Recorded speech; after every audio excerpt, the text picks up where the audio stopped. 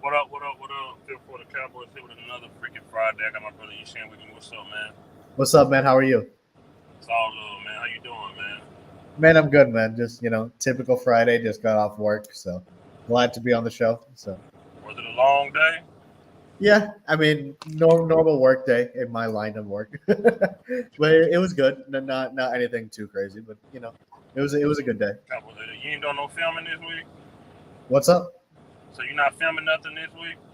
I finished filming my own movie on Monday.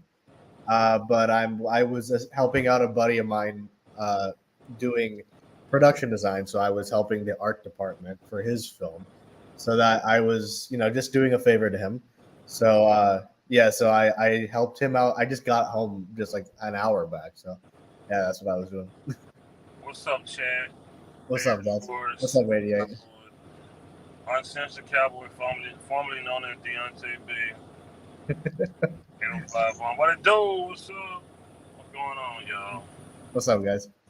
What's up? What's up? What's up? Oh man, I didn't even see the game last week, and I just saw the score, and I was like, God damn! And so Yo, I went back and I saw the I highlights. think you had sent like a text out like, yo, what the hell? Yeah. So I didn't see the game because I was filming, and then I saw the score, and then that's when I messaged you guys. And then I went back and saw the highlights. Fuck, man. What's up, man? Our defense couldn't Jacob stop Jennings, me. what's up? What's up, Jacob Jennings? What's up, guys? What it do? What it do? Our defensive performance last week, from what I saw. In fact, I'm not gonna argue with you. Steak and shake, milkshakes, not steak and shake. Fuck them because overrated. But I mean, Five Guys milkshake are pretty good. Five Guys is expensive, though, don't you think? Fuck yeah. And I'm telling you, one year my ex was trying to get me to go. I kept telling her no. She's like, I'll pay for the shakes. So she bought us 2 shakes. That shit was like maybe $15-$16. For 2 shakes? It was like $4. We broke a 20 and we only got like a few dollars back. Really? Like, I'm What? serious. It was so expensive, bro. That's crazy. For 2 shakes, that's $15 is a lot of money. It was like 14. I swear to God, they was like $6-7 a piece. Oh Jesus, that's a lot of money for 2 I said, shakes. what the fuck? I said, it's the cow in the back. That's crazy, man. I didn't know Five What Guys. the fuck? I haven't been to Five Guys in so long, though. The ghost of Jason Garrett. That's a fact. Oh man, that's Five Guys. Yeah, Jason Garrett. I just said this last week. yeah. I saw the show they, that you guys had last week. Because they still, every time we get a gadget guy, what they gonna do? Them damn end around. The end around Every time. It's so stupid at this point, man. You can go back as far as you want. You can go back to Lance Dunbar.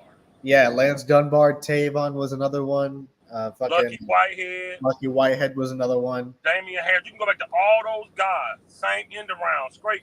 Jason Garrett special, man. The fact that that's still in the playbook is just... It makes no sense. It makes no sense. And then you do a wide receiver screen to CD Lamb side as if he can block a cornerback. Yeah, no, right. The end arounds are always so stupid because it's the same play. And they like never work. It never works. They'll fake it, then they'll go around the other way. Like, it's like, if I can see it on the couch, then so can the other team. Oh my God. The game was equipped. It definitely was. I'm telling y'all now. It was equivalent to the first round. It was. I heard the stat. I don't know if you knew this, man, but like, you realize we've given up 31 points a game in our last 5 home games? Yeah. That's crazy to me. I don't give a damn. And people are calling us a generational defense. Like, for real? Are you kidding? Even if they beat Baltimore, who you saw last week is who this team is. It's always like, people overreact one way or the other. It's always that way. But we can't stop the run, man. Even if we beat this team, even if we beat Baltimore, what you saw last week is who the team is. It's always like, like I went back and I watched the highlights of the game, man, and for fuck's sake, like, they couldn't stop me going up the fucking field. It's always like that. Cowboys Corner, what's up, brother? What's going on? What it is, baby? What's going on, man? It's freaking Friday. Yes, sir. What's going on with your skin right now? You guys, What's going on with who? Your skin. I shave, boy. You say Stop doing your naked face. You a grown man. Stop that. Stop doing what? The naked face. You gotta start over every once in a while, man. I felt like it was time to get that bad cowboy juju off my face, man. Start new beard, new Cowboys. How you feel about Cowboys in Baltimore? Dude, it's two bad teams. It really is two bad teams. I mean, it's two bad teams. I'm gonna be honest. It's an 0-2 team versus a 1-1 team. Who wants it more? Right. Who wants it more? Who got embarrassed and who has something to prove? That's who's gonna step up from that. That's what that's up here. This is all about pride for both teams. For both teams, I agree. And it's only week 3. Yeah, that's the crazy thing to me. That's how fast this NFL goes. We only got 16 weeks left. Yeah, that's yeah. I agree with this statement. I don't think the Ravens are a bad team. You don't think they're bad? I mean, you are what your record says. Yeah, they're 0-2. They're a talented team, but I think they're not. I'm afraid that they're going to be a little bit more desperate than us, only because they need a win. Like if they go 0-3, then their season's done. Oh, that would be cool, but who's gonna throw the ball? Dak just gonna overthrow him and underthrow him. So we don't need to bring him back. For bringing back Amari Cooper. Shit. Dak has had it don't matter who he get. No, Dak is gonna it doesn't. We've given him so much of talent. I don't want to hear anything about bringing people in. It'll mean nothing in the grand scheme of things. But yeah, no, I agree with you, Corner. I think it's who needs him more. But that's kind of where I'm afraid with Baltimore, because they haven't won a game, and so I think that's kind of. I'll be honest. I'm a little bit. I have a strong feeling this game is going to be like the wrong opponent at the wrong time, sort of a thing. I hope I'm wrong. I'll be the first one to come up here and say I'm wrong. But that's I don't know about this game, man. I'm just gonna be honest with you. Gonna rush for like 98 yards. Man, I think it's gonna be a tough game. Like, well, let's see how it goes. But I mean, that's because our defensive front too sorry. That's why they look like that. Because our defensive front garbage. Oh yeah, this ain't only. Yeah. Yeah. Their receiving core is similar to ours, talking Ravens. So, okay. Cowboys will lose to the Lions, Niners, Eagles, Steelers, Ravens, Falcons, Tampa, minimum. Oh, damn. Damn. Damn. Corner, would you bring Cooks in this week? I will bring anybody in that can help this team. Agreed. I mean, you're looking at what you got in the running back position. You look at what you got in your defensive tackle positions. It's scary. It's scary. Yeah. And, kudos to you guys. Y'all been talking about it. If they don't fix this running game or these defensive tackles, they're not a double-digit team win. No, they're not. They're just not. Somebody brought up that stretch. Niners, Lions, Eagles. It starts October 13th. Yeah. The Gulag starts October 13th, and there's a 6-game stretch between that. And if the Cowboys don't fix their running game and they don't fix defensive tackles, 0-6. He said that's why he said it, because all those teams he named run the ball. Yep. That's the thing. Well, I mean, true. why pass the ball on us when you can just gush it down our throats? Like I saw the film from the what is it? The Saints game. They couldn't stop you or me, man. Like running up the fucking field. Like the holes that were open were mad. It was crazy. I mean, Corner, if you look at it, do you think it was a scheme or effort thing from our defense? It was both. It was both. This was on coaching, and this was on somebody sat in that defensive meeting room and said, you know what? This is what we're going to do. We're going to start Clark over Overshow. Right. And we're going to win. Mike McCarthy sat there, watched their defense, and said, you know what? We're going to do this read option pass with Turpin and Deuce Vaughn. It's going to work. Right. What are we doing as a coaching staff? Yeah, we could blame I feel like the players are better than what they put on the performance. Right. But the coaching did some stupid ass shit, man. Yeah, agreed. Dumb. I get it. Whenever you can't stop a strong, weak run game, that's a high school play. The guard pulls. It's hat on a hat. The linebacker gets the fullback. The other linebacker hits the lineman. The safety comes up, or the corner comes up, and they make the tackle. We couldn't even do that. Right.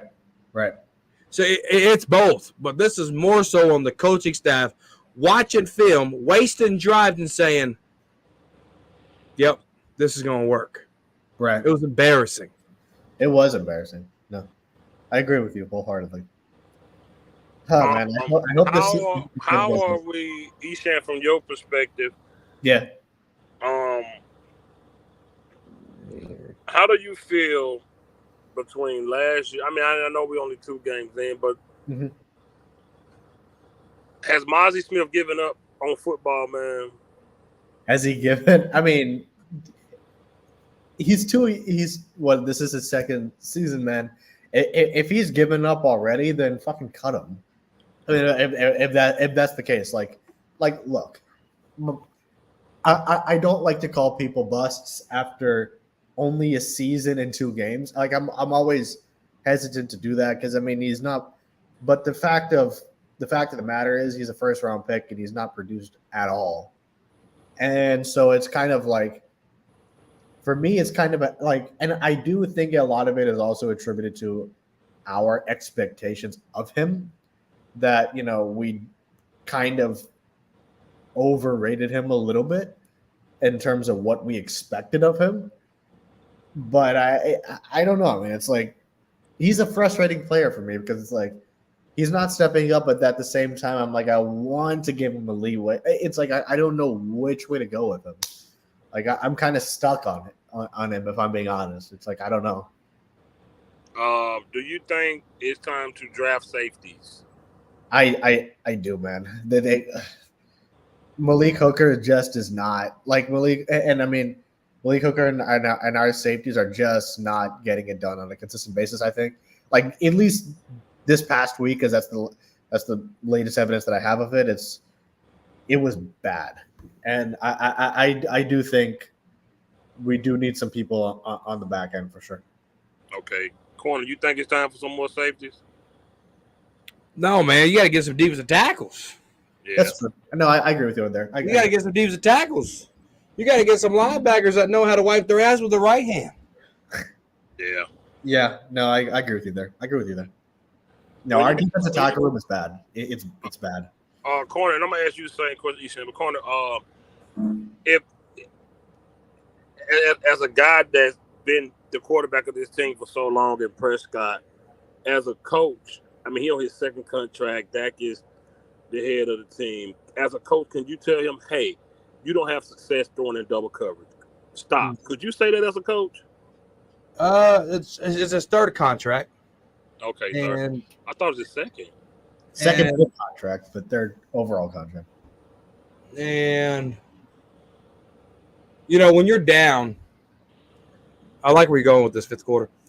Whenever you're down, and it was 3rd and 6, you had CD. Tom Brady said, you throw it to CD if he's one-on-one here.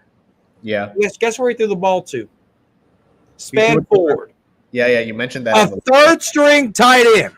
That's stupid as fuck, man. I would rather him throw it to double coverage with CD Lamb there. Yeah. Than to throw it to your third-string tight end. 100% agreed. You got the highest paid wide receiver. You're the highest paid quarterback. What the hell are both of y'all doing? Yeah. No, I agree with you. What the hell are both of you doing? I agree. If it's double coverage, the only person Dak Prescott should be throwing to is CD Lamb. Period. Give your guy maybe Jake Ferg. Maybe. But other than that, only CD. At least give your guy a shot to make a play. I agree with you there. But don't give your third-string tight end a shot to make a play. He's third-string for a damn reason. I'm talking about CD. Yeah, I'm talking about CD. Oh, nice to get in the chat. What I do, I just drop the link if you want to come in. Okay, corner, but you didn't ask my question. As a coach, can you call that out with a guy, as you know, a veteran like that? Can you call that out as a head coach? If it's early in the game, yes. When the game's on the line, no. Right. Oh, okay. You so Good damn. point. It's a good point. Damn.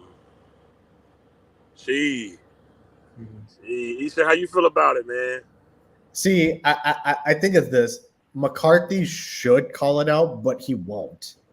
That's kind of where I am with it because McCarthy is just not that kind of. He's, Corner said it on the show last week. I went back and I watched it. Fuck, man, he's Jason Garrett 2.0. Like, so, I mean, should he call him out for those kind of mental errors? 100% he should.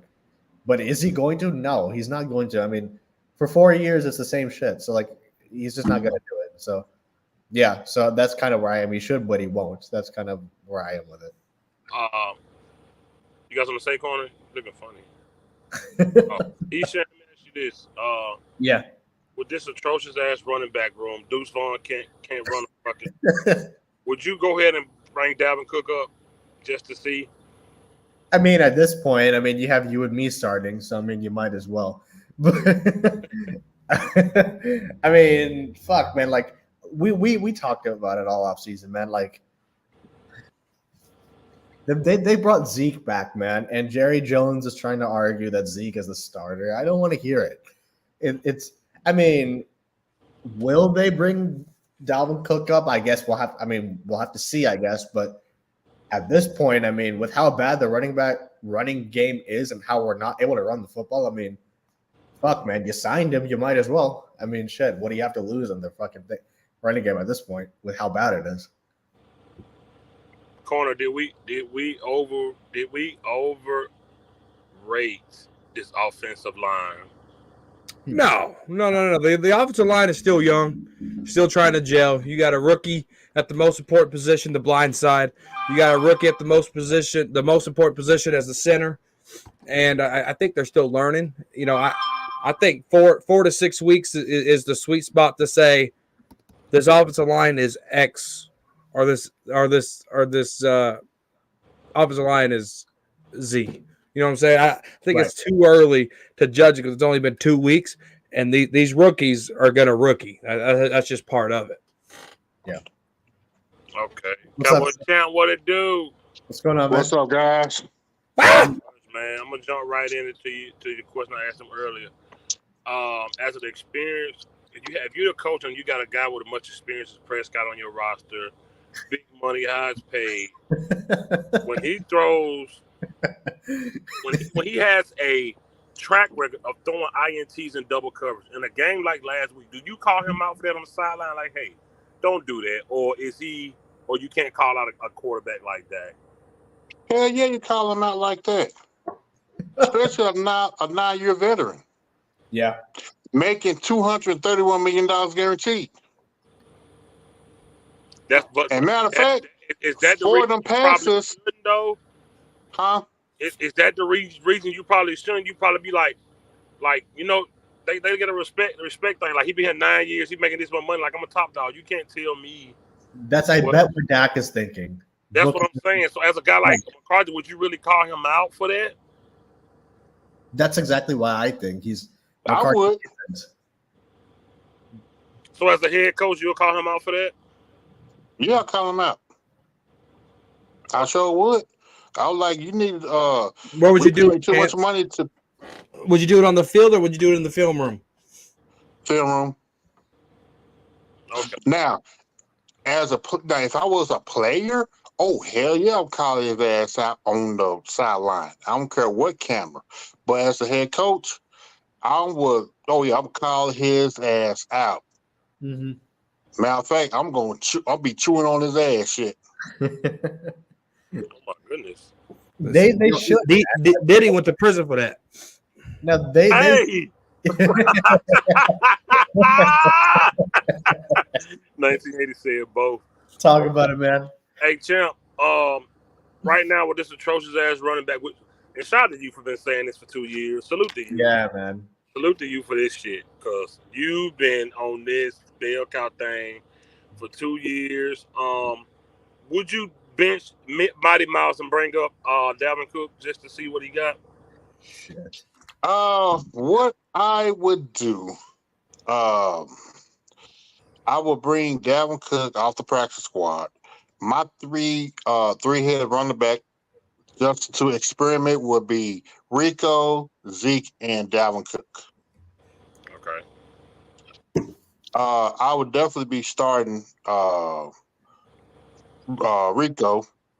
Have him started out. Let's see what we already know what Zeke can do. Only thing we need Zeke to do is for a short yardage. No, he's not averaging dude. The whole running back core averaging 2.8 last week. They're not averaging that. Zeke not averaging that. Zeke was not averaging this last week, brother. No way. No way. And then I would see what Dalvin Cook do. But here's the problem though. The past 2 weeks, the Cowboys have, I think, 43 running attempts altogether in the past 2 games. And as far as passing attempts, they had, let's see, he was 35 plus. How many passing attempts did he have against the Saints? Saints last week? Was 39? I think so. Yeah, I think it was 39. Let me. So you almost double your passing attempts versus running attempts. Yeah. No, he was 27 for 39. Yeah, so I mean that's a huge problem right there. It really is. Savage, what's up, brother? Good evening. And Sorry then, I'm late. And then but you heard the stories that Dak is allowed to audible or call some of his plays. I don't know if that's true or not, but I think it is because one play where he audible a couple times, he was looking down the field and ended up throwing a 3-yard gain. Yeah. No, Dak is 100% allowed to audible. I mean, the amount of money he's making, he 100% is allowed to. Okay. Savage, I'm gonna ask you what I asked these guys. As a coach, do you call out a 9-year veteran that's making that type of money about with a track record of throwing in the double coverage? As a head coach, do you call that out? Absolutely. Because, perfect example. One time, Michael Irvin, the playmaker, was late for a flight. Jimmy said, close the door. He just arrived to the hotel. He just arrived to the airport. Jimmy said, no, forget about him. Took off on him. Jimmy did the same thing with Troy Aikman. He was being late. Same thing, shut the door. Took off on him on a flight. Yeah. If you can't do that to the top guy, how do you put the lower guys in place? Right.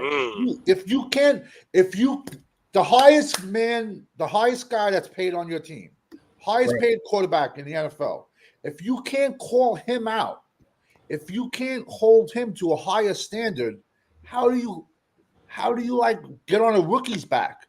How do you get on a free agent's back? Agreed. And Jimmy Johnson was and listen, Jimmy, he closed the door. They left on the plane, but they played what? They sat out. I think Michael Irvin sat out one play. And he said that. He goes, Michael, I expect more from you. Because he goes, anyone else, they would have got cut. I'm not cutting you.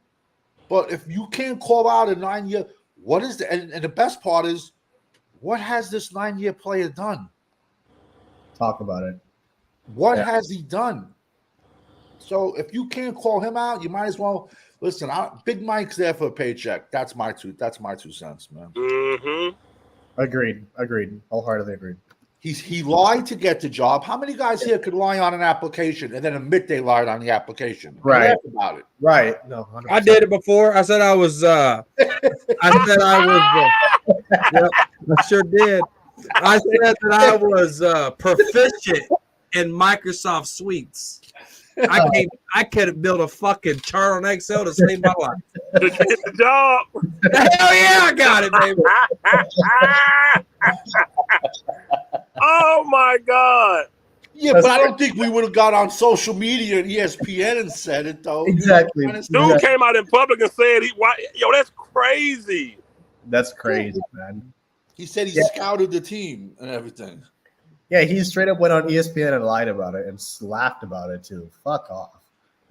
Savage, if you was given the keys to this defense to change it next year, how would you move players around, draft players to make this thing better?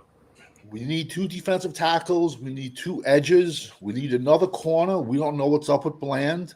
Yeah. I think Bland is gone, to be honest with you. And everyone's blaming Mike Zimmer, but I mean, you could have put Buddy Ryan out there last week. I don't think he's helping you. And I've said I love the Zimmer hiring, but unfortunately, he cannot put his hand in the ground and play.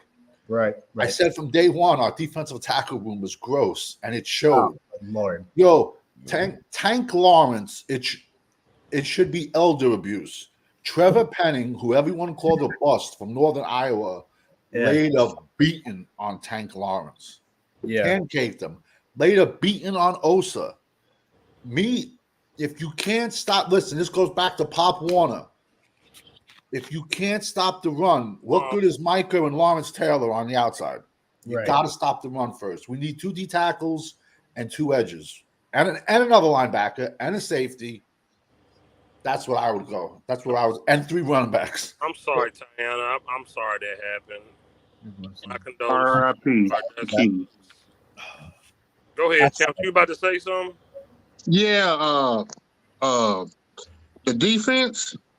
At first, you could I thought you could put the blame on Zimmer, but after looking at a couple of tapes, video footage of the defense, man, that defense did not show any type of effort. I mean, the effort was horrendous. One play the one crossing pattern where the first drive where the receiver went 40 yards. The secondary was too busy cheating and trying to look at the quarterback, instead of watching their particular zone area. It was one play I saw where I believe it was Clark. Clark was on a run blitz. He ran around. He was trying to get the running back, but he missed. If he would have got that tackle, it would have been a good loss. But I believe that that running back ended up getting like maybe 15 yards. A lot of the players, I mean, they was in the right area, but they weren't tackling. They weren't tackling. And another thing, I don't think they really have the talent for Zimmer defense. So they're still Quinn defense. Quinn player. That's true. 39 rushing attempts.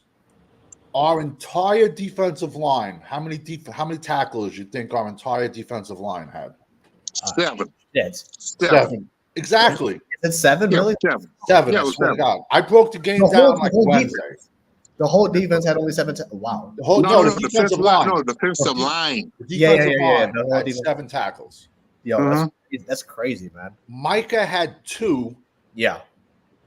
One was assisted. Dak had 1. Zeke had 1. How do you not laugh at Micah in his face right now, to be honest with you? And I challenge anyone. Look at Hassan Reddick's stats the last 3 years. How about if Hassan Reddick said, I want to be the highest paid defensive player in the NFL? People would laugh at him. His stats to Micah are similar. So almost exactly the same. And we're going to pay this guy? I mean, what? At this point, I truly don't know what position he is. I truly don't. No, I don't know either. Cowboys Corner, Dre the Great said Micah needs help. What you think? Yeah, absolutely. This is what I think I said. I don't know if I said this on the Frisco Report, if I said it on Talking Crazy. Maybe I said it here. I can't remember. Micah needs a DeMarcus Ware. If Micah's going to be our Von Miller type player, he needs a DeMarcus Ware. Then so you when he says Micah needs help, disagree. When he says Micah needs help, I disagree. Give me a DeMarcus Ware type, a yin to the yang. I disagree. That's what Micah needs. Nealon ain't doing it. This guy's getting triple teamed and no one's getting the sack. So yes, Micah needs help. If you're going to triple team the best player, if you're going to run away from the best player, or you're going to run to the best player, you have to have somebody to make that slack up. You have to. It's the defense here. You just can't have one warrior. You need multiple warriors. And I agree with you 100%, like the 300, multiple warriors. But now everyone's bitching. We paid Lamb, and now everyone's bitching that he can't beat double coverage. But now he's the second highest rated wide receiver paid in the NFL. But now we needed to trade for another wide receiver because we're talking about Micah Parsons. Okay, well, I'm segueing into that. So now Micah Parsons, to justify him being the highest paid defensive player in the NFL, we need to get him another bulldog defensive end on the other side. Who is Lawrence Taylor's? Can anyone mention who did Lawrence Taylor have on the other side of him? Micah Parsons isn't Lawrence Taylor. I'm asking you. Everyone says he is. No, how many times not on here. Not over here. Generational. Yeah, Let me ask you a question. Aiden Hutchinson had 4.5 sacks Sunday. Who was the other defensive end for Detroit? Can anyone name him? Nope. So we need to spend listen, thank God this draft coming up is super heavy in edges, super heavy in defensive tackles. But he needs a top 10 pick at the other defensive end spot in order to justify paying him the highest paid defensive player in the NFL. I'll show you play after play of him giving up on plays. Yeah. He disappears after the 10th game of the season. We've all agreed on this. Yeah. He gives up. If he doesn't get involved early, he gives looks like up. his dog died. And I understand he needs help. I get that. But you can't just blame it. Everyone says, "Oh, they hold him." You can call holding on every single play in the NFL.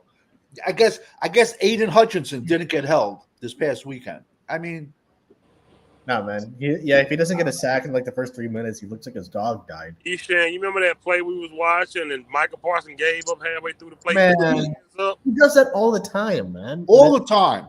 It frustrates me, man. It's like, finish the goddamn play. So corner. Let me ask you this: I got so pissed.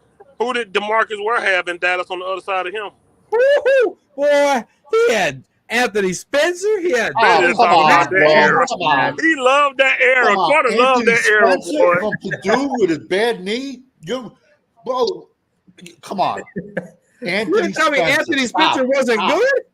Stop. Somebody pull up Anthony Tell Spencer. me with the straight face, Anthony Spencer wasn't good. I don't think Anthony Spencer had 25 career sacks. Come on, man. Was it Marcus Spears? Yeah. Come on. Anthony Spencer from Purdue. He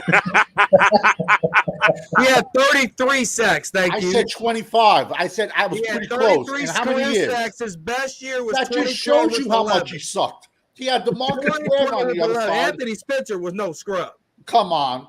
He was a wasted. The reason why he was wasn't a bum. First round draft pick. Marcus Ware was getting sacks. Bum. Somebody said. Let me ask you a question. How many years was he on Dallas? He said Anthony Spencer was trash. First round draft pick. He was a first round draft pick. How many years? 7 years. 7 years. 7 years. 33 sacks for a first round draft pick. And I believe he went like in the teens, late teens or early 20s. That's a disappointment. I'm sorry, man. No, Anthony Spencer was the yin to the yang to Ware. Christ. Come on, man. You can't say that. 1980. You can't say Anthony Spencer was the yin. I guess what I'm asking is, corner. I'm kind of leaning on Savage end about why does a talent like Parsons need that type of help to justify this? Well, he's not Lawrence Taylor. He shouldn't. All right. This is why. Name me Bruce Smith. He has the most sacks in NFL history. Who is his other defensive end? Has Parsons ever eclipsed 15 sacks? Never. Okay. Never. So why are we acting like Parsons just this great player and he don't need help? Okay. Listen, we're not saying that. Answer that question. Okay. Why are we acting like Parsons is this great player? You're comparing all these greats. Parsons has never seen 15 sacks. I agree with you. I'm saying he's a product. Why not get him help if he ain't that good? He is a product of the Dallas Cowboy media hype machine. But he gets double-digit sacks every year. But he needs more help. Yes, I agree. He needs help. But why are we arguing? But he shouldn't deserve to be the highest paid player in the NFL. And he's not even paid yet. What are you talking about? Okay, you don't think he's gonna be? You really don't think so? I can't predict the future. He's 100% going to be paid as the highest paid defensive end. So we paid Lamb. Now Lamb can't beat double coverage, and now we're going. Listen, I agree. The whole defense, top to bottom, needs help, but you still can't say a guy who's too light to be defensive. He's not a defensive end in the NFL. I was just about to ask. Is it the position? I was just about to ask that question. Is he playing the wrong position? But he can't play linebacker. Exactly. I agree with you. Mike. I agree with you. He can play linebacker. He doesn't have it up here, and he gets misdirection to death at linebacker. Absolutely. But what position is he then? Because he's not a defensive end consistently. He can't be. I can answer that. He's a person. See ball, get ball. That's why he's a defensive end that needs a yin to the yang. Okay, but let me ask you a question. Even the yin to the yang, is that going to put 25 more pounds of muscle on him and he's not going to wear down? No, that's going to give him a lot more sacks and a lot more turnovers for the offense. That's what it's going to give him. So we can say D-Law ain't that guy no more then. No, he is a run stopper. At this point, D-Law got taken to Waffle House on Sunday. D-Law's best trait is to stop the run. That's it. No, that's not D-Law. That's not just his job. Come on now. At this point, I mean, though, you know that. You know that's not DeMarcus Lawrence. Come on now. So you're going to tell me he's going to get double-digit sacks? I'm not saying that, but that's not his job, though. That's basically his job now. That's not his job as a deep. You know that. It's basically his job now.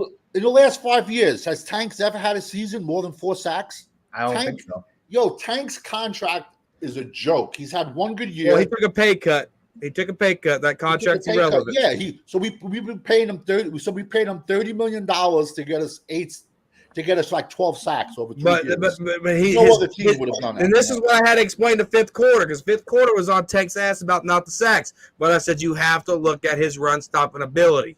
Well, he was on his back. He was on his back this past Sunday. Guess what? Every once in a while, Savage, you're gonna get beat. I got beat in football. If you play football, I'm sure you got beat. If Esau played football, he'd get beat. Everybody in a competitive sport has gotten beaten. Tom Brady's lost 3 Super Bowls. Did you know that? You're gonna get beat. Think Tank still has it? You think? How I say? I just said Tank is a run defender, and that's it. No, you're gonna point to this game that he got rolled over. Guess what? The whole defense did. They scored 44 points. The whole defense, it wasn't just Tank. It was Jordan Phillips. It was Micah Parsons. It was the linebackers. It was Trayvon Diggs. It was Seatbelt Carson. Everybody. Everybody got beat 44 points. You think Tank still has something left in the tank? I think Tank can stop the run, yes.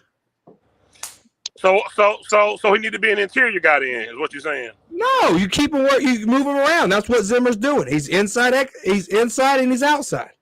Why move him around if he's just a run stopper? Because he's like a Jeremy Mincy player now. He can get you 6 sacks. You got to capitalize on those 6 sacks. You know what? Him over $100 million to be a run stopper at edge. He's making $10 million, Savage. Since he got here. $10 million. Since he's got here. Go ahead, champ. He's got here. Still, the main problem is the Cowboys do not have adequate defensive tackles. No, our defensive tackle room. That's the number one problem with this defensive line. No, the defensive tackle room is bad, bro. It's bad. They will have defensive tackle. They will have no young defense. They should have kept Rodgers. Yeah. No, I mean, honestly. Hold up. And you know what? I was talking to Fifth the other day. I was saying I bet the Cowboys guy keep trying to cut Roger and try to sneak him on the practice squad, and somebody end up getting him. Yeah. Now, the defensive tackle room is. I don't want to rush off defense, but Savage made a good point about the Parsons need help compared to the CD. Listen, that CD Lamb saying he can't be now. He need help. What the hell is going on? Wait a minute. How is that a thing? Wait a minute. Who said that? I did. Jerry's saying it. Jerry's saying it. Our fan base is saying, "Oh, we need to trade for a wide receiver." So then, why the hell do we need to make him the second paid highest wide receiver in the NFL? Wait, are you serious? Because he can't beat double coverage. Shit. Michael Irvin did. Man, I don't want to hear that now. Corner, why you looking like that? I got a question. What in every high paid wide receiver on a team, did they have one just as good or close as good to them on the other side? Never.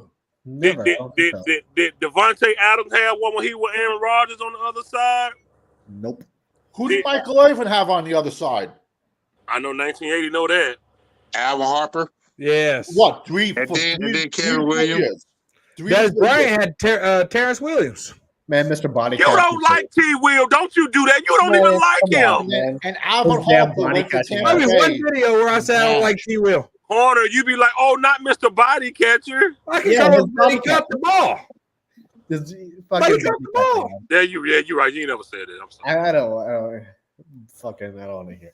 But in NFL history, it hasn't been a lot of top guys that had another guy equal their talent on the other side, and they've got most of the attention while they were at that position. Like, we can't see how. I don't recall a high-paying receiver in the team. Like, man, we need somebody else because the quarterback normally gets that guy the ball. Drew Brees. What that boy name down there that was down there that Drew Brees throw all them damn balls to? Michael Thomas. Yeah. Michael Thomas. Yeah. They gave him the ball. Aaron Rodgers, Devontae Adams. But let me ask you this: fifth quarter. Okay. Is it necessarily another wide receiver, or is it a balanced offense where you can run and pass at will? Well, we don't have the running game to do that. Exactly. Who did Calvin Johnson have as a wide receiver? His second wide receiver. Can anyone know? I have no idea. The Lions went 0-16 with him on that team. Okay, but still look at the numbers he put up by himself. Yeah, I don't know if he was on that team. I really don't know. That was a long time ago. He was not on that team. I made that up. Fucking 0-16. Somebody said, guys that we had, do we still have Dak? So what, guys? Even if we did, we still have that. Yeah. Listen, I got ripped for this. I've said you could put Michael Irvin, Randy Moss, and Jerry Rice on this Dallas team, and it would still look the same. Say those names again. You could put Michael Irvin, Randy Moss, and Jerry Rice on this team, and it wouldn't matter. You know why? Because you didn't mention a good running back. Because you did not mention a good running back. Because you have Dak Prescott as your quarterback. You didn't mention a good running back. Shit, man. This is why we got to stop. This is why we can't do this. Go ahead, Corner. We will criticize Dak to death here. Yeah. But one thing that we will bring is facts to prove what we're going to criticize Dak on. All right? I've said many times, and our fifth quarter has said this many times. I'm sure a lot of guys on any panel said this many times. Dak excels in a play-action scheme. In order to get play-action going, what do you need? A running back. A running game. Okay. And do we have one? Sound like we need a star. It's a running back by committee. You need a decent running back that's going to get you. A bell cow. Yes, you need someone that you're going to fear. Check this out. You know what sucks about this year? You know what sucks about this year? It's over because no owner is going to pay them a second contract. You know what sucks about this year? What? We don't have a team to close out a game, and we don't have a team to finish the game because we don't have a running back that can run this clock out. We don't have a defense that could give the ball back to the offense. We could talk about Dak. We could talk about CD. We could talk about Micah. We could talk about Trayvon Diggs. We could talk about this. But until we fix how to stop the run and how to run the ball effectively, you're not winning ball games. Right. Amen. Savage, you think the bell cow era done? Because, let's be honest, what second contract for a running back has worked out for the franchise? I agree with you there. It hasn't. No, I see what you're saying. Listen, I'm sorry. Any draft, I could find 1 million running backs. I could find 1 million running backs in round 7. I can find 1 million undrafted free agent running backs. It's one of the easiest positions to find. And you know why? Because anyone can run through a hole if you got the horses up front. In my opinion, it's a running back by committee league because after the Zeke contract. All these guys, the guy with the Rams with the bad knees. Yeah, Todd Gurley. Yeah. And it's Gurley. When no running back is getting that big second contract no more because every franchise got burned. Right. It's going to be it's a running back. That's just my opinion. I like this right here. It's a running back by committee league. Why do we need stars at every position for Dak? He makes $60 million a year. He need to make. I agree. I agree with you. I agree. I agree with that. You know, 1,000%. Can I counteract that? What Savage just said? Sure. Okay. Yes, I agree. They're about the running back by committee, but if you do not have that not quantity, but that one or two quality running backs, that running back by committee it's not going to work. Especially especially if if you feel like that your running back like the Cowboys have right now, they cannot successfully run the ball. That's why the offensive line has to always pass block. Yeah. It goes hand in hand. You need that one. One thing. If you get that one quality running back, do not run him to the ground. I agree about the bell cow, but you still need that one quality running back that can set up the tone for the other running backs. Right. In just my 2 cents, if I'm going to build a running back room, I want one speedster, then I want one big bruiser to be the goal line guy and to wear the defense down, and especially the second half of the game. And as my third running back, he could be a mixture of anything. Hey, so one more thing. A mixture, in my opinion. Okay, you know what? I agree. The Cowboys had that formula back in 2007. Julio Jones and Marion Barber. Absolutely. And But the problem is. No, go ahead. Okay, but the problem is, this ownership. For ownership, GM, whatever the hell you want to call it, food. They stopped putting quality in their running backs, and they just want quantity. Yeah, that's why we got Mighty Mouse. That's why we got old running backs from the retirement home of the NFL. Yeah, Hank Grigsby from Auburn was still on the board. And they didn't pick him up. And we took Mighty Mouse over him. Look at his stats so far this year with the Jaguars. Man, it was a feel-good story because his dad, who got banned from the NCAA for recruiting violations and became a Dallas scout, and we drafted him. And what has he done in 2 years? And everybody was like, oh, but he had a great preseason. So he's the king of the preseasons, Mighty Mouse. Yeah. Listen, it starts at the top. Yeah. Cowboys corner, you got a rebuttal for any of this? I was a big advocate of not signing Dak Prescott, not extending Dak Prescott. Yeah. Okay. We have to figure out how we can help Dak Prescott now. He's here no matter what. If Dak fails for the next 4 years, we fail as fans. 100%. Okay. Period. Let me ask you a quick question, though. Since Dak got paid, is he talking different? Is he dressing different? Is he acting different since he got paid? No, he isn't. No. You don't think so? No. You think he is? Dude, he's saying the same robotic I should have been hearing for the last 9 years. No. I want to hear corner point, man. Yeah, same here. And so we have to figure out how to help Dak. We can say he's the highest paid quarterback. We can say he's this. I did not want the fucker extended, but he is. Yeah. But he is. Yeah. There's two things you can't choose, and I'm sure there's more, but these are the two important things. You can't choose your parents, and you can't choose your team's quarterback. Yeah. You just gotta have the power to do that, right? So we have to deal with that. Instead of knocking our quarterback down, because that's what he is, he's our quarterback. Instead of knocking our quarterback down, how can we? I'm not a big Trump fan, but if he wins in November, I need him to be the best president ever because we live in this country, right? So the same thing with this quarterback. I don't like Dak. Okay, but how can we get Dak better? What Dak had in 2016, what he had in 2016, how can we give him anything more resembles that? That wasn't We for can't. Dak. That was for Romo. That was Oh, Romo's team. Did he play with them the entire season? Yeah. But that was you can't say that when that wasn't his Des team. Bryant. How many Hall of Famers our fans say was on the offensive line? First of all, Zeke. time out. Say that. Say it again. I'm sorry. I'm being too combative. Say what you're going to say again. What Dak had in 2016, in the next 4 years, how can this team remotely give him More. with the state of our defense? How can we give him remotely the talent that he had in 2016?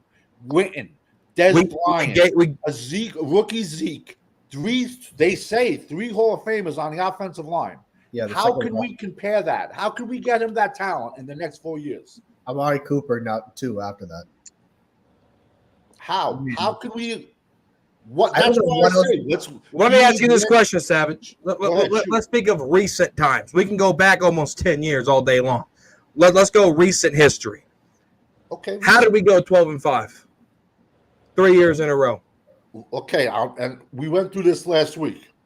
Name and not Detroit. No, I'm asking you a question. Name me one good team we beat in 3 years. How did you can only play who you play, Savage? How did we go 12-5 the last 3 playing years? a number one schedule, and we're not the number one team. And this year, you're going to see it. That's why Savage, how did we go 12-5 3 years in a row? Because we beat the teams we beat the Giants and the Jets of the world, and any team we played that had any type of running game destroyed us. We have not beaten one good team. So what's the difference between 13-3, Dak's rookie year, and 12-5 the last 3 years? Because you have to have some type of talent, right? We could go back a decade. Now we're going back a decade. No, I'm asking you the difference. Because now I'm bringing your point back to life here. What was the point? So you're saying how can you do that for Dak in his rookie year, but yet we did it the last 3 years? Look at the players that we haven't beaten anyone in 3 years. Name me one good team we've beaten in 3 years. Yeah. And what has happened when we've gone to the playoffs? We get smacked in the first or second round as usual, but no, I see his point. I mean, we beat on sub 500 teams. We destroyed sub 500. Oh yeah. No, I see Somebody your said point. the Lions, Savage. Didn't you say they beat themselves? Yeah. Well, if the Lions don't go for a 2-point conversion 3 times in a row, come on, man. We don't. Like I said, and I get hate for it. Show me one good team we've beaten in the last 3 years that we went 12-5. I'll be waiting. yeah. What's your definition of a good team? Team that Team that goes to the playoffs and advances. Yeah. We beat the Bengals. We beat the Rams. We beat the Lions. This is 2021. This is 2021. This is 3 years ago, right? What is the Ram? What of the Rams? Hold on, I'm not done yet. I'm answering your question. I just named 3 teams. You just said 2021. I haven't got to 2022 yet, but I'll get there. Go ahead, talk. What were the Lions' record in 2021? What was they record? What was the Lions' record? What was the Rams' record? What did the Rams do to us in 2020? 2 times in a row. What they do to us 2 times in a row? I just don't know. I don't understand. So they could beat us twice in 2020, but we can't beat them once in 2021. Your view changes. Your views change week to week. I don't get it. You wanted Mike McCarthy, then you didn't. You don't want Dak, now you want Dak. Which one is it? Tell him, Savage. If you have a point, stick to it. You can't come on the show next week and say Trump is the best president in the world and I love him. No, first of all, have I said Dak Prescott's the best quarterback in the world? Have I said that? You said you wanted him off. Now you want him. Now we got to help him. Yes. Each week, do you not want to give your quarterback help? You go back and you flip flop. First of all, we can do the flip flop shit all night long, but you just said the NFL changes week to week. That just come out of your mouth? Oh, I said the NFL changes week to week. Did you just say that? No, he said you change your. He said you change week to week. I said you change your point every week because things happen week to week. I can only tell you what I see. and what's happening now. Did Dak Prescott get extended? A week ago, you wanted to keep Mike McCarthy to help one player. Then after the game, we have to get rid of Mike McCarthy. Which, and this is love. This is just, this is hilarious, going bro. back and forth. This is pure love. But I'm just stating the facts. When I say something, I stick to it. And if I'm wrong at the end, I'll be the And I was wrong when I said about Mike McCarthy. He proved me wrong within 24 hours. Okay, but now you don't want Dak. We got Dak, and we're stuck with him. And now we have to. Yes. So how am I flip-flopping? You're saying everything I'm saying. Hey, I don't want him on my team. I never wanted him on my team, and that's it. What Cowboys corner? Deontay said you got to fuck. Like I said, no, because it's stupid. Michael Irvin and Jerry Rice, and there's nothing. Because Dak got extended. Mike McCarthy looked like a total jackass against the Saints. Dak Prescott looked like a total jackass against the Saints. So what I said Saturday before the game, it'd be different if I said it after the Saints game. We got to keep Mike McCarthy, and then here I am the day before they played again and say, you know what, we got to cut Mike McCarthy, right? Within less than 24 because hours. Before the game, I said, you know what, I think Mike McCarthy needs to stay here. Then they put out a performance. I said, you know what, Mike McCarthy just proved me wrong. He proved y'all right. I think I said that on the halftime show or after the show on Fifth Quarter Cowboys channel. I said that. I owned up to that. So we could talk about this flip-flop stuff, but what Cowboys corner is going to say is what's happening right now. And now. There's no helping us with that because our quarterback. Well, you have to figure it out. No, I don't. I don't have. I'm not talking about you. I have a draft channel. I have a draft channel.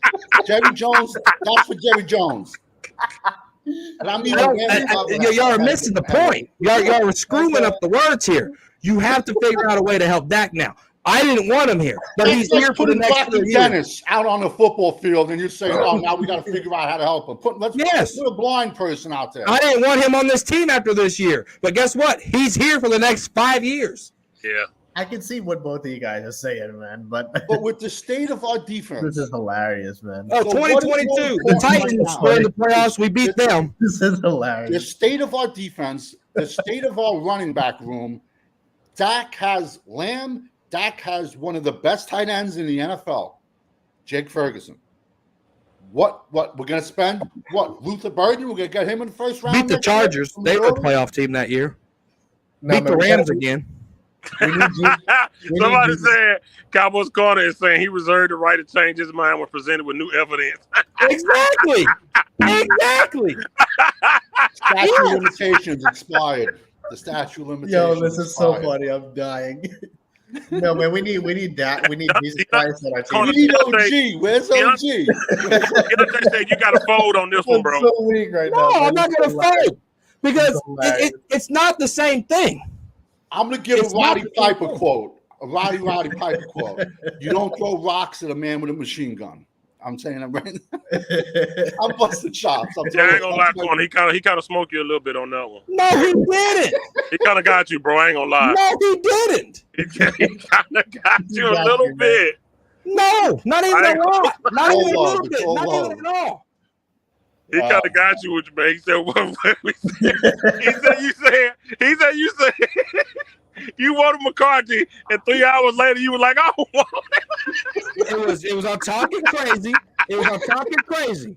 When they go put out that performance against the Saints, but it's in the context of what the subject was. It was in the context of what that subject was. Sure, anybody can watch it and say, "Oh wow, Cowboys corner flip-flops," but it was in the context. The point was, you keep Mike McCarthy here because Dak has played better with Mike McCarthy. Then Mike McCarthy gets out coached, and Dak Prescott look like that within 24 hours of me saying that? Of course. It's with anything in life. You love this girl. You think you're telling everybody you're going to marry her, and then next thing you know, she does something off the charts that you don't like, and you figure out maybe she has web feet, maybe she has an Adam's apple, you haven't pulled down the panties yet. You're going to change your mind on that. I ain't going to lie, bro. McCarthy and Dak look like this for the last 3 years to me. They've looked like this since they've got to the playoffs. Bro. That doesn't mean nothing. That doesn't mean something. You got to get to the bracket. So let me ask you a quick question. Everyone keeps saying 12-5, 12-5. What's the difference of going to the playoffs at 12-5 or 9-8. Your draft What's the position. difference? Wait, it gets better. What's the difference of going in at 12-5, winning your division, and getting blown out by the youngest team in the NFL, which was the Listen, which was Green Bay? you can only get to the Super Bowl if you play in the bracket. 19 Hill. You have to get to the bracket. Has the Cowboys done anything in that bracket the last 3 years? No. But they got there. Something that we haven't seen since 91, 92, 93. We have not seen that since that era. The more chances you get in that bracket, the more chances you have to hit the Super Bowl. But you have to get to the bracket. The more years, And Mike McCarthy has done something Garrett couldn't do, Parcells couldn't do, Wade Phillips couldn't do, Champ Bailey couldn't do. We have back-to-back winning seasons. So he hold up. So he took more girls on the date, but none of them had sex with him. Exactly. He just spent more money than the rest of them. So none of them had sex. I'm going to just segue to another example. When the Buffalo Bills went to 4 straight Super Bowls and lost all 4, and were picking 29, 4 straight drafts, what happened to that team? When you're going 12-5, let's say even better, you're picking at the end of the first round, and you're getting blown out of the first quarter. You're getting blown out in the first round. They got to the Super Bowl though, because they got into the bracket. And when you're picking lesser talent at the back end of the first round, right? Because numerous years in a row, right, it's going to affect you in the long run. Because the Chiefs are having that problem. Yeah. Hold up now. Look, I'm glad I ain't got to go in the corner right now. So I'm enjoying somebody else going at it with him. But one of you two said that we don't fuck with participation trophies. You said you said y'all want Jerry to hang up a banner for 12-5. You said that. No, I said hang up a banner for Dak going second MVP. I said hang a banner for that. That's the same thing. But you have to win games to get into a bracket, do you not? Yeah. We not winning there. We ain't winning nothing. So you want to just lose and just lose and not get into a bracket? 1 year to get the next guy, because he's not the guy. Listen, who ain't the guy? We've all agreed. Who ain't the guy? Seen his ceiling? Who ain't the guy? Have we seen Dak's ceiling? Oh, Dak's here for the next 4 years. Who cares about his ceiling? Okay. Who cares about the ceiling? He's here. With the state of our defense and the state of our running back room, where are we going to get, and the state of our salary cap, where are we going to get all these number one wide receivers? Because now we have to get another number one. You don't have to get a number one wide receiver. You have to get a running back. What the hell's Champs? He got the big. We need 3 running backs. No, I agree with you. We need 3 running backs. We need 3 running backs. Oh, now you need 3? No. Yeah, you do. 100% you do. You need 3 running backs? 100%. This team needs 3 running backs. Yo, I'm weak right now. What the fuck? What did Zeke have? Who behind Zeke in 2016? Shit. 2016, who's behind Zeke? Man. At first, Alfred Morris started because Zeke was fumbling, but who was behind him after that? I don't know. This team needs Peter Gray said, damn, now we need 3 backs. You need next 3 number draft, 1 running backs. I would draft 2. So you'd be happy going into next year's draft and drafting 1 guy and putting all your marbles and saying he's my bell cow. They did with Zeke. Yeah. And what did Zeke get us? 13-3. What is and what did he? I'm going to ask again. What did Zeke get us? He got into the bracket. Now it's a. You have to get. What is this bracket shit? What is this bracket?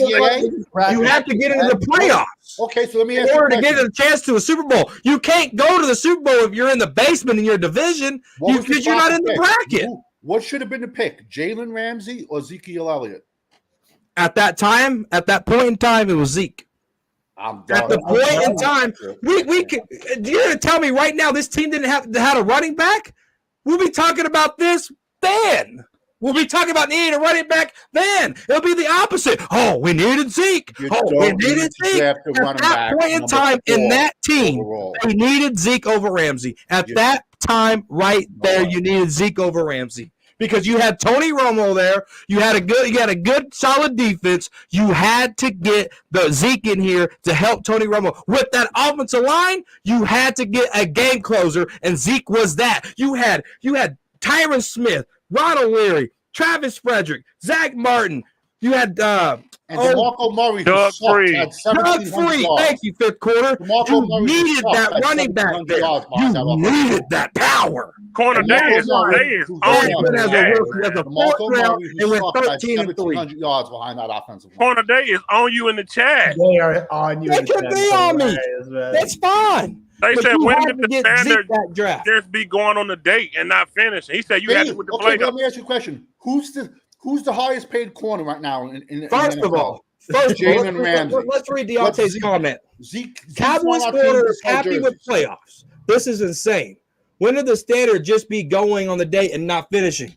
Listen, you have to go on dates in order to finish. You might not finish with that date right then and there, but you have to keep going on those dates and find the one that's going to put out. You have to keep going on those dates. You just can't stay at home and say, they didn't put out, so I'm going to stay home and not do shit. You have to go out there and keep trying and keep pushing and keep getting it. And when you get in that damn bracket, you have to have that good team. You have to have a good enough team to assemble and go win a wild card, go win a divisional, go win an NFC championship game, and get to the damn Super Bowl. You just can't give up because you failed 3 times in a row. You got to get up, dust yourself off, and keep going. You're losing the standard. If you don't think going to the bracket is good enough, because you have to get into a bracket to go to a Super Bowl. If you don't think that's good enough, then you're missing the standard. No, you're missing the standard. Going to the if you're content with going to the playoffs every year and losing, hey, that's but you have to get there. But you have to get there. You have to get to the playoffs. That makes it. Okay, let me ask you a question. How many times we've seen teams with losing records get to the bracket? I guess they accomplished something also too, right? You know, the Patriots went 16-0. They got into the bracket and they lost the Super Bowl. How many times? No one cares about that season. But 500 teams. 500 teams who made it to the playoffs. No, excuse me, made it to the bracket. They've accomplished things, right? We've had. But you have to keep building it. We've had teams. So what do you want? Savage, what's your goal this year, Savage? What's your goal this year? My goal is to go to the Super Bowl and win it. That's my goal. So how do you get to the Super Bowl, Savage? What's the first steps? We don't have the whole. It's not going to happen. We don't have the guys on our team. What's the first step to get to the Super Bowl, Savage? We don't have the guys on our team to get there. What is the first step to get to the Super Bowl, Savage? Getting in the playoffs. Thank you. Getting in the bracket. Thank you. No, the bracket. It's the bracket now. Now it's the NCAA bracket. Yo. So you'd be cool with Dallas going, let's say, oh god, let's say 9-7 and still making the playoffs. 9-7, still making the playoffs. You'd be cool with that. If Dallas went 9-7, the Giants went 9-7 and won a Super Bowl. So yeah, if they can get into the bracket and go win a Super Bowl, you damn right I'm gonna be happy. You fucking ain't right. Because in order to get to the Super Bowl, you have to get into the playoffs. You have to. Do you fucking not? Do you flip a coin and decide to go to the playoffs? No. You have to build the team to get into there to go to the Super Bowl. What are we talking about here, people? How is it we go from like with Dak sucks, Dak's this, and now we're going to build a team around Dak in his 9th year? No. Now we have to figure that out. We have to figure that out. Figure it out. With our salary cap situation, okay, so you explain to me, with our salary cap situation, with the state of our defense, with our running back room, you tell me how do we help out that? Didn't I just say 5 minutes ago on this show that you can't close out a game because you don't have a running game and you don't have the defense to stop the run? Did I not just say that right here on this damn show? Okay, how many years did Dak have a running game, and where did he get us? About 3 years of his career, he had a decent running game. And what did he get us those 3 years? You have to keep trying.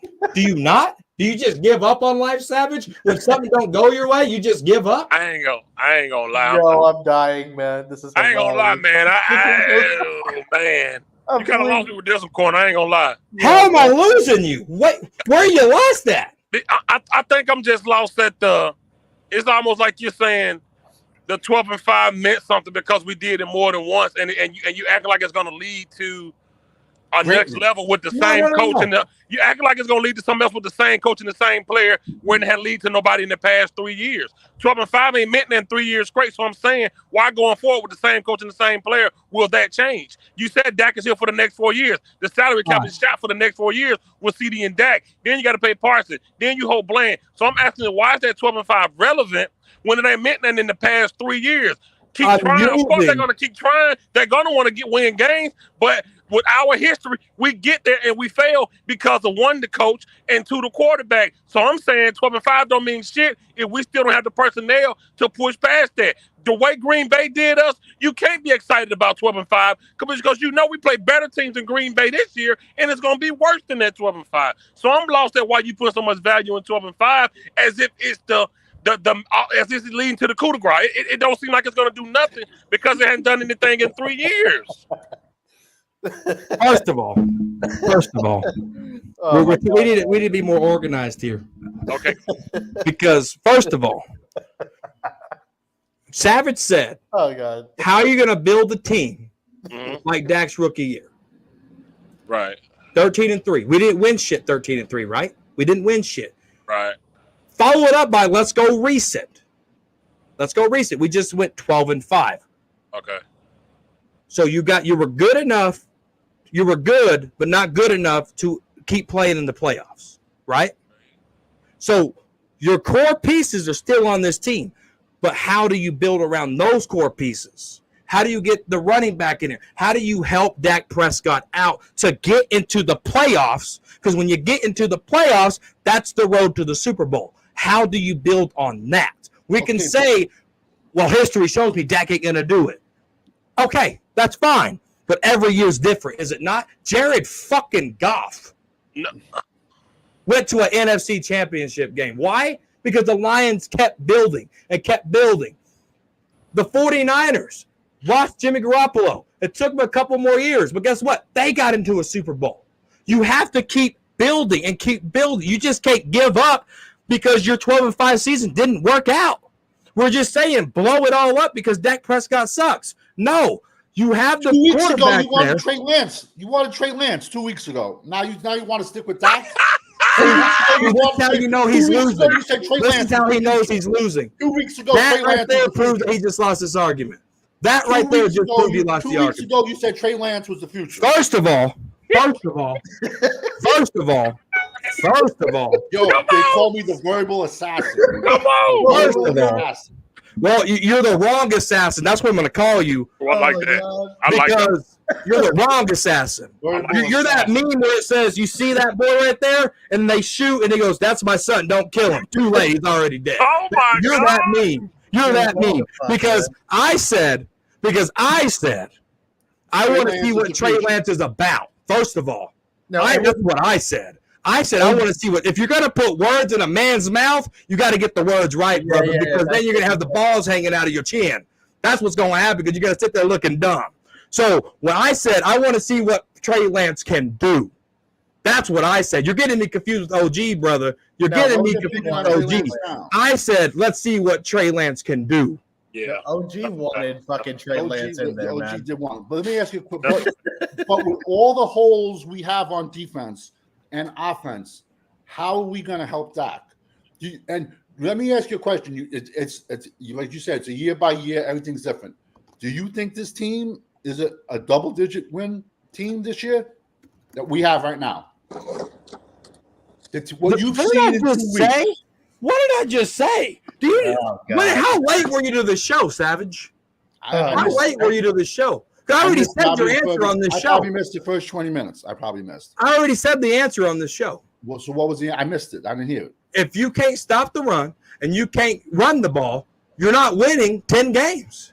I just said that on the beginning of the show. He did. But I just said that. Well, what was your prediction before the season started? That we would be a double-digit team win.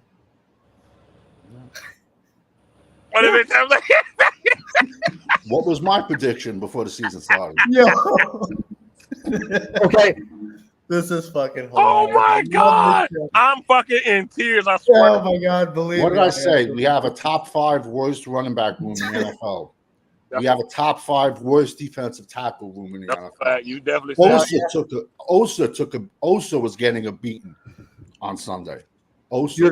You're gonna get beat. It's football. You're gonna lose games. So have you ever lost before, Savage? Of course. And you know what? It made me get my ass in the gym. It made me get myself better. And we're gonna get to see how they bounce back from the Ravens. It didn't make me start a podcast. It didn't make me go in front of a microphone and say, you know what? I played good today. I'm happy with the way I played. No, when I got beat, it made me better. That's why it's okay to lose, because it makes you a better person inside, to make you better. But I didn't get in front of a microphone after the Green Bay game like Micah did and said, I'm satisfied with the way I played. And our fan base eats it up.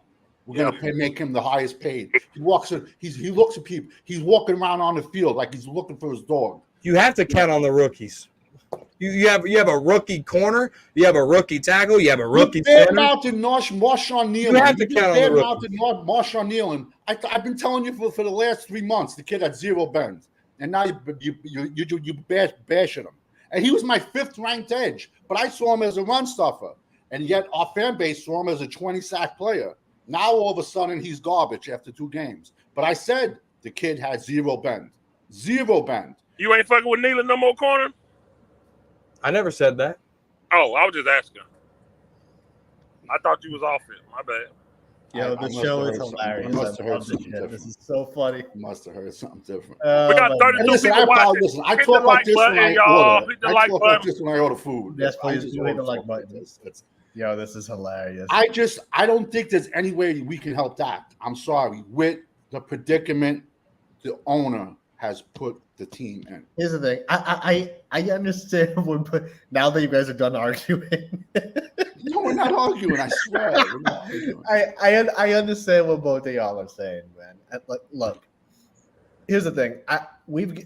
Savage. I agree with him in a respect that what more can we really give Dak to help him?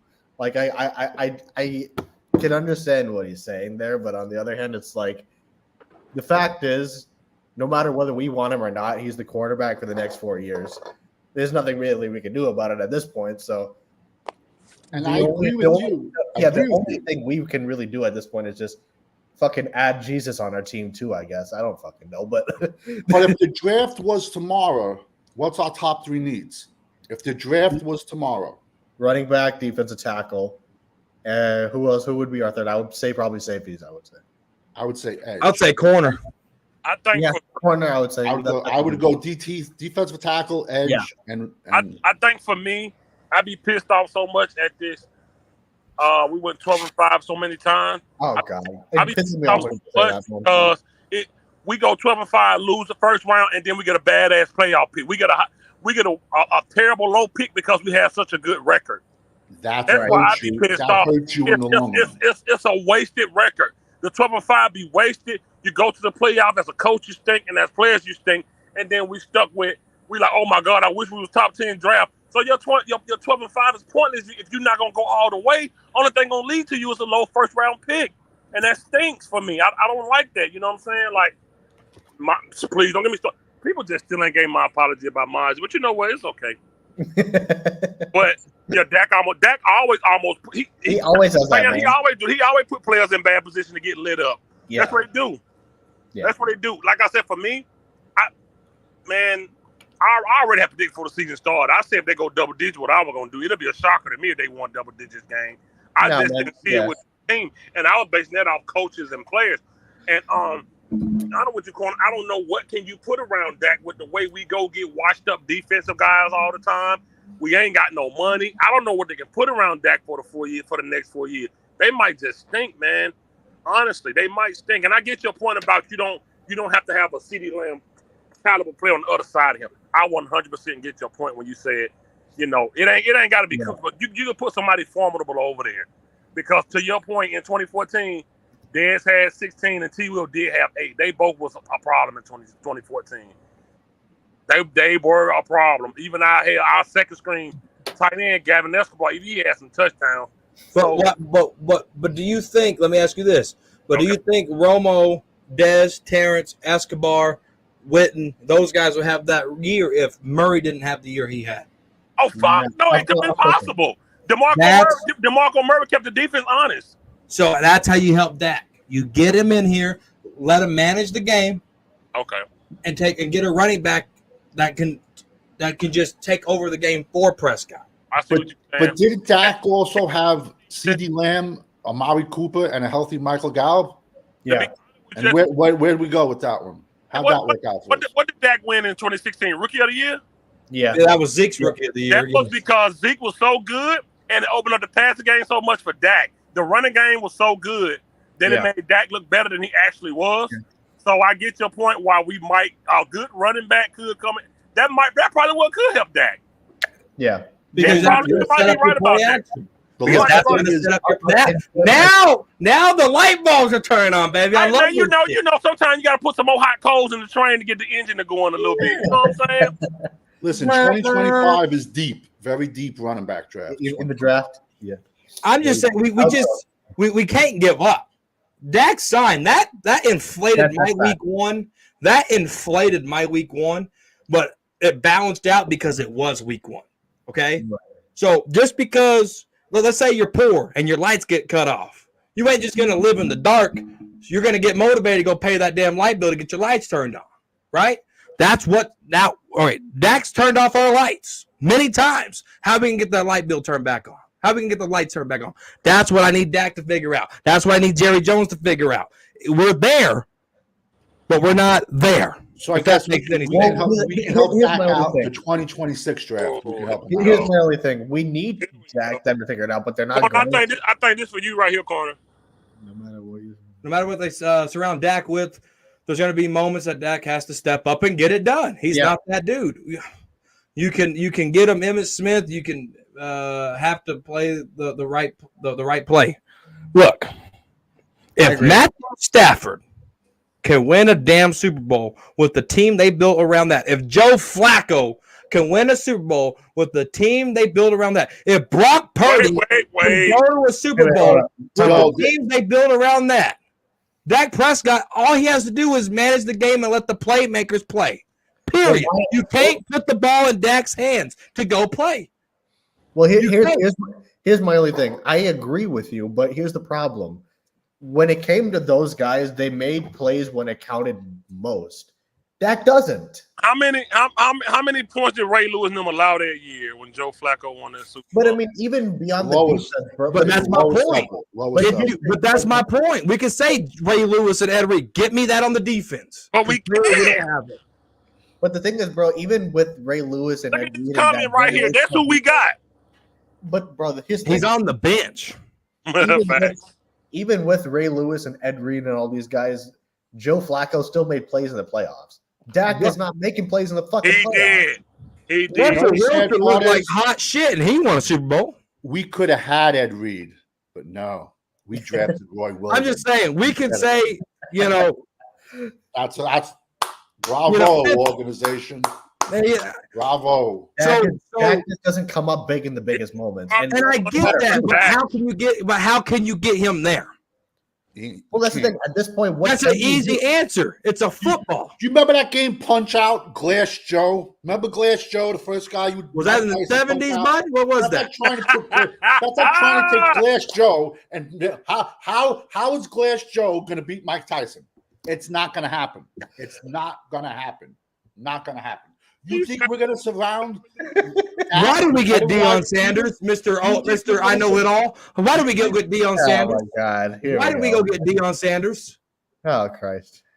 Why did we get Deion on this team? Because we needed a corner. Why did we go? Why do we get him? To make San Francisco a worse team. So what did getting Deion do to the Cowboys? He helped us get to the Super Bowl. Don't say he was the reason we got to the Super Bowl and won. But that was a big signing that helped. 1980 said we got Deion to beat the 49ers. Exactly. Exactly. So who's our nemesis? And then Who can we get to beat the 49ers? Who can we get to beat the Green Bay Packers? Because those are teams going to be there. Who can we get to go beat the teams that have been our kryptonite? That's my whole point. Okay, yes, we can say this about Dak. It's easy to say it about Dak because it's been happening the last 9 years. But how can you go get somebody to go do it? That's my whole point.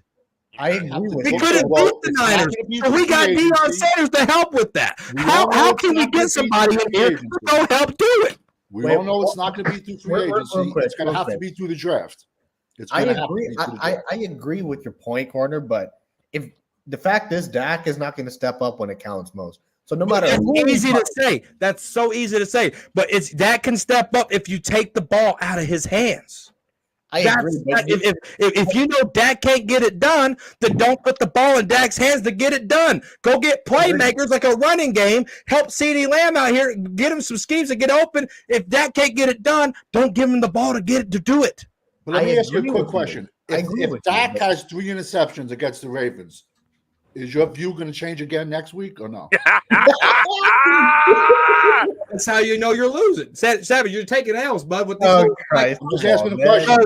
If Dak has 3 interceptions on Sunday, is your view going to change again next week? No, it ain't going to change because it's who. How can we help Dak? How can we help Dak? He's our quarterback, whether you like it or not.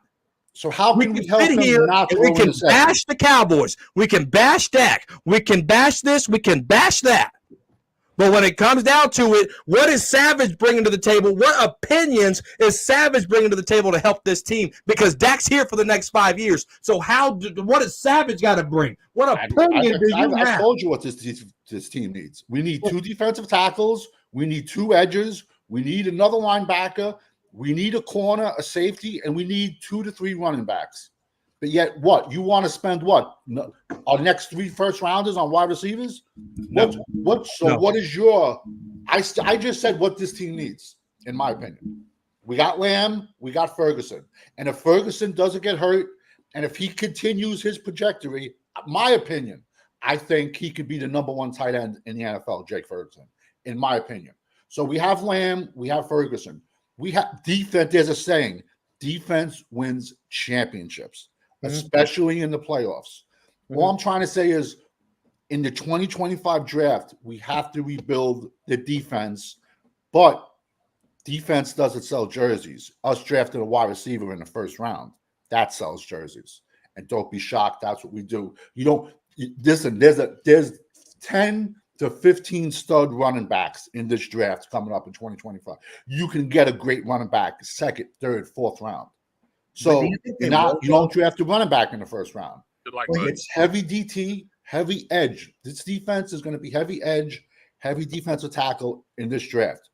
My opinion, is it the best way to help your offense is by having a great defense? Maybe so. You don't have to ask Dak to throw 49 passes. Have a great defense so he could be a manager. All I'm saying is this, and I said this defense was horrible before the season started. And it is. It is. All I'm just trying to say is I think the defense, just like I said, I just think rebuilding the defense is a bigger priority than helping the highest paid quarterback in the NFL at this point. That's the point I'm trying to make. I understand what you're saying, but so let me ask you this: if building a defense is more important than Michael Irvin said something. He said, not only is defense to win Super Bowl, he said scoring defenses win Super Bowls. So how many times did we have turnovers that equated to nothing? Right. Because scoring on turnovers is not going to be a consistent base like everything week to week. It's not going to be consistent. It's going to come in spurts. Can anyone name me a wide receiver on the Kansas City Chiefs last year? Nope. Other than Kelsey, no. But he's tight end, but no. But that defense wasn't good. Their quarterback just make people star. He just make everybody look good. Okay, but now let me ask you another question. If Dak had the Kansas City Chiefs wide receiver room last year, what's Dak's record? Shit, maybe 8, 9. 7 and fucking Yeah, seven and It'll 7, It'll 8, 9. stink. I give him 5 games with the Chiefs wide receiver room. But we can't compare Dak to Pat Mahomes. Why? He's getting paid more money. No, he can't. He's not Bob Mahomes. He's We not. all know. We all know he's not. That's generational. Yeah, we all know he's not even in the fucking same boat, like stratosphere. Listen, does he need help? Yes. And I agree with you. Worse. And I've said this before. Worse quarterbacks have. Can Dak win a Super Bowl?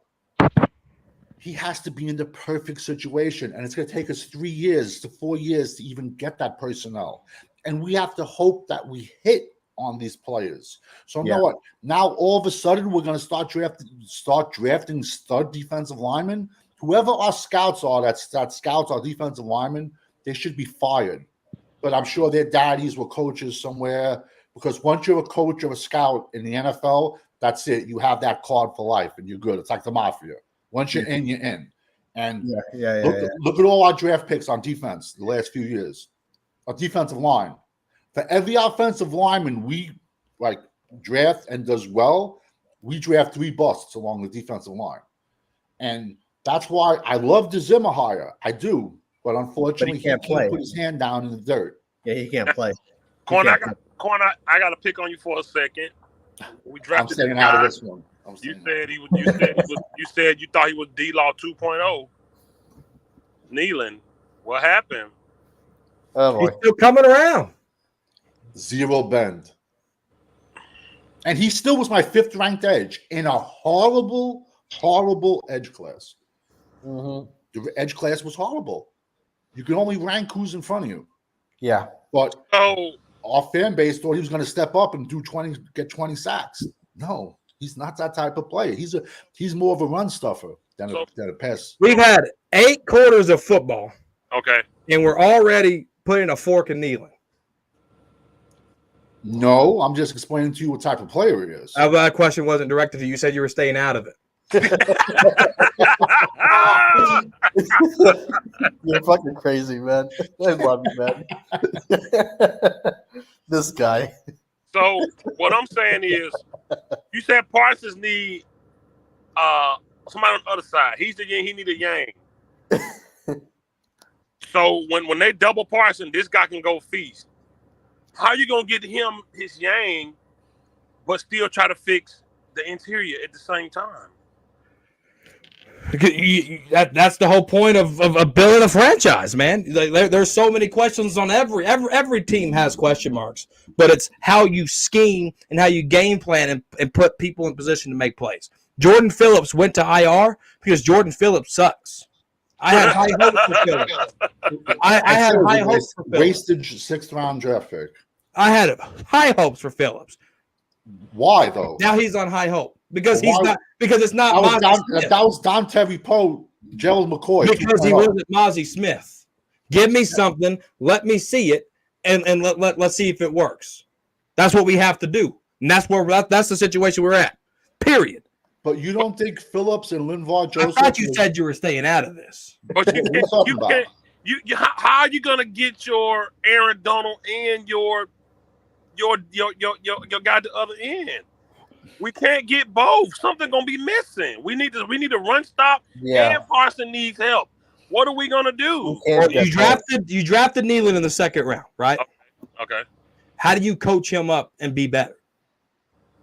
Then you go find your defensive tackle, whether that's trade, whether that's on somebody's practice squad, something. Like, we found David Irvin in a needle in a haystack. And that happens once every 30 years at David Irvin. But how can Will McClay go do it? Will McClay is overrated. Will McClay is. But we can say that, but guess what? Will McClay is the guy that handles that. Will McClay is DoorDash. Will McClay is DoorDash. He's not in charge of the draft. Well, place an order for a defensive tackle. Let him deliver. Jerry tells Will McClay who to draft. Will McClay 100%. Is not in charge of the draft. But he's in charge of scouting, right? And he was also in charge of bringing in Brian Price off Green Bay some years ago. Like, what the fuck was that? Bringing who? Oh, Brian Price. Brian Price off Green Bay that year. What the hell? Look, it don't even have to be an Aaron Donald type player. Remember Terrell McLean? from the Houston Texans that we brought in? Yeah. Give me something like that. Yeah. I agree with that. It doesn't have to be a super splashy guy. It just has to, like Jonathan Hankins with a little bit more because Jonathan Hankins kind of fell off. So give me Jonathan Hankins with a little bit more and I think you fix the problem. And then bring your rookie, your second-round pick along. Let's see what he can do, right? Like, this thing ain't over, but if they don't fix it, it's going to be over fast.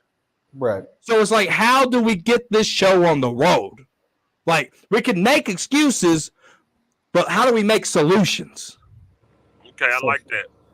Pat, why you shaking your head? What you got?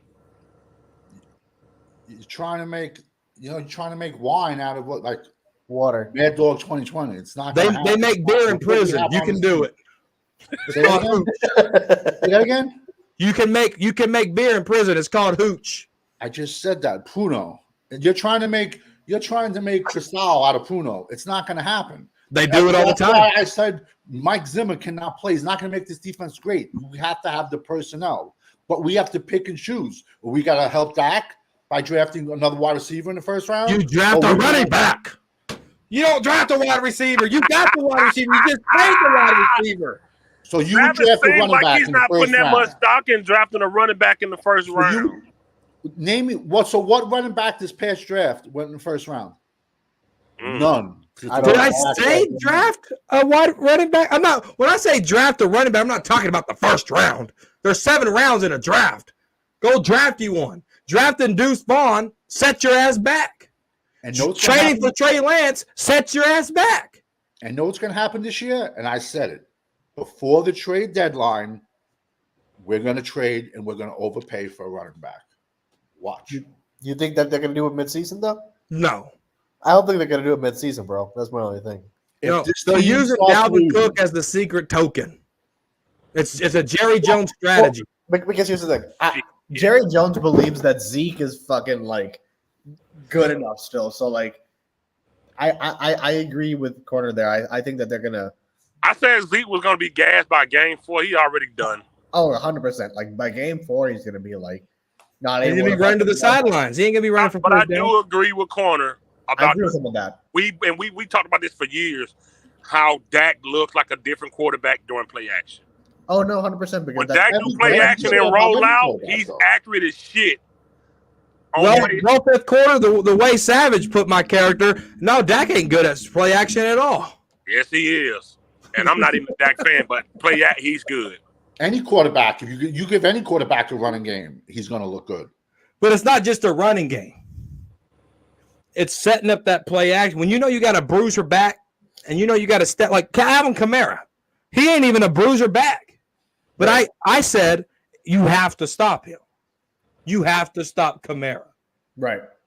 Right? Right. You don't even need you just need someone that the defense is going to be scared of. Whenever you play action that ball and they bite just for that half second, you got somebody over the top. You got somebody running a post. You got somebody on a flag route. You got somebody on an out route. Like that is what a good running back gets you. It doesn't have to be Adrian Peterson, a Barry Sanders, an Emmitt Smith. It has to be Tony Pollard, Alvin Kamara, Zeke, something like that. And when I say Zeke, early Zeke.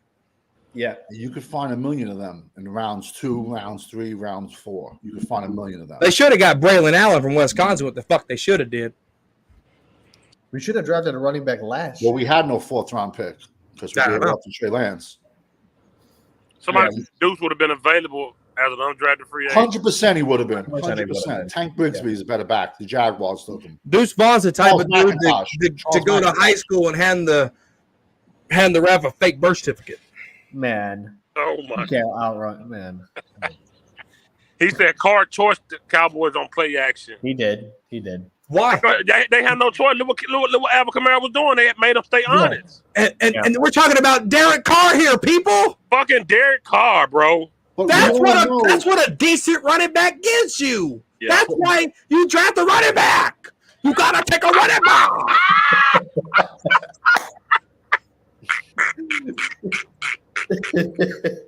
I This love you, draft man. is This super hilarious. deep, but you can get a running back in third, fourth round easily. Are there any good running backs in this draft?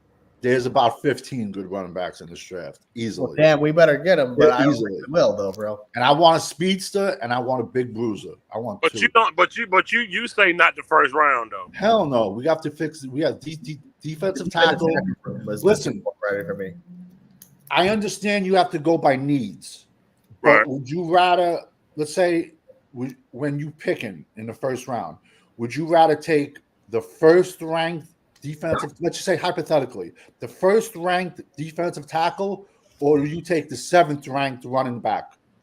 Because 6 of them already went. Defensive tackle for me. You listen to your board, you build your board, and you stick to your board.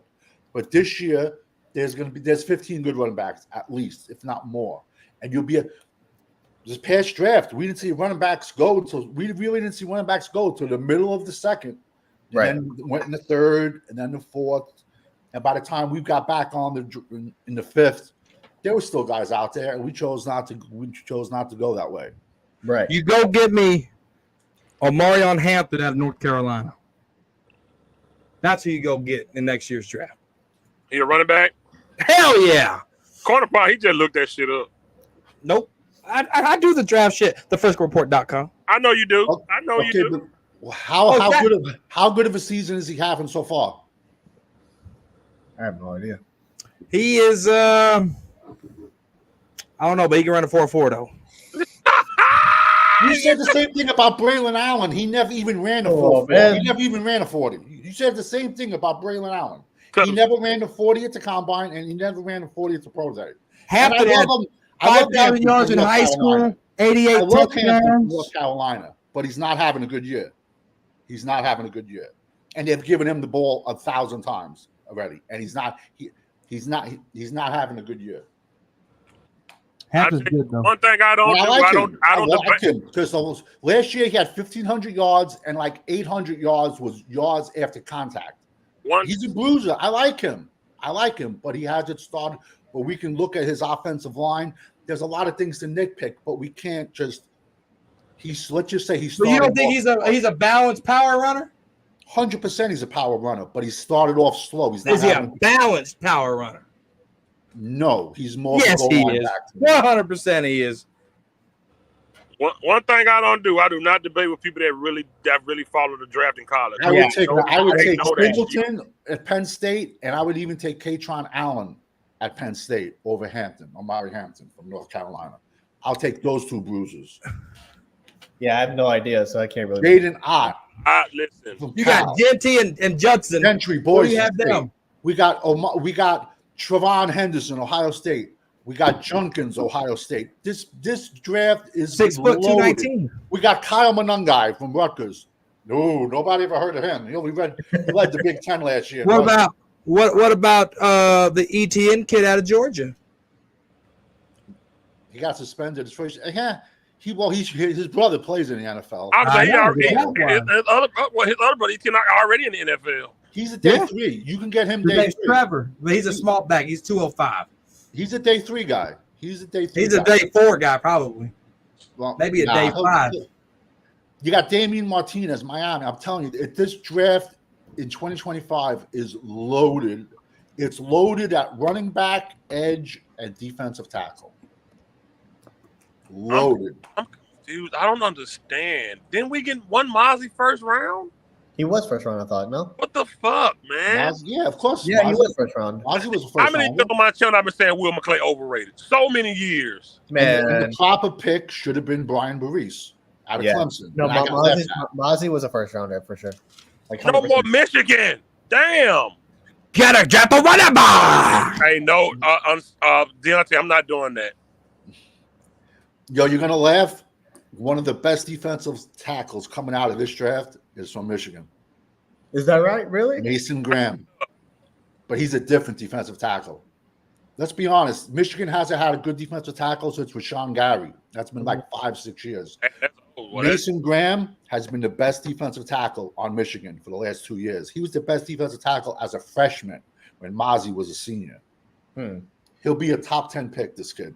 He's not a typical Michigan defensive tackle that just sits back and holds up blocks. This kid has violent hands. He plays with leverage, and he's a bull in a china shop. Yeah. A lot of people have him as a top 5 pick. He's gonna be battling Deion Walker from Kentucky, 6'6", 360. Yeah. Mozzie was the 26th pick overall, first round. So Bust. Well, And it should have been Brian Boris, and I got ripped for saying that. I'm gonna Am I looking now? say Nobody here ripped me. yeah. Nobody here ripped me. Lamar Jackson is gonna rush about 98 yards. Ooh. It's gonna be ugly what they rush for. Oh yeah, because they're only Derrick Henry might put his cleat and Damone Clark throat. Man. Well, why pass the ball when you can just run it down a throat, though? No, you're right. They're just gonna run it down a throat the whole fucking game. And besides doing run blitzes with our linebackers, what else can we do to stop Right. it? And let me tell you something, the Ravens have a very, very big physical offensive line. Right. They also got a 6'8", 400-pound right guard. Connor, what the hell happened to Diggs last week? What the hell happened to the entire defense last The week? whole defense last week just didn't show up. It was a team, I think. I know, but I'm calling out one of the stars that really didn't do shit. Like we called out Parson, I'm calling out Diggs too. He didn't do shit. Well, first of all, Mike Zimmer, Rashid Shaheed. I said he's a good special teams guy. I don't know if I trust him as a wide receiver, whatever. But Right. you can't discount the speed. Right. And so when Shaheed broke, and you had Wilson and Hooker trying to cover this man that can go over the top on a defense, what the hell are you doing? That's coaching. When you got Clark starting over Overshown, that's coaching. Right. When you don't pull the defensive tackles and talk to them and do something, that's coaching. Whenever Micah Parsons says, "Oh, it's not on Zimmer, it's on us," whatever, that's horrible leadership. Hold everybody the fuck accountable, because that's the same damn coach that had Donovan Wilson and Malik Hooker on one of the fastest guys in the league. That's the same coach that had Clark over Overshown. Overshown's knee was bothering him. That's why he only played 11 plays. I haven't heard anything about that. Is there an injury report? Was his knee hurt? I didn't know that. Well, let me ask you a question. Was he on the injury report? After the first, so let me. 2 days ago. We honestly think the injury reports are honestly accurate. You have to be accurate, or you get fined. You'll lose draft picks. They still don't be accurate though. Come on, if you really think, come on, you're not telling. You have to. I think the 49ers about to get into some hot shit for not doing that with McCaffrey. So let me ask you a question. Last year, when the Bengals, I forgot who they played on a Thursday night, and Burrows walked in with the fake cast, hiding his cast underneath his jacket. Did they get fined for that? They got shit. They got nothing happened to them. Nothing happened to them. And people lost millions that night. Nothing. They should have been fined draft picks. He had a fake cast on walking in trying to hide it under his jacket. Nothing happened to the Bengals over that. No way. We all know teams play Fugazi. How many years have Dallas stashed people on the IR? We stashed Walesko. We stashed Ball. Right. It happens. The kid had a good game against a horrible team, Cleveland, and then his knee started bothering him. And that's why what other sense is it that he only played 11 plays? Mm-hmm. But yet I get laughed at when I say that's a 2-year injury. It takes 2 years to come back from that. No, 100%. It is a 2-year injury. 100% it is. Not according to Cowboy, not according to Mike. What, Mike? What's 2-year injury? Oh yeah, this is what Joe Burrow out for the season. League to investigate Bengals over injury, whether they violated the NFL policy. And nothing happened to them. Well, they're still probably investigating. You know, Roger Goodell, he'll take 2 fucking years. He ain't gonna do nothing to Joe Burrows. But they're under investigation though. Yeah. And the Niners did the same thing with McCaffrey. They're getting investigated for that too. Yeah, I saw that one. Yeah, they still be hiding shit, but yeah, I definitely. The Steelers were fined $75,000 for the injury report situation involving Ben Roethlisberger back in 2019. So yeah, people get fined. You can't lie on that damn thing.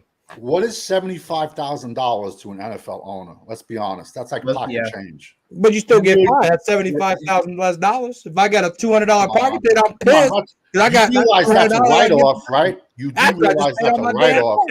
Guess what? That's money you didn't make. It's a tax write-off. If I'm a billionaire and it costs me $75,000 for you to guess if my guy playing or not, I'll take it. Jerry spends that in a strip club. Come on, Yeah. man. Which I can spend that. You don't think Ferguson might have said the 4-week IR is the biggest scam they use? They just did it to Jordan Phillips. They benched him, putting him in IR. And he's saying his wrist is fine. So now what are you going to do? Are they going to release him or no? He said his wrist is fine. 100%. Yeah. He said his wrist was fine. Yeah, he told the Dallas media that. The same day. That's why I said he got benched. That's crazy, man. That's man. Holy shit! I didn't know that. Yeah, I didn't know that either. He goes, I don't know why I'm on IR. My wrist is fine. Man. Oh my god! His ass got benched. His back should be hurting him because he was on his back a lot. Yeah, Our whole defensive line got destroyed.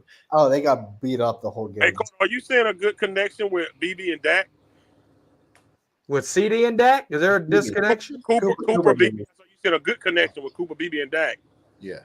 Oh, with the center? Yeah, I think so. I think you have to, give Cooper Beebe credit because he'll call out stuff and then Dak will say, "No, I see this." So they're becoming a good team, calling out the mic and adjusting and moving players. I mean, Dak's a little bit more active this year on I think he told, if you go back and watch it, he's like, "Hey, oh God, who was it? I think it was Brooks or Tolbert." He's like, "Hey, you stay." And just setting up the pass protection with him and Cooper Beebe setting that up, it's cool to see, man, especially with the rookie. Yeah, I like Beebe a lot. Even Guyton, I think Guyton and Beebe are going to be really, really good for years to come. I like Beebe a lot. Tom Brady was kind of rough on Jalen Brooks for falling. Well, yeah, you can't fucking fall, and I'm so mad at Brooks for that, dude. I got so much high hopes for Brooks, but you can't fucking do that. No, when I saw that play, I was like, "Are you kidding me, man? You can't make that kind of a mistake." Like that, you just gift wrapping the defensive. But this is what they get for fucking not playing Tolbert in the fucking preseason. Right. What stripes does he have to warrant that? He has the biggest play he got is an offsides penalty in fucking Green Bay. Right. No, I agree with you. So what does that mean? You mentioned when we first started the show, your $100 million wide receiver is 1-on-1, but you throw it to your third string tight end. What sense does that make, though, bro? What does that mean for that? It makes no sense to me. What the fuck? Yeah, that makes no sense to me. I don't understand why Dak would do that. Because he's playing conservative. Yeah, very true. Yeah. Does he not trust himself to throw a ball to CD as a 50-50 shot? I don't understand. I don't understand either. It was immense. I mean, we all know the way Dak goes in big moments. I'm gonna be 100 with you. And no, Tony Romo wasn't a good quarterback, but Tony Romo can go on TV and predict the play, predict what's about to happen. Dak Prescott needs to get humble up himself, get on the phone, call Romo, call Brady, and go watch film together. And I agree with you. But how do you humble the highest paid player in the NFL? That's where I was going to be going, bro. But see, when it boils down to it, his agent and Jerry paid him that money. Right. Dak just has the check coming.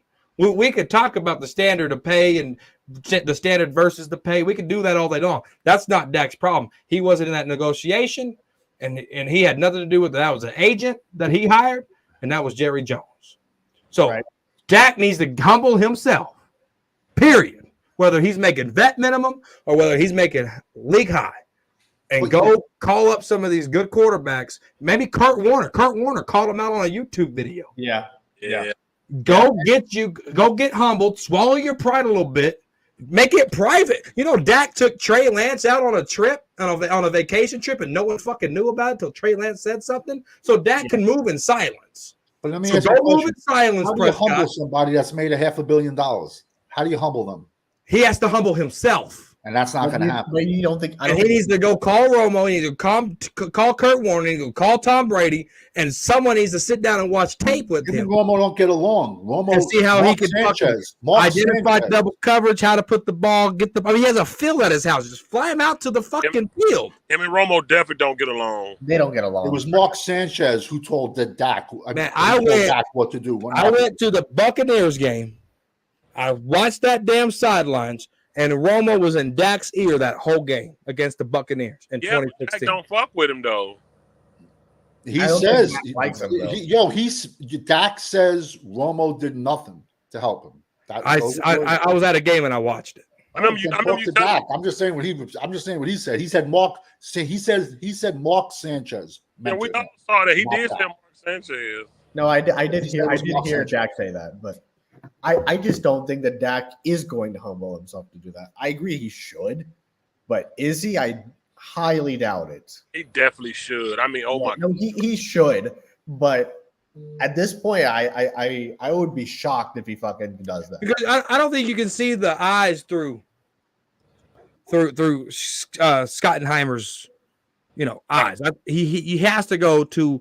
It don't have to be Romo. Just go to a good quarterback. And help and go to Kurt Warner. Say, hey, you called me out on YouTube. Teach me. What did I do? What did you see that I didn't see?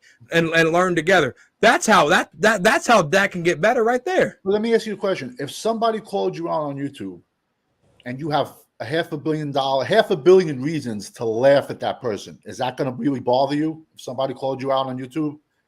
And if I have the money, if you made $500 million. And somebody called you out on YouTube. You really think? But a YouTube ain't a competitive sport.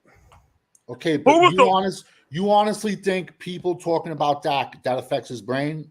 Oh, I'm sure. It affects players all day long. There's players that can't handle. When players have guaranteed. Des Bryant couldn't handle media criticism. Say that again. Des Bryant couldn't handle media criticism. He heard the noise. Okay, you tell me Dak don't hear the noise? Dak hears the noise, and he doesn't care. The team still pays him. What does the noise care? Jerry still pays him. Who was the wide receiver Savage on that Marshall Faulk, Kurt Warner Super Bowl team when they beat the Titans? Who were the receivers? You remember? Because I know Marshall. Seattle Seahawks. I don't remember who the receivers were. I don't know. Darryl Jack? No, I don't even think it was. I know they beat the Titans that year. Marshall Faulk was a damn dog. You fuck with Marshall Faulk? He was cool. He was a beast. A beast. Torrey Holt, Isaac Bruce. Okay. Two washed up greats, but I knew some OGs in here was going to tell me. Torrey Holt and Isaac Bruce. Oh, Simon is in the chat. What's up, Simon? Yeah, he got on talking crazy last weekend. Thank you for telling me that because I didn't remember. But I remember everybody. It was upset. A lot of folks didn't think the Rams were going to win that damn game. Yeah.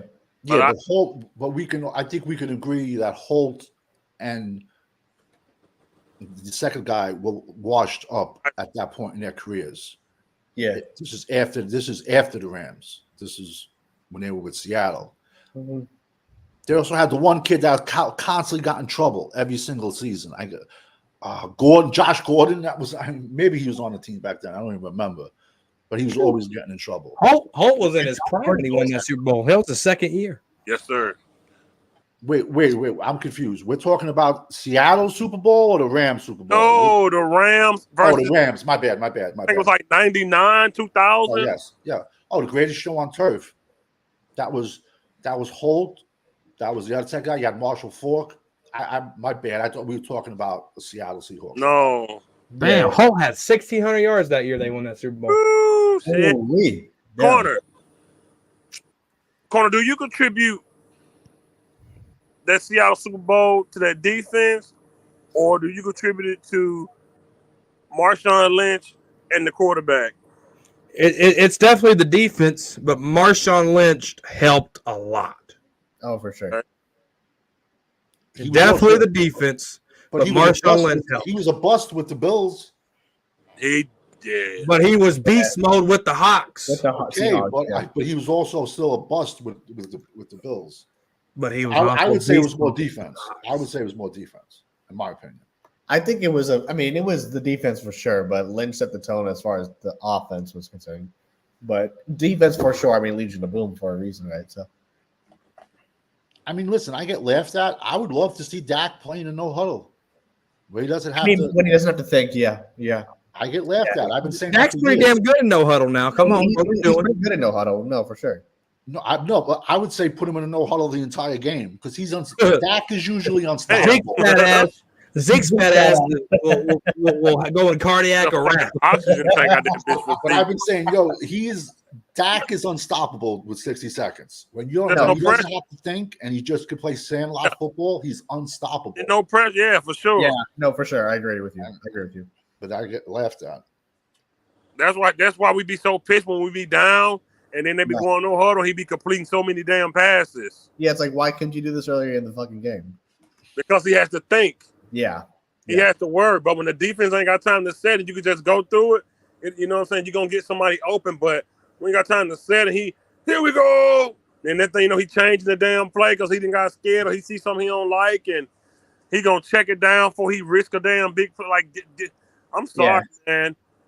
Listen, we got to stop saying that damn just play it. No, so it's going to be sometime when you can't play it safe. It's going to be sometime you got to show why you make $231 million. That bus driver shit don't work in the Super Bowl. It doesn't work all the time. Like, I came on late, but I heard someone earlier saying something about Dak calling his own plays or something like that. Did I hear that right or no? Yeah. Champ said that he was doing that or something. But I see now. I come from an era. I think a quarterback should call his own plays. I mean, yeah. That's just the era that I come. Here I show. Yeah. Honestly, Cyrus, I agree with you, man. Shit. Mike Bun, y'all, 31 people. You think quarterback should call his own play every play? He should be able to with someone making that kind of money. He should at least have. There should be where he can audible out. There should at least. Right. There always should be at least 3 options. Romo used to do. Yeah. Romo used to do that shit. Romo would change the play. Oh yeah. Yeah. No, for sure. I think a quarterback. That's just me, but I'm old school. No, because I think the quarterback can see stuff on the field that maybe the offensive coordinator can't see up top. Right. And the quarterback's hearing stuff in the huddle that the offensive coordinator is not hearing up top. Right. I don't have a problem with that calling his own plays. I don't. As long as neither do I. I don't have a problem with that. Yeah. I asked this question earlier, Savage. I got Eshawn and corner answer. Is it time for new safeties? I said safety was a sneaky need with this past draft because we have Mike Zimmer, but we have Dan Quinn safeties on our team. Yeah. Safety is going to be a sneaky need in 2025. We have 10 draft picks so far, as long as we don't screw anything up and trade them away. But if we can give a late round pick for a good running back, I don't have a problem with that this year. Right. But I don't want to overpay for a running back when it's a crazy running back draft. There's like 10 to 15 studs coming out in this draft. Legit. Wow. I didn't know that. Ohio State got 2 monsters. Not 1, 2. Penn State has 2 monsters. West Virginia, CJ Donaldson, 6'2", 240. The kid's a hammer. O'Neal from Kansas, Jaden Ott, Cal, the kid Gentry, Boise State, Damian Martinez, Miami. It is a loaded Kyle Monangai, who some people say might be the first running back drafted from Rutgers. The kid's 5'9", 220, and he's a local kid. I seen him play in high school. 5'9", 220. Wow. He led the Big Ten in rushing last year. He only has like 500 yards and like 5 touchdowns already. They play Virginia Tech tomorrow. Ollie Gordon. You have Ollie Gordon, the returning Doak Walker Award winner. You got this kid Lovelace from Notre Dame. It's a sick. Iowa has a sick running back. I'm telling you, it's a sick running back class, sick defensive tackle class, and a sick edge class. Yeah. Damn, everybody's saying Bland might be gone. Damn. Well, here's the How thing. can we afford him? How can we afford him? That was where I How was can we going. afford him? You're Now, playing. I'm going to pose a question. Would like segue off that? Would you keep Bland if you had a choice? Who would you rather to keep, Bland or Diggs? Oh, that's a good question. Shit. That's a good question. I don't know. I ain't answering that one. I don't know. I don't know. Well, I keep Trayvon. I'd probably say Trayvon. Yeah. I keep Trayvon. Yeah, I'd probably say Trayvon. I mean, plus anyway, we already paid him, so I mean, we're already going to be keeping him. But I do like Deron Bland a lot, though. Simon said Bland. Yeah, Why would you keep Bland, Simon? No, Bland. Simon loves Bland. Oh, I forgot about Tyler Smith. Got to get paid. Yeah. Yo, we got too many people coming up. Ferguson How do you has to play get Bland? paid. How do you pay Bland though? Seriously. No, but how? We I don't think can't. we can afford him, though, bro. We can't. I don't think we can afford him with the amount. Like they're considering paying Mike at the highest. I don't know any other team that has two highest paid corners in the league. There's no team in the NFL that has $200 million quarterbacks. No, exactly. So I don't think we'll be able to afford him. I don't even know if Jerry. It's a lot of positions Jerry really don't value, man. Oh, for sure. Jerry don't value linebackers. He never has. He never we haven't has. had a great middle linebacker, and since Ken Norton. And listen, I love Sean Lee, but if Sean Lee was never injured, let's be honest, he never gets to us in round 2. Right. You know, but I still think Ken Norton was a monster. In my opinion, he was the greatest since I was born. Middle linebacker that I've seen. Sean Lee was great, but he was very injury prone. Very injury prone, yeah. Oh my God, it used to piss me off so bad. Oh, and injuries all the time with him, yeah. But there was a kid, where he watched so much film, even though he was undersized and he was injury prone, he knew where to be on every play, and it made himself elevated. Right. But he had the knee injuries at Penn State, and no, I mean, it's just we don't value linebackers. We don't. No. We haven't. We never have. Jerry has never valued linebackers, as far as I know. He don't pay him. He don't pay him, man. Yeah. Even a couple of years ago, we had 70% of our salary cap on offense. Right. When we had when we had Des Bryant, Wittens, Zeke's on the team, the offensive line, we had 70% of the salary cap on offense. Yeah. And we had, who do we have on defense? We had no. Right. We had. Yeah. No. Right. It was a revolving door. Listen, Right. we all want the same goal. We want Dallas to win. It's just, I think it's going to be hard. I think it's going to be, yeah. So y'all think Parsons trying to get paid as a defensive end because 100%. 100%. 100%. that Jerry has in the linebacker? He 100% wants to be a defensive end. Otherwise, why would he keep playing the same fucking position? But is he having the success that would get him paid? Well, that's the thing, because people think he's like a. I mean, I hear what you're asking, but it's like. I mean, the edge compared to linebacker has to be between $10 and $15 million more. Oh, edge 100% compared to linebacker. No, yeah, I think, no, for sure. I don't see many $35 million middle linebackers compared to edges. I agree with you. But I don't think he's a full-time edge. I think we all can agree he's not a full-time edge. And this year he came in lighter. Yeah. Yet why is he playing so? We also thought he was going to be moved around a lot. And he's not being moved around. He's playing defense. He's playing the same thing he did last year, man. And I said it last week. I thought he could have took advantage of Trevor Penning from Northern Iowa, who was considered a bust at left tackle, because Trevor Penning on an island is. I think he's a guard in my opinion. And Trevor Penning shut him down on pass plays. I was shocked. I thought Michael was going to blow past him with his speed, and so the Trevor Penning experience that he's at right tackle now looks like, it's working. But I still say the kid's a guard. Yeah. And now, the Ravens right guard is 6'8", 400 pounds. Falele. Yeah. No, I 100% think Micah's trying to be paid as a defensive end. I 100% he is. All right. One last question. Cowboy Corner, do Cowboys beat the Ravens? From what I saw Sunday? Yeah. Come on. Oh man. Come on, man. See, we already know where. That smile, I know. Come where it's on, man. going. Lamar Jackson, Derrick Henry. Come on. Come on, man. Mark Andrews. Mark Andrews. Come on.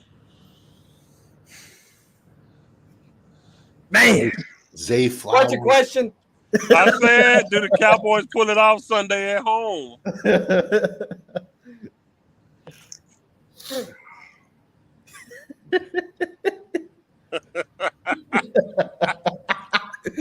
She. How about them Cowboys, baby? They pull it off? They better. She. Savage, what you think, man? I'm gonna ask a question. I'm gonna answer a question with a question. What's the over/under on rushing yards that Baltimore's gonna have Sunday Man, between Lamar please, Jackson and Derrick Henry? Ah, shit. God, it's gonna be so damn ugly, Man, man. they're It's gonna gonna be ugly. It's they're gonna gonna get easy. ugly. I think they're gonna get easy above 10 on the ground. Easy. I mean, Lamar Jackson might fucking run that ball like 15 times. Because I we mean, all know it's a copycat league. Yeah. Corner, they said that was a perfect end for you tonight, Corner. Damn, Simon, 34-13. 34-13. Damn, man. You God think it's gonna be damn. another blowout? Oh shit, man. It is so hard for me when your brothers are at war. Yeah. I get it. Yeah. Things are ugly. Yeah, but it's hard to. Yeah. I'm the type of dude that will sit there and watch the entire beatdown And be mad as hell.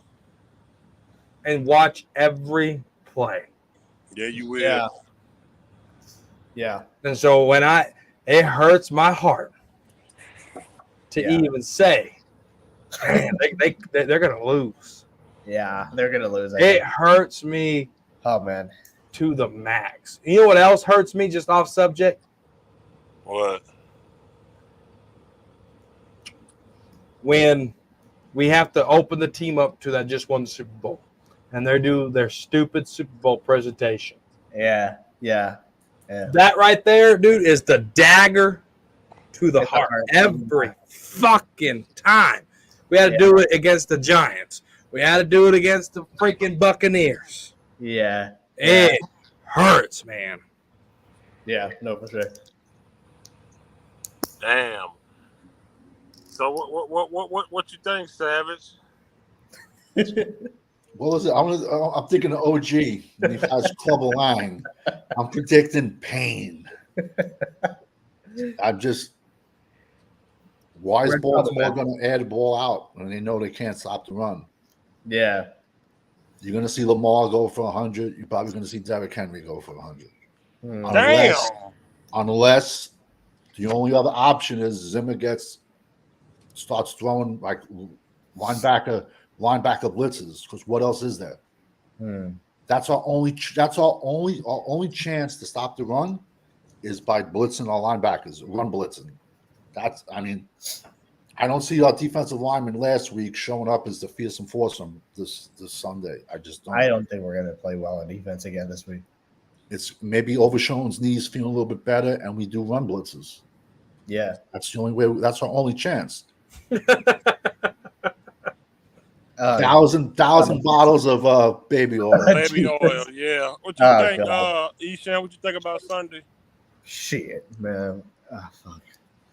We're in trouble, guys. You know, I joke about it with 1980, man, but man, we're in trouble, man. Damn, We're- Corner, you struggle to get that out. Go ahead, Eshan. God damn, man. Look, man. Here's the thing. Because the Ravens are 0-2 and they must get this fucking win. Yeah. I honestly believe this is the worst team at the worst time for us. To be honest, that I sincerely. And again, I hope I'm wrong. I said this earlier in the show, but man, let me tell you, man. I can see it. I can see it. I don't trust our defense at all to be able to stop them. So it's going to be an ass whooping from start to finish, I think. What's up, Silas? How you doing, man? I'm all right. How y'all doing? God damn it. That's what I'm in. I'm just gonna enjoy watching the Cowboys. I already know what's gonna happen. I'm Yeah, not worried man. about it. It's like, I love the star.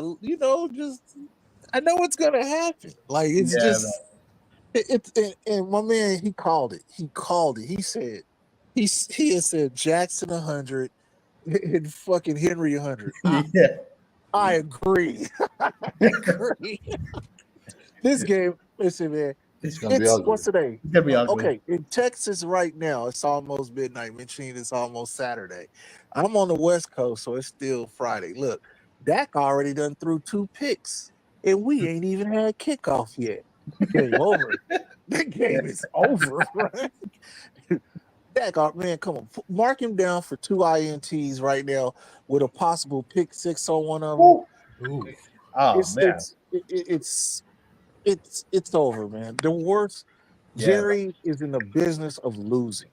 Yeah. That's why he gave Dak that contract. He like Dak's. You wouldn't a real GM would have argued him down because we all see it now. The boy is reached the ceiling. He gonna get a concussion banging his head on that roof. It's over. It's over for Dak. Yeah. It's over. Like I'm Yeah. sorry, it's over. Like it's. I wish we could get Archie Manning so bad. 2026. He's come on. Maybe that's why he signed that. Maybe that's why he signed to the 4-year deal. Because man, I wish we could get Archie Manning so bad. It's over, y'all. Just No, it's gonna be don't scary.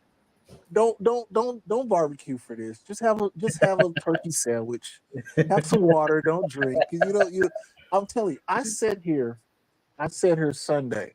True story. I'm not lying. I sat here Sunday, and I literally called both interceptions and called them goddamn. They playing for Aubrey. They playing for Aubrey. They playing. That's all I kept saying. They playing for Aubrey. They playing for Aubrey. We got lucky with the CeeDee Lamb touchdown. Let's be honest. We got lucky on that. Now I agree. When they now kicked the field goal at the start of the third quarter, that was Right. like not having faith in your team. Bro, They were down so much, kicking that field goal to start the third quarter. we as fans got to stop. We got to start being more realistic about this team. And I said it before the season even started. I said we got to lower our expectations. It's going to be a bad year. It's going to be a horrible year. And here we go. Here we go. Here we go. Like it's gonna be a bad year. Like this ain't even half of it. Because I'm gonna tell you some funny shit. I'm gonna predict this right now, and I'm gonna come back to talking crazy when it happens. All right, you see all the 49ers that's out. Watch what happens when we play them. They all gonna play. Yeah. Yeah, man. Like I can already see it. Like teams, it just happens like that for us sometimes. Yeah. Man, they all gonna be back. All of them. That'll be fucking Debo Samuel's best fucking game. Like, I'm just here so I don't get fined. Man. Simon, what's your record prediction for this year? I said either. Honestly, we would overachieve if we won 7 games. We're not going to the playoffs. Damn. We're not going to the playoffs. Like we're overachieving on 7 wins. I mean, let's be honest here. Yeah. What you witnessed at our first opening game, does that look like a team that's set up for 7 wins? Hell no. I live in the valley. Only twice in his fucking life I've seen Derek Carr look that good. Twice. Yeah. Stockdale High School in that game in Fresno State. That's it. Like, I'm not lying. This is the 3rd time I've ever seen him look that. Man, we still talking about it like, how the fuck they gonna make him look like he the greatest quarterback to come out of fucking Fresno? Yeah, bruh. man. He ain't good. They made him look good. And Podcast Parsons, Man, you're getting on my fucking nerves. Nah, man. He's pissing me off, bro. Yeah. Like I know we're not irritates talking the shit out of crazy, me, bro. yeah. I know it's a scary scenario. Let's say we do go 7-10, and then there's a quarterback sitting in our face in the draft. What do we do? Man, Jerry won't get him. they're He not won't gonna get him. They're not You're gonna right. get He won't You're get right. him. You're right. He won't get him. He You're right. won't do. Okay, let's be honest. There was that kid from Michigan, that running back. I was like, oh, we Blake need a Corum? running back. Yeah, Blake Corum. I was like, yeah. And he was just right there. And I'm like, oh, you get him, we good. Man, Ezekiel Elliott. That fat fucking Ewok. Get the fuck out of here, man. I told everybody, they're not building a team to win. They're building a team just to put asses in this thing. How many times? Now, I'm an older Cowboy fan. I've never seen them bring guys back. Yeah, that was crazy. Bringing Zeke back of all people, man. That's crazy. So stupid. So stupid. You had a chance. What really makes me mad and let me know we're built for losing. Derrick Henry should be playing with the Cowboys. He even said it like I was waiting for the Dallas Cowboys to call. Man. Yeah, he's got a chip on his shoulder. Yeah, he lives in Dallas. Bro. It was a match made in heaven. He lives in Dallas. He's gonna have a chip on his shoulder. Have a chip on his shoulder for sure. Yeah, go ahead and give him 80 yards right now in a touchdown. I believe he's gonna have a better game than Alvin Kamara. I do. Man. I do. I mean, Zimmer washed up, man, and we don't got the right personnel for this team. Zimmer washed up? Nah. Zimmer washed. Zimmer a fucking tsunami. He washed up, bro. I'm not lying. We got to stop going back to these regurgitated old dudes. I agree with we you. We got to stop that. These dudes, they can tell you what. I remember when Staubach first came to the league. I remember when Gilliam was in the league. I don't want them dudes that know about Jim Plunkett. I want these younger head coach. Don't be afraid. We found Jimmy Johnson out of college. Don't be afraid to go bring something new. Stop getting these old dudes. These. I'm sorry. I don't do what the Raiders are doing. Antonio Pierce, that guy. I always forget his name down there with the Rams. Do that shit. Why you gotta always go get Sean McVay? Go do what the Lions did. Dan Campbell was a tight end for the Cowboys. Right. Okay. I said this before, and I'll say it openly because I've said it on one stream, so I'm gonna say it here. If you laugh at me, it is what it is. You know who I believe should be the head coach of the Dallas Cowboys? Seriously. Don't say Deion. No. I'll stop watching if Deion Sanders becomes coach of the Cowboys. Okay. Yeah. You might laugh at me. I think Jason Witten should do it. Really? Yes. Okay. Leadership. That's a big jump. Dallas Cowboy. And you're taking a chance like hell. But if who knew in the mid 2000s that Antonio Pierce was a head coach? Who knew that? Right. Who knew that? Like, who knew Dan Campbell was a motherfucking head coach? True. That's a good point. Yeah, but do we see Antonio Pierce as the future of the Raiders as the head coach? Do we really? Yeah. I mean, I don't know about the future, but he's a coach right now, at least. So. You can tell how they play for him. Yeah. They went out. Listen, winning in Baltimore is not an easy feat. Like, it's not something you can go out there. Oh, we just do it. Nah, they put blood, sweat, and tears in on that win.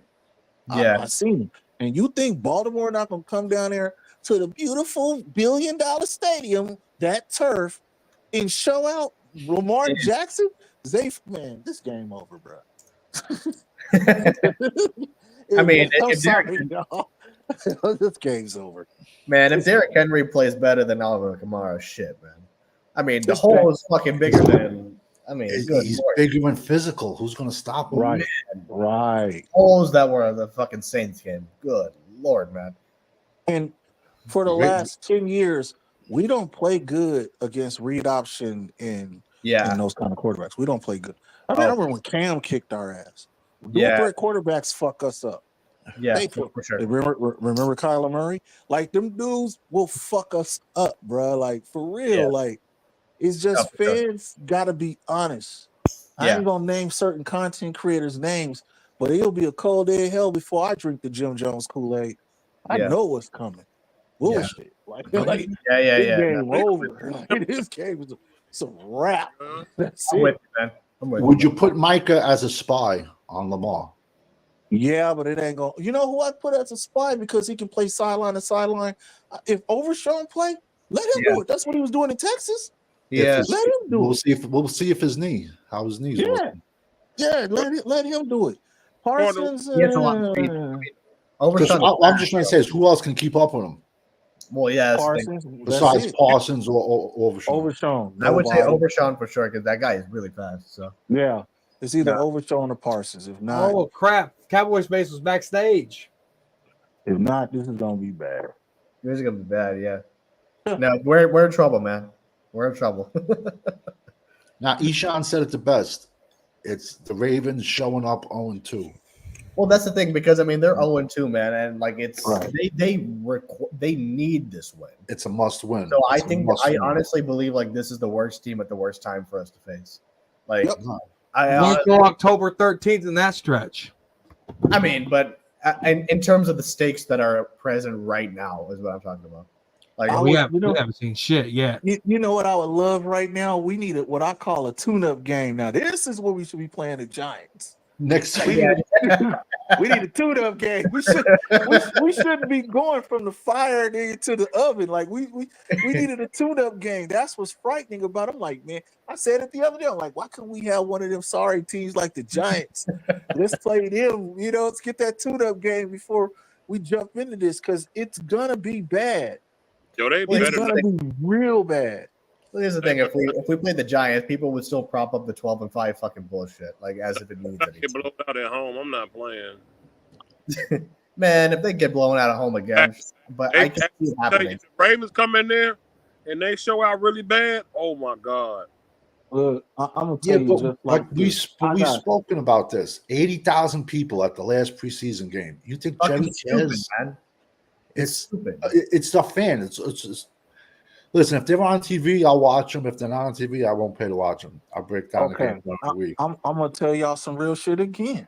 I got tickets to the Eagles game in November, and I'm here to tell you, Mhm. flight from California, going back home with a hotel, all that, man, and I know I go home early because that's home. All that shit is like $2,500. Let me tell you Yeah, something. it's expensive. Yeah. And that's If just them for you going. If them motherfuckers lose on Sunday, I'm cashing all that shit and getting a refund. Fuck them, bro. Like that's why I watched. That's why I turned the Red TV off and watched their ass on bootleg. They not worth it. No, they're not worth it. They just not worth it. I haven't bought no Cowboys memorabilia, paraphernalia, or anything all year. Fuck that. No, man. Yeah, Please. I haven't either. I've been splurging on Halloween decorations. bro. In my whole life, I've been to 13 Cowboy games. We've won one in 13 games. Yeah. They go One, and I was like, man, fuck this. I'm not gonna keep going and fucking lose. Are you kidding me? Dak Prescott throwing for 360 Sunday. You think so? Jesus Shit. Christ. 360. Shit. Well, I don't want what you Right drinking. now. Hell no. CD Lamb getting 150. Man, wish. It's possible You've been in drinking the garbage time. champagne at Diddy's, huh? You've been drinking. You've been drinking Diddy champagne because man, ain't no way. I ain't Man, let me tell you, man. If he has 350, then I mean, all right, then I'll take it, I guess. But I mean, fuck, man, I doubt it. But he can throw for 350. It's still going to be a loss. Yeah, because our defense can't stop you right now. Our defense Plus, can't stop you. he'll be throwing for the 350 in the fourth quarter when it's 35-7. Oh no, yeah.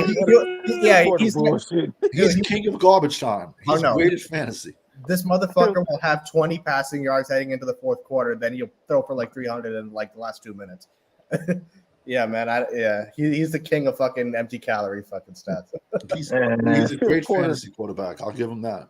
Oh my god, Porter man. just Madden. did the ultimate cap job right now. Knock it off, bro. That's a hell of a lot of capping going on over there. y'all, everybody in the chat talking crazy tomorrow. Don't y'all forget that. Yes, sir. Oh, Man. of course. Man, let me. Hey, man, I just I'm want to talking stop crazy. you and holler at y'all right quick, man. Yeah, man. I appreciate it. I'm talking crazy. Because it's talking crazy, I'm gonna really let y'all know how Dak gonna show out. Ah, But I'm gonna shit. tell you, Come on, man. Come on, man. They're quarter leaving a cliffhanger. he gonna throw Sunday. Man, come on, man. Dak's not gonna have 300 yards. Are you kidding me? I also think the Ferguson injury is like a big. But I heard he's back tomorrow. Is he? I heard he was practicing or something. I'm not sure.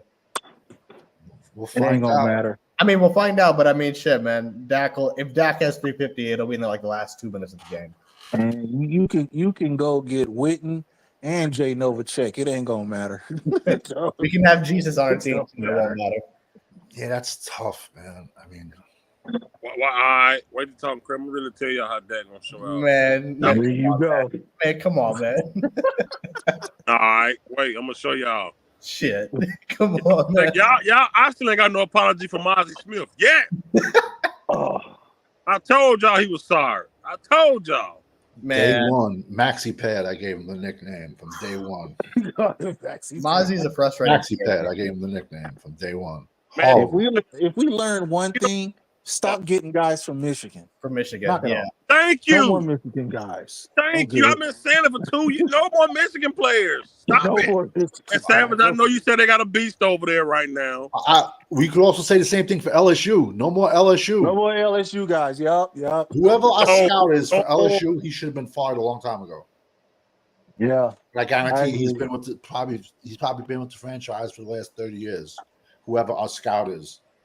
You know, it's crazy that the Fresno State guys play better than the Michigan and LSU guys. Mhm. That's wild. Yeah. Omar Stoudemire played. I think that was his name. Stoudemire, Bland. They played better than a lot of man. It's like Taco tired of Hall these of dudes. Famer. What? Man, please, you're smoking something, man. He's being sarcastic. Yeah, I know he is. I Yeah. know he is. No, we could have had TJ Watt. That's that that's kills me. that's What what hurts was the that most name? about the taco thing. We could have had TJ Watt. You weren't being sarcastic when you said Allen Hurd gonna have a better career than Dez. Now, were you? What? Wait, the who fuck said that? this? Who Cowboys said First that? of all, that's said not that. what I said. What? Yes, it is. Wait, yes, wait, it is. say it again. Say Yes, it again. the fuck it is. Repeat That's those exactly what you said. You That's said at not the what end I of said. both of their careers, Allen Hurd would have a better career than Dez. Yes, you did. Man. No, I don't believe Yeah, I'll that. play along with you, Fifth. And he would have if he didn't snap his damn ankle. Bullshit. Wait, no, on, I don't man. believe that. Nah, I man. don't He believe said that. it, Savage. I don't Yes, he believe said that. that shit. Man, Yes, he did. that's crazy. I No. can see you saying some wild shit like that, though. That's hilarious. I'm the type of guy I got to see it to believe it. So if you can pull it up, I'm gonna find the clip for y'all, and I'm if gonna you play it can on pull Talking send it Crazy to the tomorrow. chat. I'm that type of guy I got to see it to believe it. I'm gonna find that clip and play it on Talking Crazy tomorrow. I'm telling y'all. That's Watch it. hilarious. No, I He don't said Allen Hurd. He even bought an Allen Hurst jersey. No, I did not. You didn't get the jersey? I never. That was a picture from Google. Oh. Oh, yeah, you made your profile picture. That's what you did. Yes. See? Deontay said he remember you saying that. Remember Yep. He said it. He said Allen Hurst was going to be better than I don't believe it. I don't believe it. I'm telling you, Savage. Yes, he did. Slander. God It's damn it, accusations, allegations. You got to play the whole context of that video. If I'm I going said to play it. I'm going to find it, man. I'm telling you, man. Dude, I've been on this shit 10 damn years. Man, I'm better. I heard half the shit I did. If cancel culture was for smaller creators, I'd have been canceled. Man, I'm better than Zeke right now. Fucking at this point, please. Listen, we all make mistakes, man. I'll do one better than that. I wanted Johnny Manziel over Zach Martin. Hey, Did you really? Oh, I man. said Thank God we didn't make that mistake. Rico Gallo was going to be a beast. So Man, I was so high on Rico when we got We all it. do. I wanted Ryan Sazier over Zach Martin. oh my God. I did. Was that the Steelers player? I think Yeah. You know, the Cowboys drafted him, but the Steelers were the pick before him, and the Steelers got Sazier, and that's how we winded up with that Zach Martin or with that Johnny Manziel talk. I think Hey, if is Shazier was on it the over board, for Zach Martin, y'all? I think I'd this is retire. I think Yeah. this is last year. season. But if I'd Shazier was retire. on the board, I think Dallas drafts him over Zach Martin. You think so? In my opinion, yeah. I think they would have took him over Zach. Well, I'm glad that we didn't get fucking Johnny Manziel over Zach Martin. What I like about Johnny Manziel, like the kid was a millionaire. His family came from money. So how hungry was he going to be? That's why I wasn't. If Johnny Manziel got drafted to Dallas, he even said it himself. He'd be dead. He'd be dead. Oh my God! He's been to a lot of Diddy parties, Johnny Manziel. Up there with the diddler. The Diddler. Holy shit, the Diddler and Justin Bieber, they used to hang out. Yeah, that poor kid, dude. That Justin Bieber, man. You ever saw the video of Justin Bieber and what's his name? Who's the wide receiver? Odell Beckham. You ever saw that video? Big shout out to Jaguar and big shout out to Kevin Hart, man. They're the only one that keeps it real in that industry. Yeah. They did that kid dirty. I thought Jaguar was losing her damn mind. She's right. Who you talking about? Jaguar. Right. That crazy ass woman. No shit. She's been right. She's been crazy, bro. She's been right. Jaguar right. She's right or not. She crazy as hell. She fulfills her last name, good. She's right. I'm not saying she ain't been wrong, but she is crazy. She is cuckoo. Well, when you see that much shit, how would your mental be? For 350. Yeah, man. That's all right. Sunday, I'm gonna just sit here quiet when he throw for 350. Man, come on, man. I'm telling y'all now. Watch out. CeeDee Lamb $150. 350. 350. Man, you're bullshitting, man. I can see it, man. I can see it. I'm telling y'all, Sunday 350. CeeDee Lamb a buck. I ain't saying they're gonna win. I'm just saying we're gonna happen. They got some good corners over there. That Ravens defense. God damn, man. All right, y'all gonna see. Telling y'all now. LeBron James been there. Was it white? That's Savannah. I will eat ice cream out her ass. That's how you get gonorrhea. Nah, that's too easy. If you don't, you got to eat Lizzo's ass. No, Come on, man. I got love for my big girls. Oh, Jesus. You hear me? Yeah, you find the debit cakes in between each roll. Oh, dude, shut the fuck. What the fuck, man? She smelled like Bluebell ice cream. She got last week's ice cream underneath her neck. Yeah, she losing weight for y'all information. What y'all talking about Lizzo? She on a diet. But can you overlook it because of what she has in the bank account? Yes, sir. Yes, sir. Yeah. Like Beyonce. Let's be honest. A woman that makes money, that makes her more attractive. Let's be honest. Yeah, no, that's true. A pretty face is a dime a dozen. Hey, don't say the C word on this channel. It'll fuck my channel up. No, I know. I don't know what he's talking about. The fucking. Don't say it. No, take that down. Take that down. You mean you can't say Cowboys? No. Nah, man. Look at. I was talking about Coochie. No, that's good. You can say that. There was another one. There's a country song. Yo, they made fun of her on South Park. I appreciate you coming through, bro. We finna get ready to end it anyway. All right, man. Talking crazy tomorrow. Like I said, we're gonna go super crazy. Oh yeah. And I won't tell y'all, Dak gonna throw for 3. I'm through saying it. Shit, man. I can see it. I'm telling y'all. Watch what I tell you. I'm not saying they're gonna win, but watch he have big numbers. I'm telling you. Here's the thing. I can see him having like a fucking 100 yards up until the last 2 minutes, and then against who's gonna have a good yardage? He thinks Dak's gonna pile up garbage. Dak gonna throw for 3. CeeDee Lamb gonna have $150 tomorrow. All in the fourth quarter. All in like the last 5 minutes. Don't say that fifth quarter. Savage, remember it, bro. Oh no, he do remember. He do.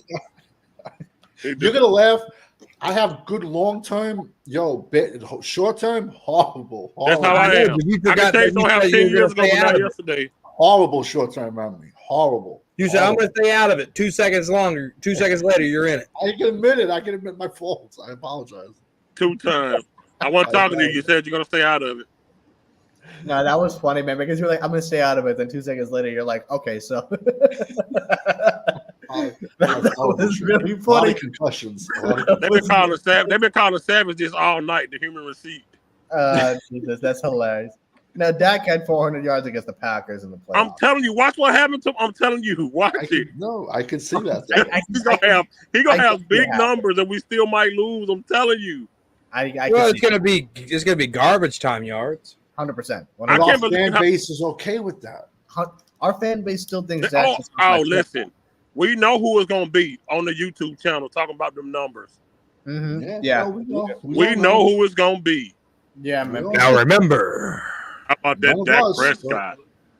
How about that Dak Prescott? 350 yards. And now remember, you're listening to Nothing But Lies. But bro, but people, them fuckers, they up, man. They like get off your knees, wipe your face, bro.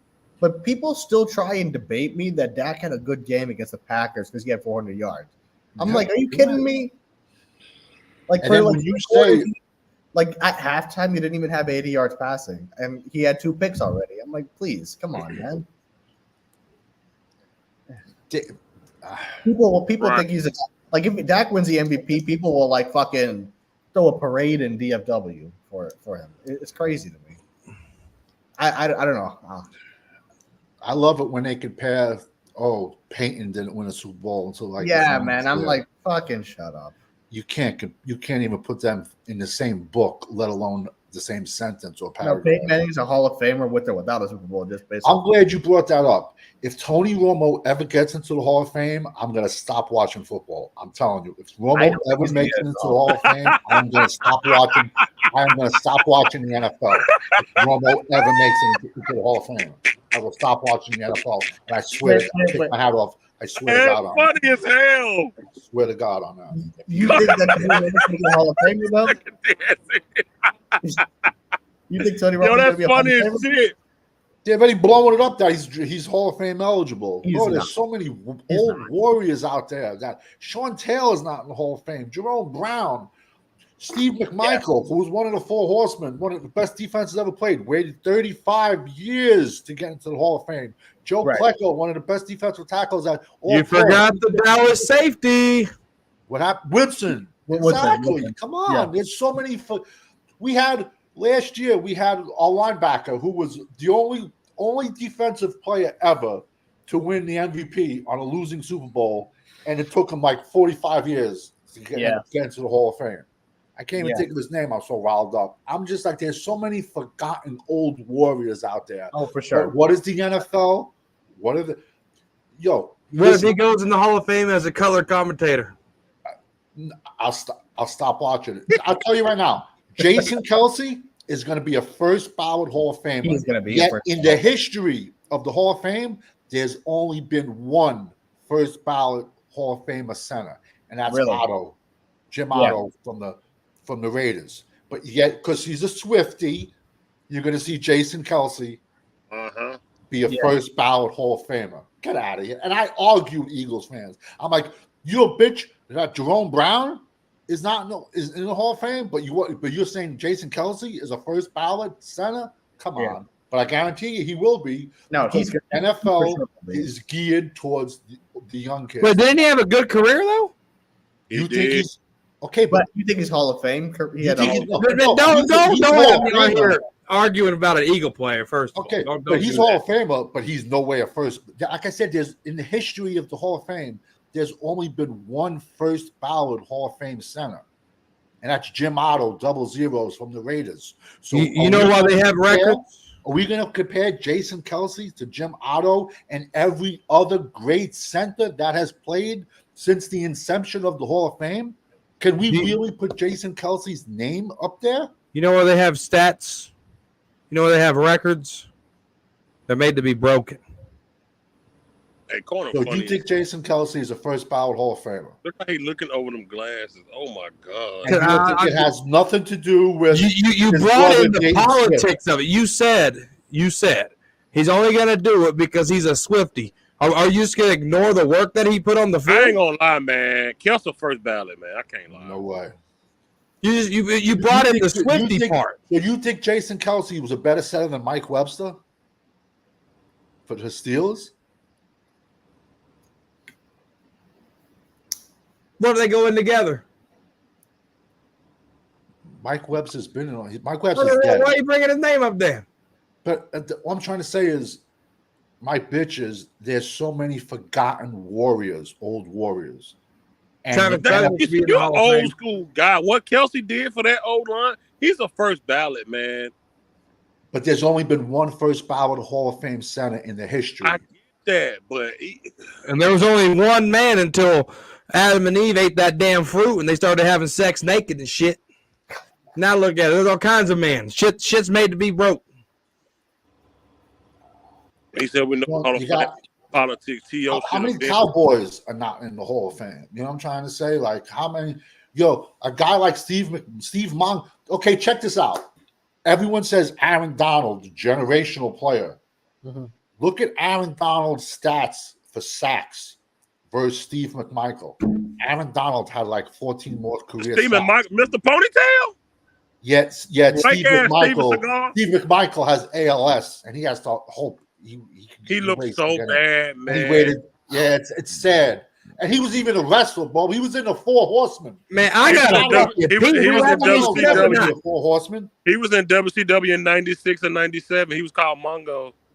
He was a Four Horseman. He waited. Not the original, but he was one of them. Yeah, not the original, of course.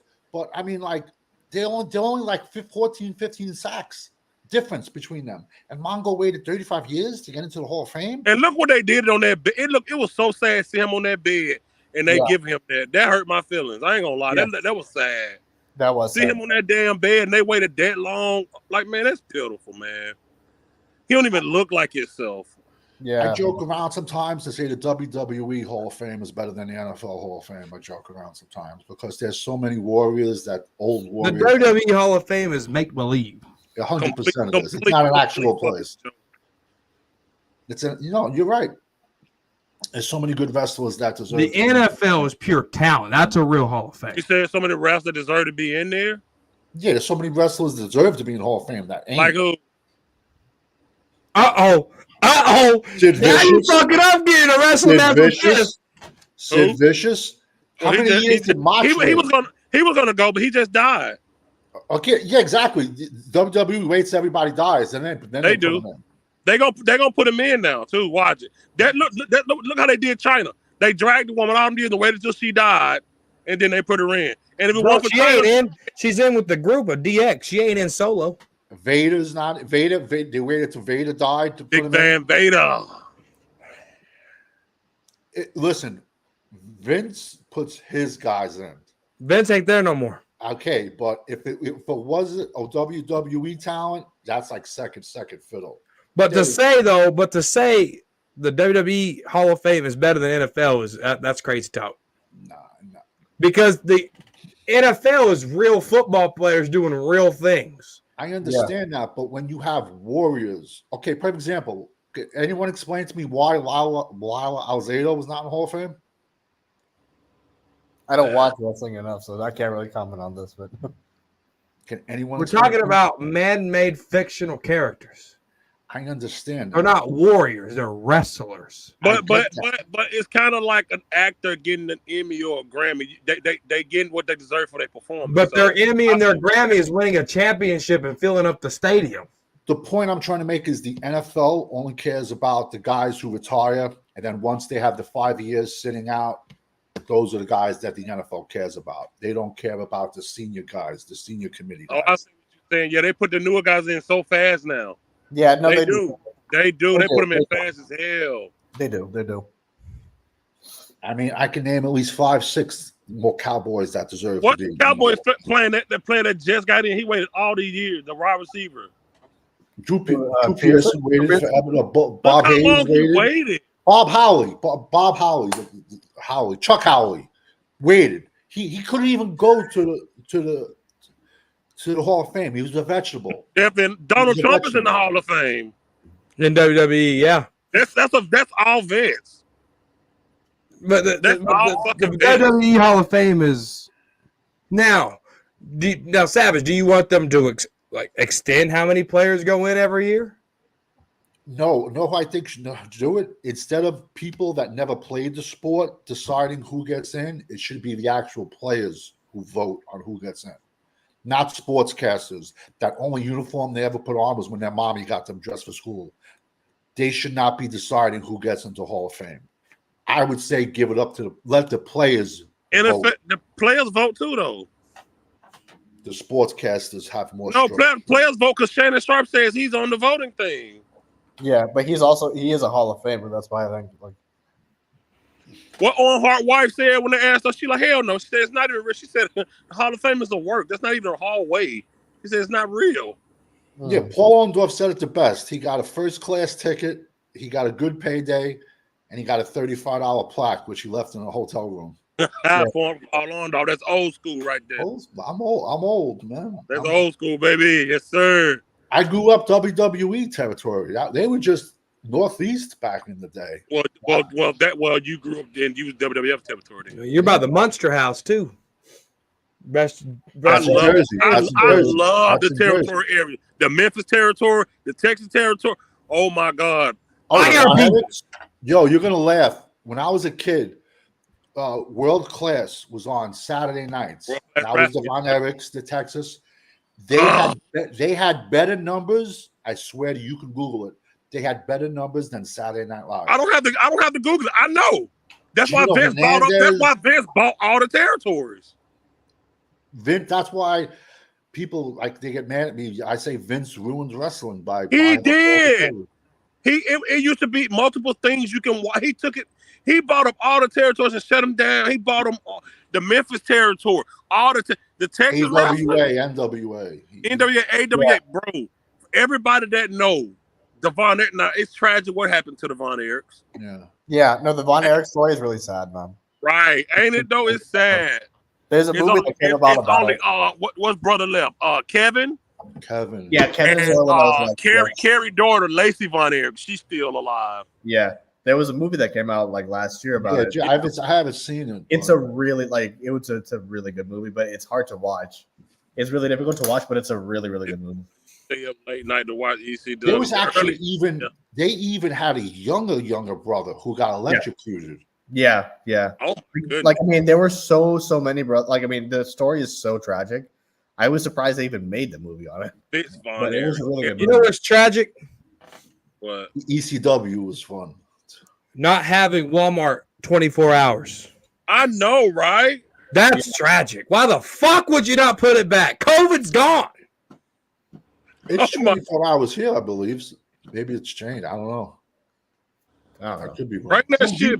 Home Depot. When y'all go, I would like when y'all get Brian Brothers on. He said Brian don't want to come on. He's the Cowboys kiss ass. Oh man, yeah. Brian Brothers. I like his knowledge. You know, he's an offensive lineman type guy. I like his knowledge. I like Brian Brothers' knowledge, but yeah, I don't know. I think I'm shutting up. Jacqueline Moore going in the Hall of Fame. Yeet. Well, she already in this year. Was it this year they put her in? Yeet. Jacqueline Moore here. That's like second generation. All right, real quick. Best tag team ever. Shoot. Best tag team ever. Demolition. Oh, I'm gonna go with Demolition. I'm gonna go with Roman Reigns' dad and uncle. Wild Samoans, Alpha and Sika. Nah. I'm gonna go with the Legion of Doom. The LOD. That's what era though? What era? I'm a big tag team guy, but I'm gonna say, Demolition was a bite off of the Road Warriors. Let's be honest. So were the Powers of Pain. But LOD and Demolition was so damn good, man. And I'm the biggest fan of Hawk and Animal. The original LOD, like the Road War, like before they came back with that bullshit with Sonny in 2000. Yeah, when they were in like on Saturday nights down in the South. Yeah. Oh my God. When they were just solely. I'm telling you, when I was a kid, WWE was on Saturday mornings, like 9 a.m., 10 a.m. Yeah. Then it was World and like Gordon Soley, the South, that came on like on WCW was like 6 p.m. That was like the Full Horsemen, Road Warriors, all that stuff. Roddy Piper, even Roddy Piper was in Nikita Koloff, Ivan Koloff. Ooh, Nikita Koloff. Then 11 o'clock was World Class came on Channel 11. It was like, and then you had World Class Wrestling. It was when the territories, it was so much better, man. So much better. Vince being the NWA champion meant so much. That NWA title meant so much. I still like that belt, the 10 pounds. No, I want to get the FTW belt. I want to get that, man.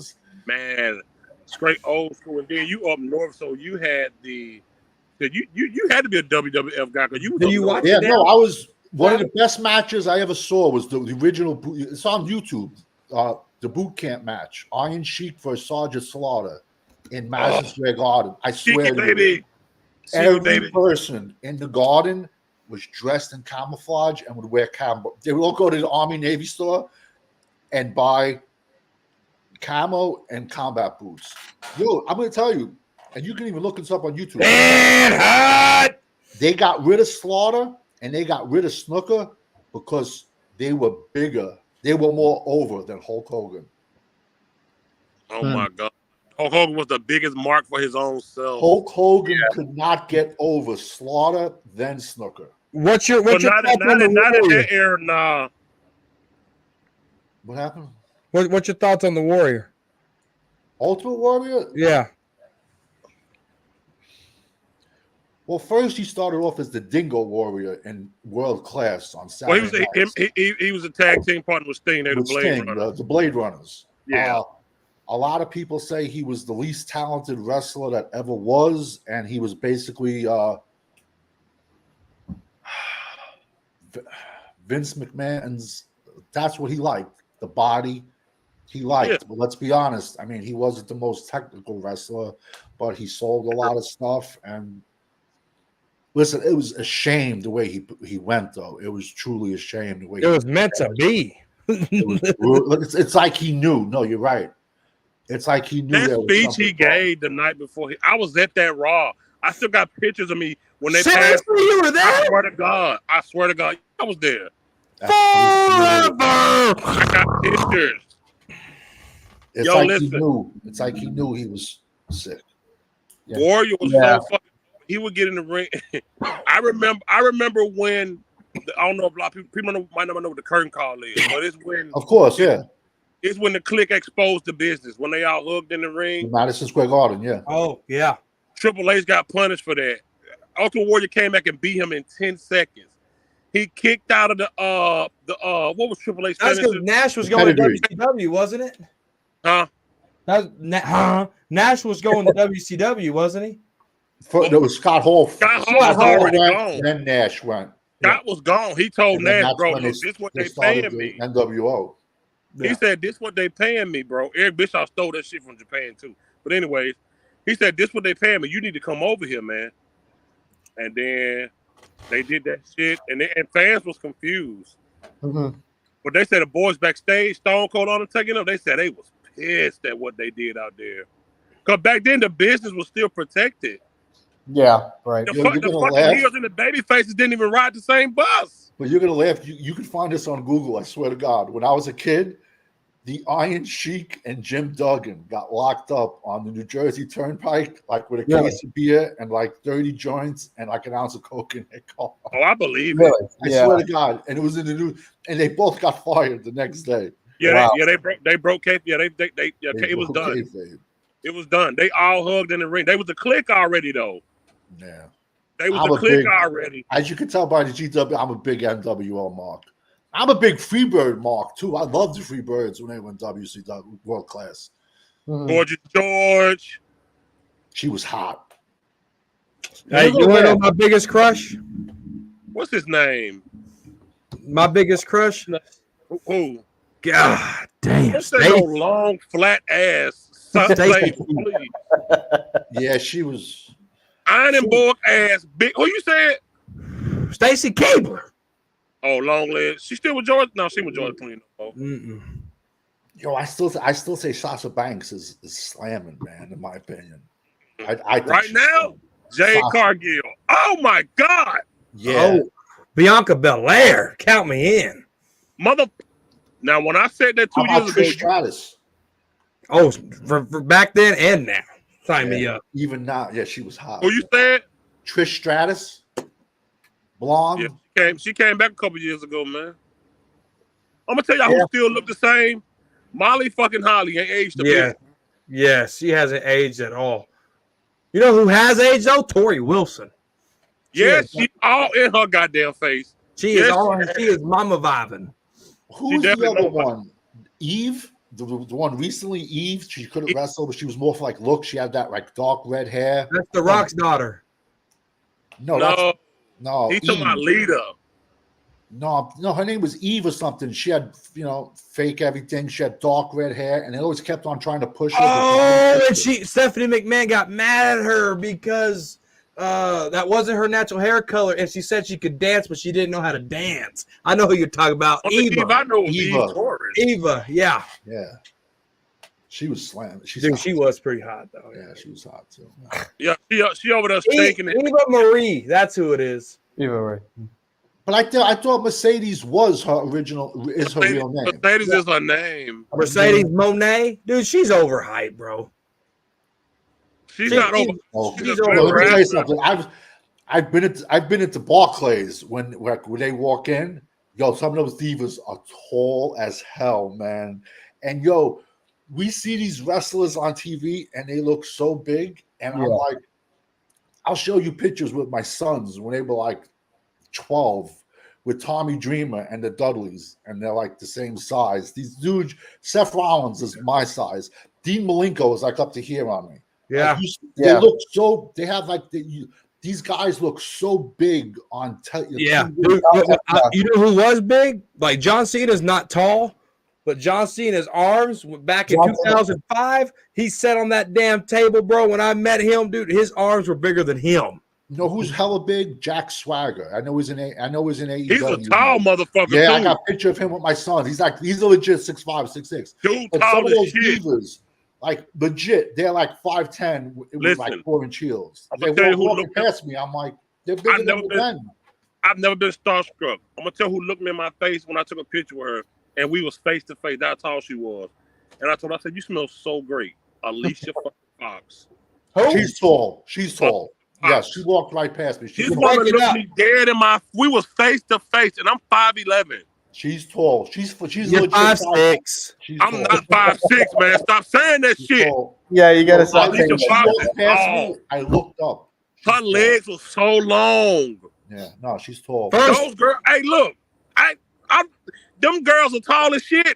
It's only a few of them that are short. It's only a handful that are short. Seth Rollins is crazy short. I'm telling you. Hell, look at what's her name? Seth Rollins ain't that short. I think Seth Rollins is 6'1". No way. No way. Yeah. Alicia Fox. I don't Alicia know. Fox is taller than Seth Rollins. And don't go by Google. I seen Seth Rollins in person. I've been. No, Mike. I don't know if Seth Rollins 6'1", man. I seen Alicia Fox is taller. I don't know if Seth that's Rollins. 6'1". He ain't 6'1". No. Because Seth Rollins His walked head past goes me. over the ropes. Seth Rollins walked past me into the Barclays with his boots on with the lifts, and Alicia Fox is taller than him. Yeah, Seth Rollins is 6'1". I don't No way. damn, man. Not You know even they close. beat that. You know they beat can't that go shit by up in line, Google. right? Yo, Because you have to look. You have to look at the ropes when they stand in the ring. Look at the ropes, the top rope in their head. You can tell how tall they are. okay, but look at their boots. Google says Sylvester Oh, I Stallone is know they 5'11". put shit in their Sylvester boots. Stallone's like 5'5". Daniel Priest does it. I don't know if Seth Rollins' real height is 6'1". Not even close. Even besides Becky Lynch, his wife, he's not that tall. Oh, he's tall. He's taller than Becky for sure. Yeah, but I don't know if he's like legit 6'1". You know they lie, right? You know who's super small, and I was super surprised. Sami Zayn. I wouldn't be surprised.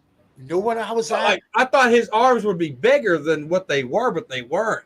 And Kevin Owens is like a regular Joe. I believe it 100%. Yeah. You got to look on YouTube. Look up Iron Sheik versus Ultimate Warrior. They get into a fight at an autograph session, and I was there. It was in Edison, New Jersey. I was with my dad. I was 5 feet away. They bring the Iron Sheik came over. Yo, no joke, man. Emmett Smith. Yo, everyone in sports was there. The two people with the biggest lines was Hulk Hogan and the Ultimate Warrior. And then the Ultimate Warrior went at it with the Iron Sheik. It's on YouTube. It's hilarious. I was standing like 10 feet away. I didn't know what was going on.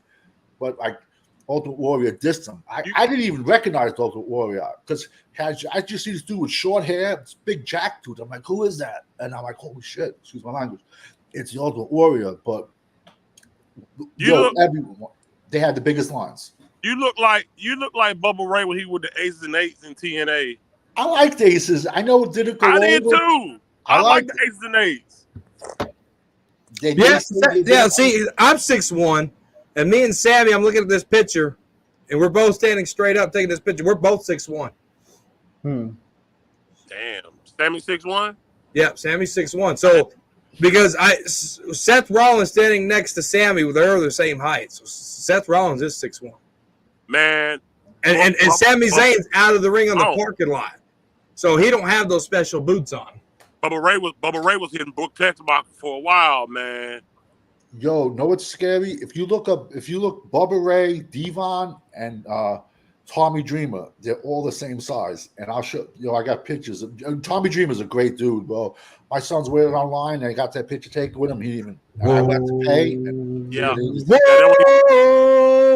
he lost that weight. He was Bully Ray in TNA. Aces and Eight was deep as hell. Listen,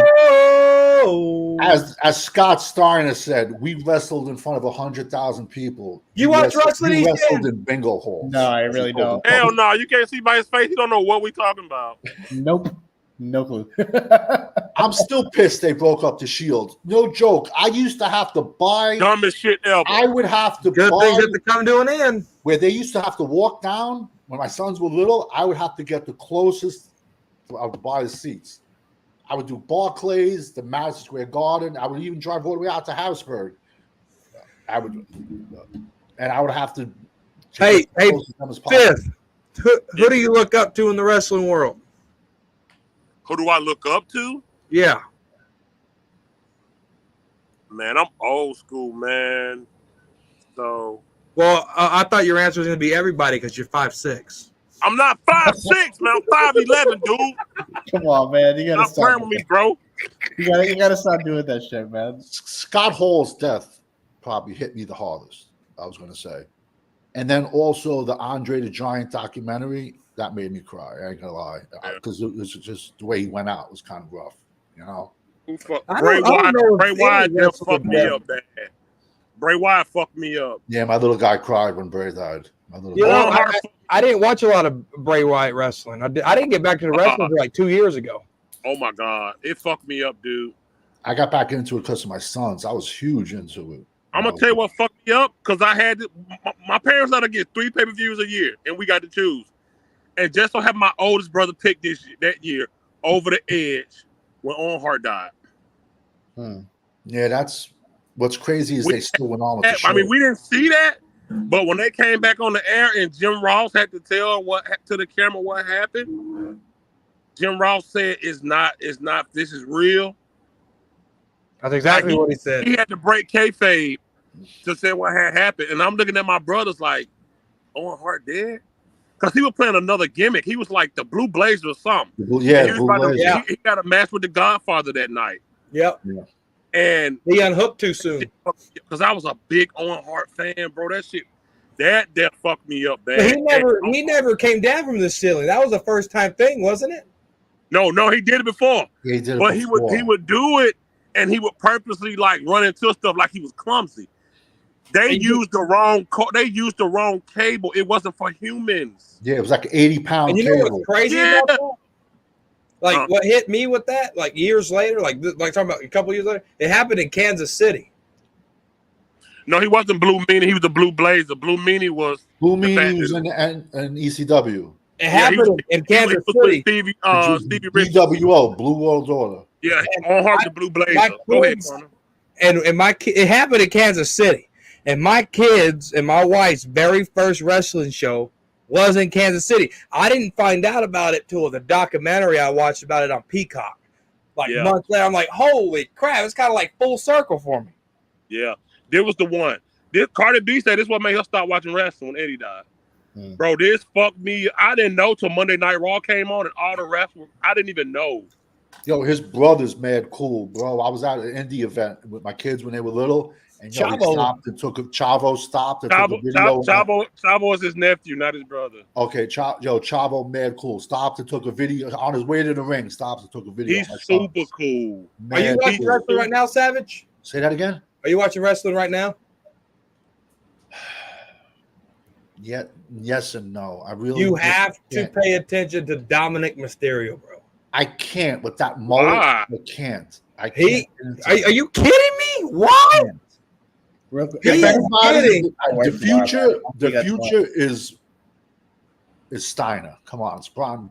It's stupid that his name is Braun Breaker. Dude, the future of the WWE is. He didn't want to keep the Steiner name. He did that on his own. Fuck, hey, don't talk about that. They did it because Brando, fuck that man. Did it so they could copyright it. That's why they did it.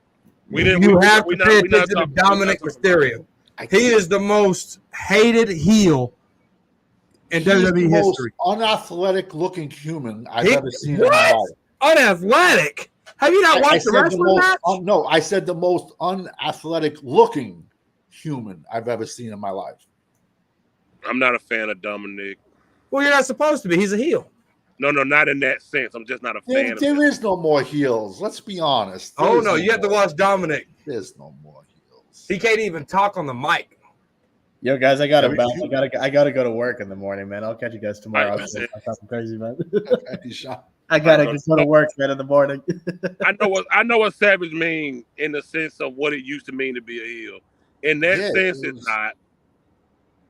That's because you got the heels on Twitter talking to their opponent like, "Oh, I can't wait to beat you Monday." Like, come on. Yeah, Deontay B say he has the best storyline right now. Dirty Dom is killing it. He absolutely is. Like, who's considered the best heel? The midget in AEW from Long Island. I can't think of his name. He's like the champ. Man, AEW is just another name, man. His gimmick is kayfabe. That's not a gimmick, in my opinion. Oh, Daniel Bryan? No, in AEW. He's from Long Island. He has the belt. Who's the champ in AEW? Shit, Daniel Bryan got a belt. There's a million belts they got in AEW. They do got a lot of belts over there. They do. But hey, they're bringing a mid-card championship to the women's division in WWE. I can't get on Dominic Wade, man. That's crazy to me right now. Nah. That is crazy. You can't get on the Dominic wave right now. And to say he has the best storyline when the bloodline is still popping, he don't got the best storyline. But the storyline with Solo isn't hitting the same with Roman. It's not just about it's the bloodline period. And see, Dominic's storyline has been done 1,000,000 times. No, listen, bro, please don't. I can give you 1,000 love triangles in WWE over the past 30 years. No. It goes from. It ain't got nothing to do. It ain't got nothing to do with the group being. Nope. His storyline is him, Rhea, and Liv. That's his story. That's not how it started. That's not how it started. It went from him and his dad to Edge getting into the picture to him turning on Edge and then turning on his dad to joining Judgment Day. To joining Judgment Day, to fighting his dad at WrestleMania, to turning his back on Rhea to go with Liv. And now you're looking at, okay, what is Dom going to do now in this Judgment Day when Jay's in the picture now with Mommy? And you got so much stuff going on right now. It wasn't because of the Judgment Day. It started way before that heel build up. Man, hey, y'all stop typing that man name in my chat. Fuck that man, bro. There's one guy missing from WWE right now, and it's the big man, Bad Luck Fale. And once he comes over, now you have every member of the Bullet Club in that's New Japan Pro Wrestling. You got Anderson and Gallows. Anderson and Gallows. AJ Styles, Cody Rhodes, Shinsei Nakamura, Tonga Loa. That's the Japan crew. Yeah, that's the Bullet Club.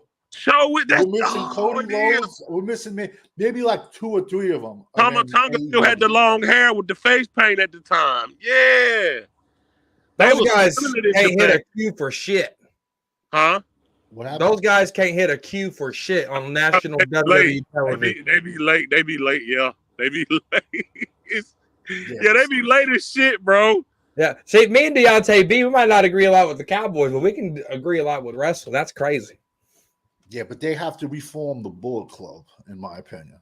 That would be sick. I just think that Bloodline storyline right now is so mid. And now you got Cody teaming up with Roman after that battle and build-up they just had for the last 2 years. What kind of shit is that? Well, they forced that and rushed it. They rushed it. I'm just ready to see Roman and Jacob Fatu go with it. That's it. I wonder if Roman's like double dosed his chemo or something because he is aging by the episode. I didn't even want to say it, but he is, and he's getting smaller. He is aging by the episode. All the natural vitamins. Look at Randy Orton's been ripped his whole career. Now he's jacked out of the gills. You know what I'm trying to say? Like he was jacked when he first came back a few months ago. Now he's getting a little fat right now. Who remembers The Rock when he had to wrestle with a T-shirt on? Who remembers that? That's because he had the surgery. He had to get gyno surgery. The nipples. He had the nipples and he was hiding. Hey, you got to be a real wrestling fan to know why he wore that shirt. A lot of people didn't know, but he had the gyno and he had the surgery. He had orangutans. He was wrestling with Adidas pants and a T-shirt on. The cut-off sleeve shirt with Adidas pants. That's because he had what they call it before you get this. What they call it? He had gyno. He had gynecomastia is what they call it. The steroid, yeah, he did. He had gyno bad. It's when the body produces too much estrogen. Yeah. Don't ask me how I know that, but I'm just saying. You have to be a real wrestling fan to know why The Rock wore that shirt. Facts. He did age, though. Roman did age, and I don't know what's going on. Yeah, you would hope like it's not from the leukemia. Like I said, I'm a big faction fan. I think they could have ran the Shield another 5 years, in my opinion. Bro, when they broke the Shield, I was like, what the fuck? Yeah, it was a great. They were over. The greatest thing on TV, the Shield. The Shield, they were over huge. I mean, big time.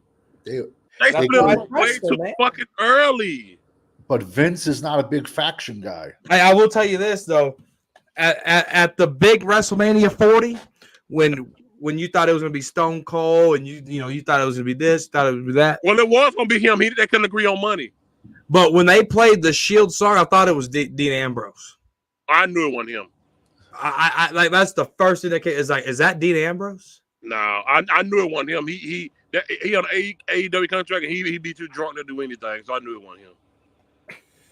Yeah, dude have been in alcohol rehab twice, man, in the past 3. Dean Ambrose, he's with AEW right now, ain't he? He been with him. Listen, we all know it's scripted, but it's like, let's be honest. Those guys get into car accidents like every night, man, in that ring. We all know it's scripted. Oh, yeah, the bumps hurt. Yeah, I mean, so people say wrestling real. I said, you go in there and take a bump off the top rope. Tell them how your body feel. Either you popping a pill, like it's a great podcast. I don't know if you guys agree with me or not. Jim Cornette has a great podcast. Him and old boy talking about the drive-in. Oh, I love it. Diana. When Diana went to wrestling camp in Kansas, when Diana went to wrestling camp in Kansas City this summer, dude, they were teaching her how to roll, and then you have to roll backwards, right? She mistimed her roll, and she took a back bump, bro. Yeah. I could see the tear coming out of her eye. She toughed it out, but that was just a 10-year-old doing a back bump in a professional ring. Like that hurt her.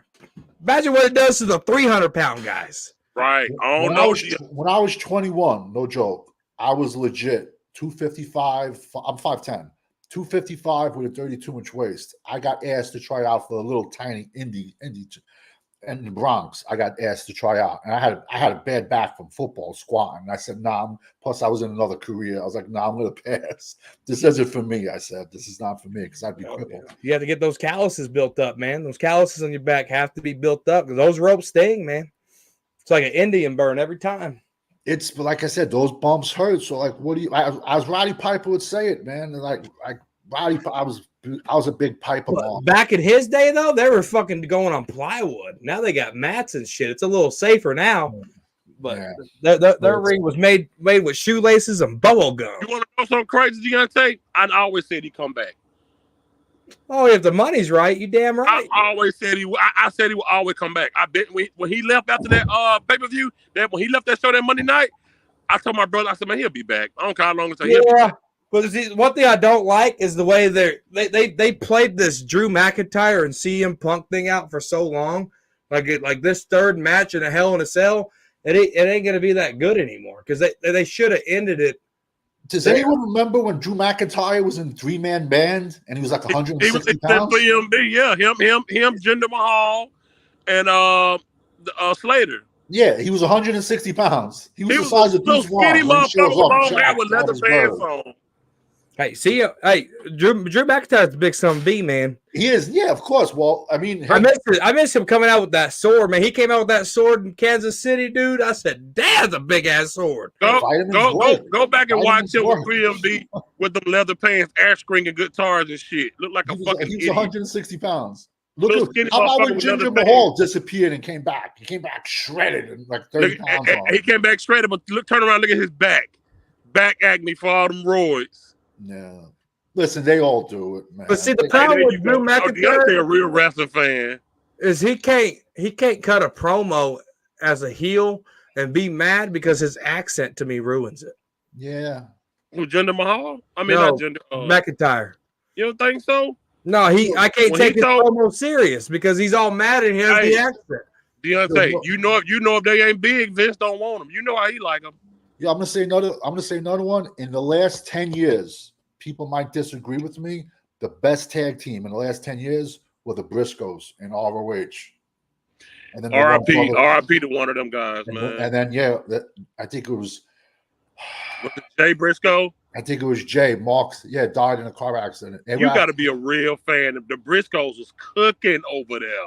They were out of Delaware, huge, and they wouldn't give no. WWE said they weren't aesthetic enough for them. They was in Ring of Honor, and they were always going back to New Japan Pro Wrestling, and then now the one brother is in AEW. In my opinion, the last 10 years, those two brothers were the best tag team in the last 10 years. I love how the Freebirds actually came out to what you call Freebirds. Freebird. I was a big. They were Terry Gordy, Buddy Roberts, Michael Hayes. Hayes. I don't even consider Garvin a member of the Freebirds. You didn't consider Garvin a member? I don't consider him. It was like when the Freebirds got when the Four Horsemen got watered down. Like, the Four Horsemen. How do you not have Ole Anderson in? How do you put Barry Windham in over and Brian Pillman? Brian Pillman was in the Horsemen in like 90 before he died. Dean Malenko was in it. Dean Malenko, the man with 1,000 hoes. Dean Malenko is like up to my shoulder, but he's older now, and now he's having problems. But I saw him like in 2014. I couldn't believe how short he was. Joey Mercury, I couldn't believe how short he was. Joey Mercury. Jamie Noble short as hell too. Oh, Jamie Noble, I seen him. Yo, and you're gonna laugh. No, I don't know who's crazy short. Joey Ryan. Oh my God, I never. Joey fucking Ryan. He's like 5'4", 5'5". I'm telling you, I'm gonna tell you who's a sweet lady. I met her. I want to say 2013. She was at a WrestleMania Access. She wasn't there. She was just there like signing autographs. She wasn't with the company no more though. Victoria. She was hot. Yeah, that jet black hair. Yes. Then she was in TNA for a while. I'm going to tell you a funny story. I'm telling you, I have a million funny stories. And you can't make this up, like Charlie Murphy from the Chappelle Show.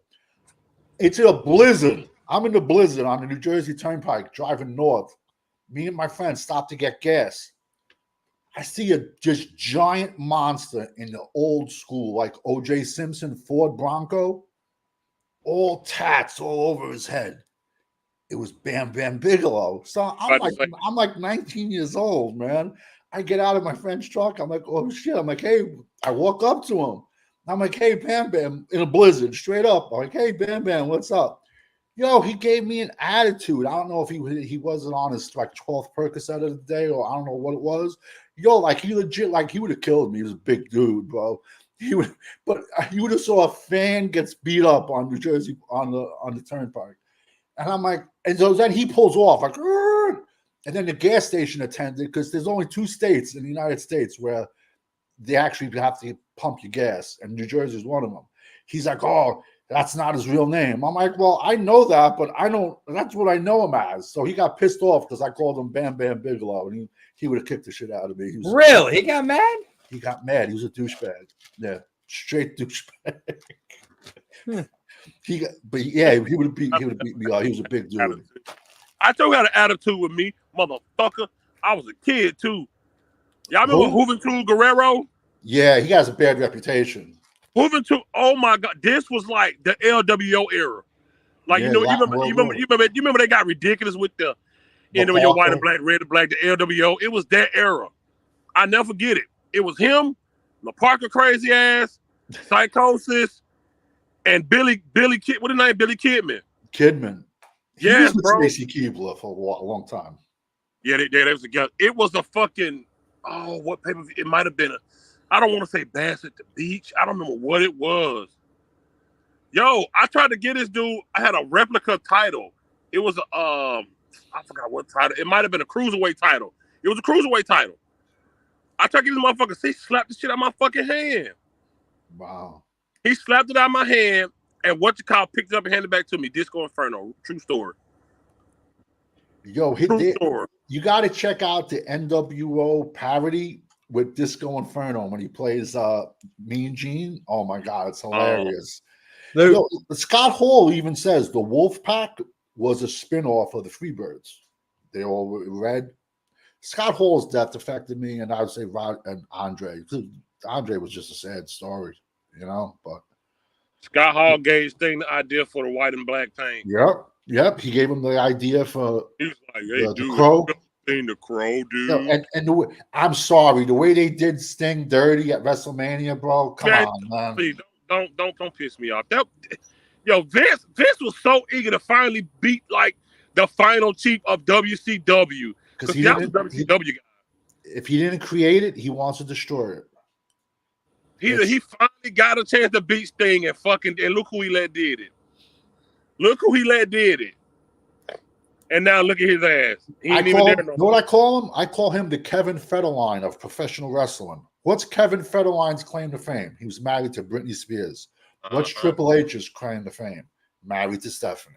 No, Triple H had that ring. Wrestling. Let's be honest. He wrote himself into every WrestleMania that ever was. I'm not a big Triple H fan. I'm not. I think Triple H done more for the business than that, though. I'm a big fan of Triple H, the booker, but as a wrestler, piece of shit. He the one told Shawn, "Hey, dude, no, fuck that. You ain't got to do that for Brett. Fuck him. He the one boosted Shawn into the fucking. Even though Vince them had already, planned the Montreal Screwjob, Vince and the referee and Jim Cornette. Shawn went to Triple H, and Triple H like, fuck yeah, do it, man. Like, and then he gonna lie like he ain't know nothing about it. And he fucking knew all about it. I wasn't a big fan of him. Then he told Booker T, people of your kind don't win the WWE title. He tried to pretend like he was talking about the WCW guys, but he's a fucking liar. Booker T. Yeah, I ain't fucking with the wrestler. He's a piece of shit. But I think he all right now. I like his booking. Yeah, booking. I'll agree. No, I'm gonna be honest with you. I think he's the Raws and the SmackDowns since SummerSlam have been garbage, bro. It's been it's been the same script for the last month on both shows. You know what sucks about WWE? They price their tickets accordingly. Their tickets are different from where the show is. It all depends where the show's at. Yeah. Like if you go to a Raw or a SmackDown in Manhattan, the prices are double than, let's say, if they're somewhere else. Oh yeah, I believe that because you have to fill the stadium up. It's ridiculous because I've MSG, the Barclays, I've driven all the way out to Harrisburg, and nothing will change until Survivor Series. You're probably right. Madison Square Garden is just man. Them shows in Madison, man. God damn. Hey, if you're ever passing through wrestling and you see Carmelo Hayes and you see Andrade wrestling, do yourself a favor and stop and watch that match. Hayes and Andrade could put on a damn good fucking banger. Andrade, I like Andrade. Good ass matches. Y'all Awesome Kong and Gail Kim was tearing up TNA, they made that division the shit. Awesome Kong, Gail Kim used to kill each other, man. Main Event Mafia. I like TNA. I like it then. They used to be in the Hammerstein. That's a very small ballroom in Manhattan. And you'd get like no joke, like first row, second row seats for like $40. Yeah. And what they would do is they would film like 5 episodes of TNA in one night. So you literally would be there for like 6 hours and see people wrestle. And you would see people wrestle like 4 or 5 times. And like it was, it's crazy. I've been to SummerSlam numerous times, everything. My sons have told me like they've had just as much fun at small indie shows as they've had like at crazy. Dixie Carter fucked TNA over. She was a mark. She was smashing everybody. Fucking mark. Tony Khan is a mark in AEW, just like Eric Bischoff was a mark in WC. He was such a mark for Hulk Hogan, it didn't make no sense. You guys have a good night. I'll see y'all tomorrow. Talking crazy. All right, brother. We still live or no? Yeah, we still live. Yeah. Hogan. We noticed when he brought the Nasty Boys back, like it got bad. But to see Hall, Nash, and Six Pac back in the ring when they tried recreating like the end of the Wolf Pack, I was down for that. You know what I'm trying to say? New Jack beat the shit out of Brian Knobbs. Yeah, he was crazy. I've heard a lot of good. He was a good wrestler. Well, he was just, if he had a problem, he would just stab the shit out of you. Crazy, man. Fucking New Jack was crazy. I liked Tommy Dreamer. ECW was his fucking pride and joy, man. Yeah, ECW was in Philly, and Tommy Dreamer's out of Yonkers. Mad cool, bro. Mad cool. Tommy Dreamer's mad cool. No shit. I didn't know he was from Yonkers. Yeah, he's from Yonkers, man. He's out of Yonkers. I'm telling you, we were at an indie show, and my sons were waiting in the line, and like they took a picture with him, and I went to go pay him, and he's like, "Nah, bro, no." And I was like, "I said, Chavo was cool, man, cool." Like I said, the only bad experience I ever had was with Bam Bam. Everybody else, like, and those divas, I'm telling you, man, they're tall. Some of them is tall as hell. You got a 5'10" girl, and you put them in 6-inch heels, 5-inch heels. That's a big. I was shocked. Like when I met some of them women. Alicia Fox is at least 5'11". At least I'm telling you, I was within 3 feet of her. Bro. And Paige, I'm telling you, Paige is tall also. Yes, Paige is tall. Vince should have bought ECW and left for separate. He can't. He would have never did that. He fucked it. Remember they brought it back in 2006?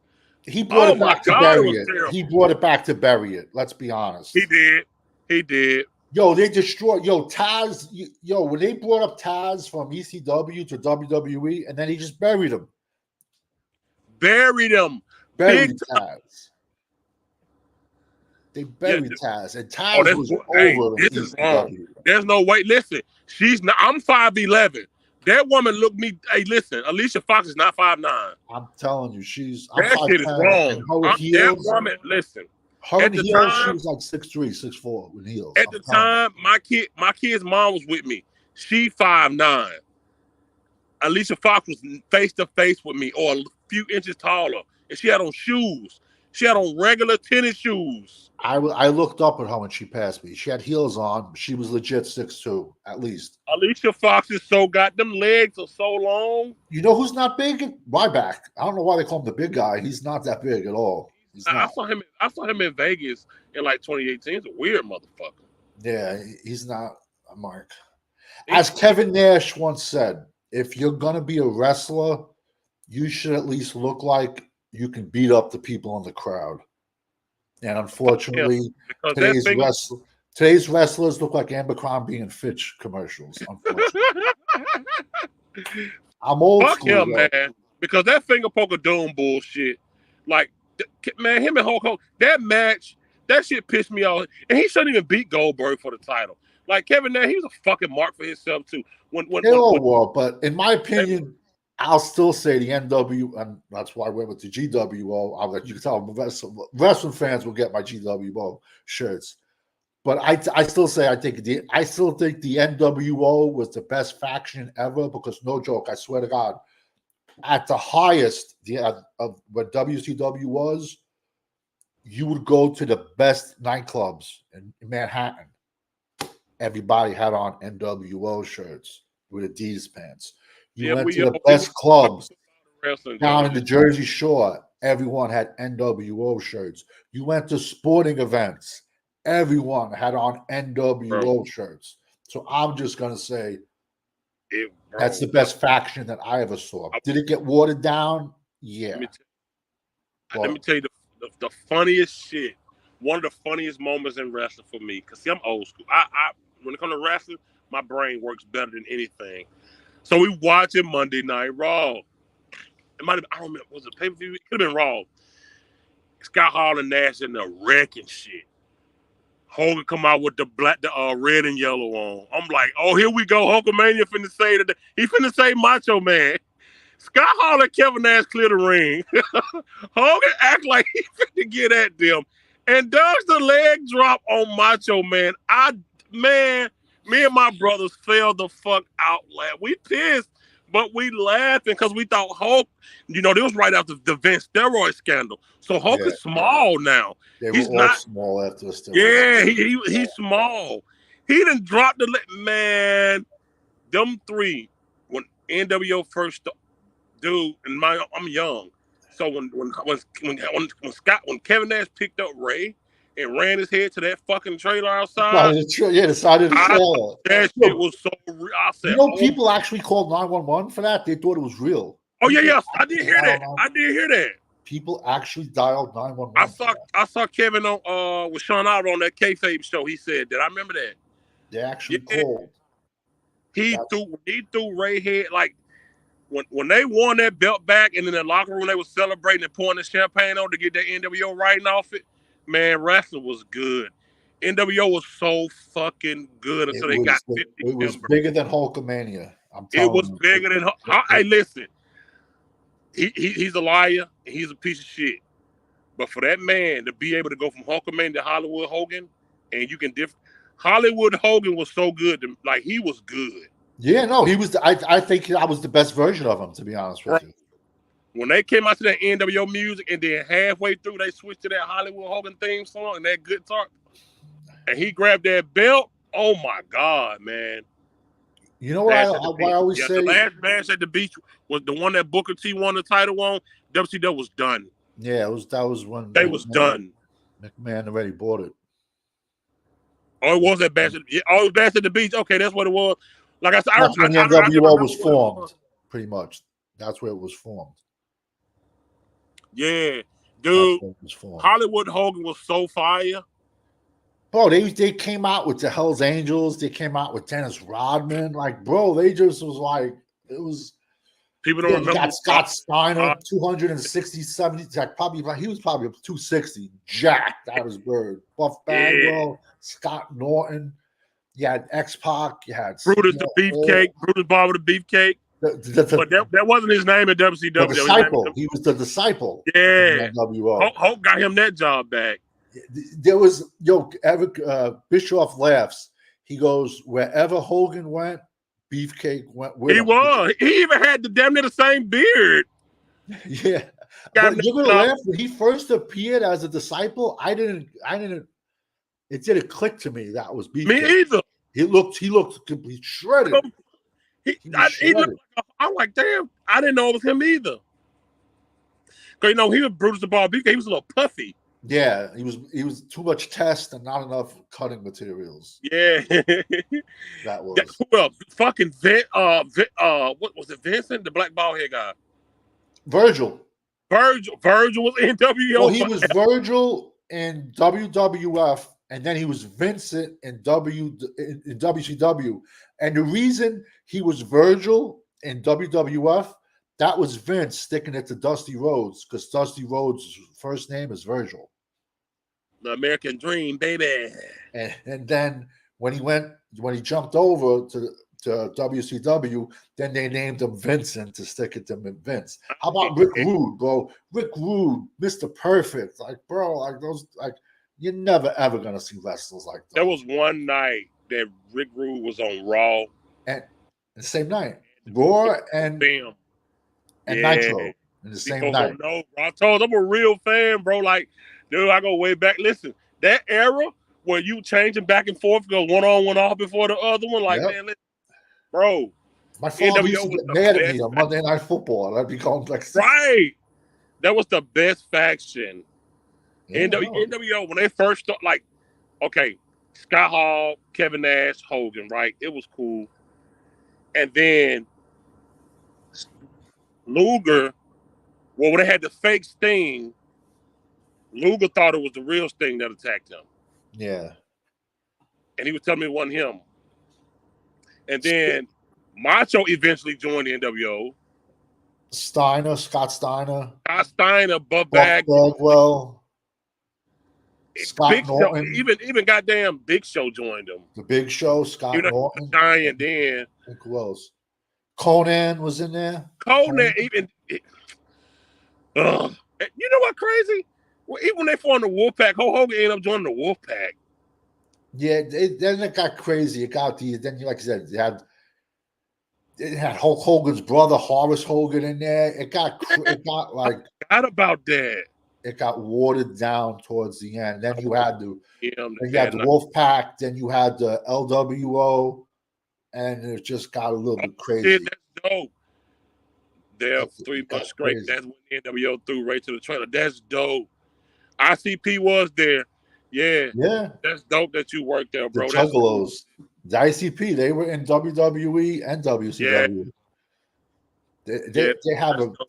They're big wrestling dudes. Like they have like a show like out in the middle of nowhere, like once a year, and they have wrestling matches like in Indiana or something. Fucking Brett ended up going there getting fucking his career ended by Goldberg, man. Yo, you gotta see the honky talk shoots when he makes fun of. I've seen him. When he makes fun of Bret Hart. Yeah. Like you said, Sean Oliver's, because he's from Jersey. Sean Oliver. Oh, y'all sound just alike. Y'all talk just alike. I know it. And you're gonna last. So is Brian Last, the guy. Really? Brian Last is from Jersey also too. Yeah, he's from South Jersey with Cornette. Honky shoots with Sean Oliver are so fucking funny. I got trouble sleeping, and I was listening to those at night, man. Bro, he like, I can't use my. Yo, he is so funny when he was talking about Brett. Oh my God, man! Fuck Chris Benoit, man, for life. But yeah, I like the U shoes, and I like the when Sean Oliver do the timeline, like when he go. Yes. Yeah, I like those two. Those are really good. What's called the good U shoes too? What's the name of that channel? I can't think of the name of that channel. I forgot. They did pretty good U shoes too. But yeah, Sean Oliver dope. He always had like the good ones. Yeah, definitely. Yeah. And now he has the podcast with Kevin Nash and stuff like that. Yeah, what's it called? Something Click, something like that. It is. Yeah. I don't watch it as much as I should. I catch it when the titles catch my attention. Yeah. Undertaker got a good thing going right now. No, has a pretty decent podcast, Conan and Disco Inferno. What the fucking combination is that? I know it's a crazy combination, but it's yo, I'm gonna send an NWO parody to the chat. It's hilarious. It's one with David Flair, Ric Flair's son. Oh yeah, David. And they're ripping on him when Hulk Hogan dresses up as Ric Flair. It's hilarious. That was wrestling. Like I said, then I got back into it when I had my sons, and like now it's just like it's hard to get into it. I can't get into Dominic. I can't. I can't either. I can't get into Dominic Mysterio. I can't. No way. He looks like he should be like working at a bowling alley. Like in the 80s though. Yeah. In the 80s, yeah. He's like a knockoff ass Joe. The business in the front, party in the back, mullet, stupid ass mullet. Like I said, like I said, I'm not the biggest guy, and I'm old now. But even when I was younger, like if I go to a wrestling event and I'm bigger than the dudes in the ring, I had a problem with that. Look like you should, okay. But no, who's small too. But I met him older life, Bob Backlund. He wasn't big at all. Bob Backlund's real OG. He held the title for like 4 years. 4 years. And before him, it was Bruno. That was even before my time, Bruno Sammartino. What was it? What Bruno holding for 7 years or 6 years, I think. Bruno, I'm telling you, like the original WWF was only like Jersey. It was a tri-state area. Jersey, New York, Boston, Pennsylvania. That's it. It was that was their market. Yeah, that was it. That Yeah, was the only market. And every month, the biggest show was in MSG. When I was a kid, I would go every. And I'm telling you, they got rid of Sergeant Slaughter and they got rid of Jimmy Snuka because they were bigger than Hulk Hogan. I'm telling you. Jimmy Snuka might have got away with murder too. Yeah, they say allegations that one of the WWF guys went over to the certain police station with a briefcase full of cash. They say, and I tell you, his daughter got some knockers on her. God, she trimmed down. I noticed she trimmed down. She was like really bulky, and now like. You know what I'm trying to say? I try to get into it, but it kind of killed it for me when they broke up the Shield. You know what I'm trying to say? Everybody, I couldn't believe they broke the Shield up, bro. My kids were Shield. They like the Shield also too. My sons, man. But Vince doesn't like factions. They say so. He don't. He fucking don't, man. He fucking don't. Dumbass bastard. He ruined wrestling. I'm sorry. I'll still say it to this day. He ruined it. He did. Of course he did. Dude went about all the territories. Think about, like, if there was, like, to put in football perspectives, if there was only one football team. Right. You know what I'm trying to say? Like, how good would it be? You know? Hell, I like the Smoky Mountain Wrestling with Jim Cornette. Smoky Mountain. That was the original gangsters. The Gangs House. Yeah, D'Lo Brown. It was Mustafa Saeed. Mustafa Saeed. Jack. That was the original. Boy, New Jack took me out. He ride by Jim Cornette house and D'Lo Brown out there more than the goddamn ground. Yeah, I heard that. They say Mustafa used to smoke pencil shavings. Yeah, that's why he acts so goddamn crazy. That's why I like listening at Cornette's podcast, because like he talks about a lot of the old stuff. They go over like new stuff, but they talk to a lot about a lot of the old stuff. Dude, have you ever seen a video of Jim Cornette and them at that Dairy Queen's? Oh, classic. He cuts the promo. Holy shit. Holy fuck. He cuts the promo on the girl, man. And you can see like they were taping him with a flip phone. I think Jericho was taping him. He cuts the promo, yeah. No, that was a camcorder. That was a camcorder? Okay. Yeah, that was like 93, 94. Yeah, no, it was a long time ago. No, yeah. He's like, hey, we want to order the goddamn food he wouldn't want, you fucking ugly bitch. Yo, he cut a, you know how deep you is. He cut a real promo on this lady, man. Yo, you got to hear the promos he cut on people during COVID when he used to have to go to the post office and mail all his items out to people and figures. Oh, my God. Oh, I got to see that shit. If people were too close to him and shit, oh, my God. There's one guy at the post office, he calls John the Hunchback. Yo, it's hilarious. Because supposedly he has a hunchback.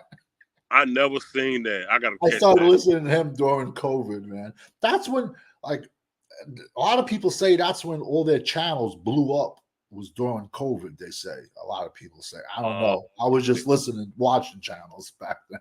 How was Jersey during COVID? Was it tough up there? We got destroyed.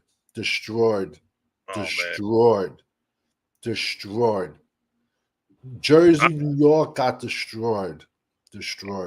There's counties in Jersey that have more deaths than states.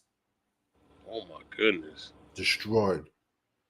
I heard about it, but I heard about New York, but I didn't really hear much about Jersey. If you lived any other way, you would have thought it was nothing. Yo, outside all the hospitals, we shouldn't even be talking about it on while we're live. I'm gonna be honest with you. You're right about that. So let's. Hey, this was my thing here, Brandon. When he bring the clipboard out, yeah, man. That was the list of Jericho. My son used to want to get his jacket with all the lights on it and stuff like that. We should make the OG because he pulls out the list. We should. I was gonna say to him the list OG. Yep. One, like if y'all can, I don't know if it's on YouTube. Jericho stood in the middle of the ring and on Nitro and flipped out a long ass list and talking about he was really fucking with Dean Malenko because the man of 1,000 hoes. He said he was the man of 1,001. He was naming shit, and every 5 minutes he'd say armbar. Like he said armbar like 5. Yo, that shit's so. They went to commercial and came back. He was still naming fucking moves. You know what they said? They were talking about it on Cornette's podcast. Like, you know how Jericho has that cruise? MVP knocked him out over a payday, like recently, like within the last 2 years on one of his cruises. What? MVP knocked him out. He was supposed to get paid a certain amount, and he didn't, and he laid him out. Yeah. They destroyed Chris Jericho on his podcast. Exactly, Brando. That shit was so funny as a kid. Oh my fucking God. Yo, MVP real deal, man. I don't think Triple H getting along with Bobby Lashley right now. I think Bobby Lashley has something to say about Triple H. Yo, you're gonna laugh. I was with my sons. I was at the SummerSlam where Brock broke open Randy Orton's head with their elbows. Oh yeah. Yo, the whole crowd was like, that was a shoot. We legit thought it was a shoot because he just started bang, elbowing him. And it was like there was no ending until the sun came out. And it was like, and then supposedly like no one knew about it, but that's how it was supposed to be. But there's supposedly Jericho like approached Brock Lesnar. That's one person I wouldn't like. You got to shoot him. He's too big, bro. But Jericho approached him and like they didn't know that was supposed to be. The whole crowd thought like Lesnar went off script. Bro, I thought it was real until you just said something right then. I never knew. I thought it was real. Because there's one match where Braun Strowman knee Brock. Oh, then.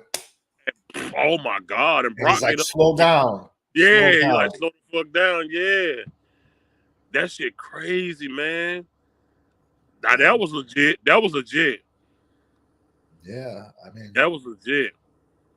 I saw Lesnar, like, first time I saw him was probably like 2001 when he first came out. Like, he was a big dude. People don't know that class. It was 4 people in that fucking class. It was Cena, Orton, Lesnar, and Batista. No. Well, it was 5 then, because Shelton Benjamin was with him. Who? Shelton Benjamin. Okay. Yeah, you're right. The Minnesota record, they called them the Minnesota stretching crew. You're right about that. Yeah, that class, dumb man. They was beats down in FCW, man. Do you remember Sean O'Hare? Do you remember him at all or no? Big old boy, yeah. Know why they killed him off? He looked too much like Batista. They had the same look. Yeah, same look. Same look. Sean O'Hare had that tattoo on his arm. Yeah, I remember Sean O'Hare. He did look like, but damn near the same body physique. Same. They had the same hair. Everything. They had the exact same look. That's why they got rid of him. Oh, did. Yeah, I remember Sean O'Hare. I think he died. Yeah, he committed suicide. Yeah, sad. Yeah. It's sad. It's my son wanted to go to the Monster Factory, and I was like, hell no, you're gonna play football. And I'm like, when you go, no, that's not something you really want to get into. You know what I'm trying to say? It's not. Yeah. Now it's a little bit different, but it's still nah. Yeah. Yeah. A lot of people don't know what's called came to WCW too. Karl Malone, he was with DDP. Yeah, I remember that. And they fought, I think they fought Hogan and Rodman. They did, man. Yo, with Rodman, one of my celebrity crushes also was Carmen Electra. When he used to show up with Carmen Electra, man, she's like one of my celebrity crushes. You know, she was hot as hell, bro. Oh yeah, Brando when Shelton Benjamin came springing off the rope and Shawn Michaels caught him with the super kick in there. Yo, I'm gonna tell you one thing would have made me whoop Shawn Michaels' ass. The way he did Hogan in that fucking match when he was all that overselling fake, man, I would have kicked his ass backstage for that shit. You know what? You got to look up RVD making fun of Shawn Michaels' lazy eye. Oh my God, with Sean Oliver, it is hilarious. It is hilarious. I'm telling you, I was the hugest wrestling fan when I was a kid, man. It was like, I mean, and Sid just passed away, bro. It was like fuck me up, bro. I'm one of my favorite fucking moments. One of my favorite moments. Sid was supposed to be the heel, and Shawn Michaels was supposed to be the babyface. But the fans booed the fuck out of Shawn when he came out. And when Sid came out, Sid was talking to the crowd like, "Who the man?" The whole crowd was like, "You the man!" Like it was like '94 maybe. he And was Sid was huge. supposed to have been the heel, but he was so fucking over that Vince couldn't do nothing about it. He was legit 6'8". No, you gotta look up, man. You enjoy it. Look up Sid Vicious, Dan Spivey beat up two jobbers. Oh, I thought you were about to say that leg snap. I was about to say I'm not watching. Oh that no, shit. no, I've seen that a million times. But it was Teddy Long was the manager, and it was Sid and Dan Spivey. And Dan Spivey got drafted. I think he played for Alabama, and he got drafted by the Jets. But Dan Spivey was a big dude. And these two jobbers, the one jobber, it was his hometown, and like his girlfriend was in the audience and his family, so they weren't selling against Sid and Dan Spivey. They legit laid a beating on him, and then they knocked him out. But you guys need a beating, and you hear Teddy Long saying, "Beat their ass, beat." Oh no! Well, I'm telling you, when you shut it down. Look up Sid Vicious, Dan Spivey beat up jobbers. It is hilarious, man. My God. Hilarious. I watched APA beat up Public Enemy so fucking I heard about that. Yeah, they said they were trying to send a message. Oh my God, dude. JBL and Farouk beat the shit out of Public Enemy so goddamn bad. And then, you remember Tough Enough? Of course, yeah. I saw Bob Harley beat up a guy. Yes, I saw that. Yeah. Oh, Matt Capapelli or something like that. Yeah, something like that. Jesus fucking Christ, Bob Harley beat the shit out of that man. I used to work with a guy. His son was a wrestler, like independent, and he actually owns an independent wrestler thing now. And he was saying Bob Holly was Vince's personal, like, if he wanted somebody roughed up, Bob Holly was the guy that did it. They said Booker T beat the shit out of Batista in the locker room. Yeah, I've heard that. I've legit. People gotta realize, just because you're big and muscular, that doesn't mean jack shit. Doesn't mean shit. That doesn't mean you can fight. Right. Doesn't mean you can fight. Muscles does not mean you can fight. And then if you're crazy, that's even 10 times worse, because not a person will just pick up anything and come at you. Muscles mean absolutely nothing in a fight. If anything, muscles probably work against you because you're going to gas out even faster.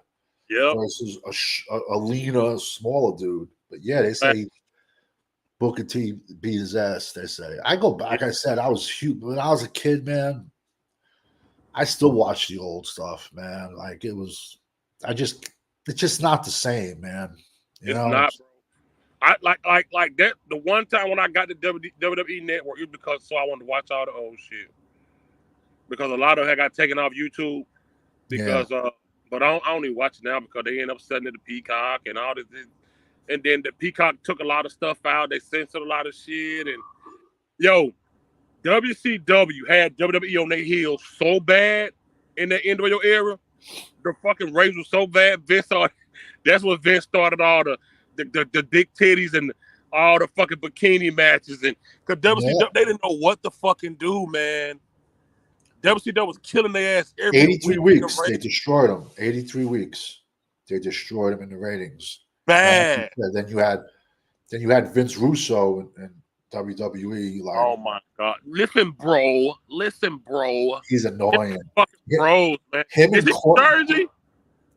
and Cornette hate each other. Like they have actually legal I ain't gonna lie, man.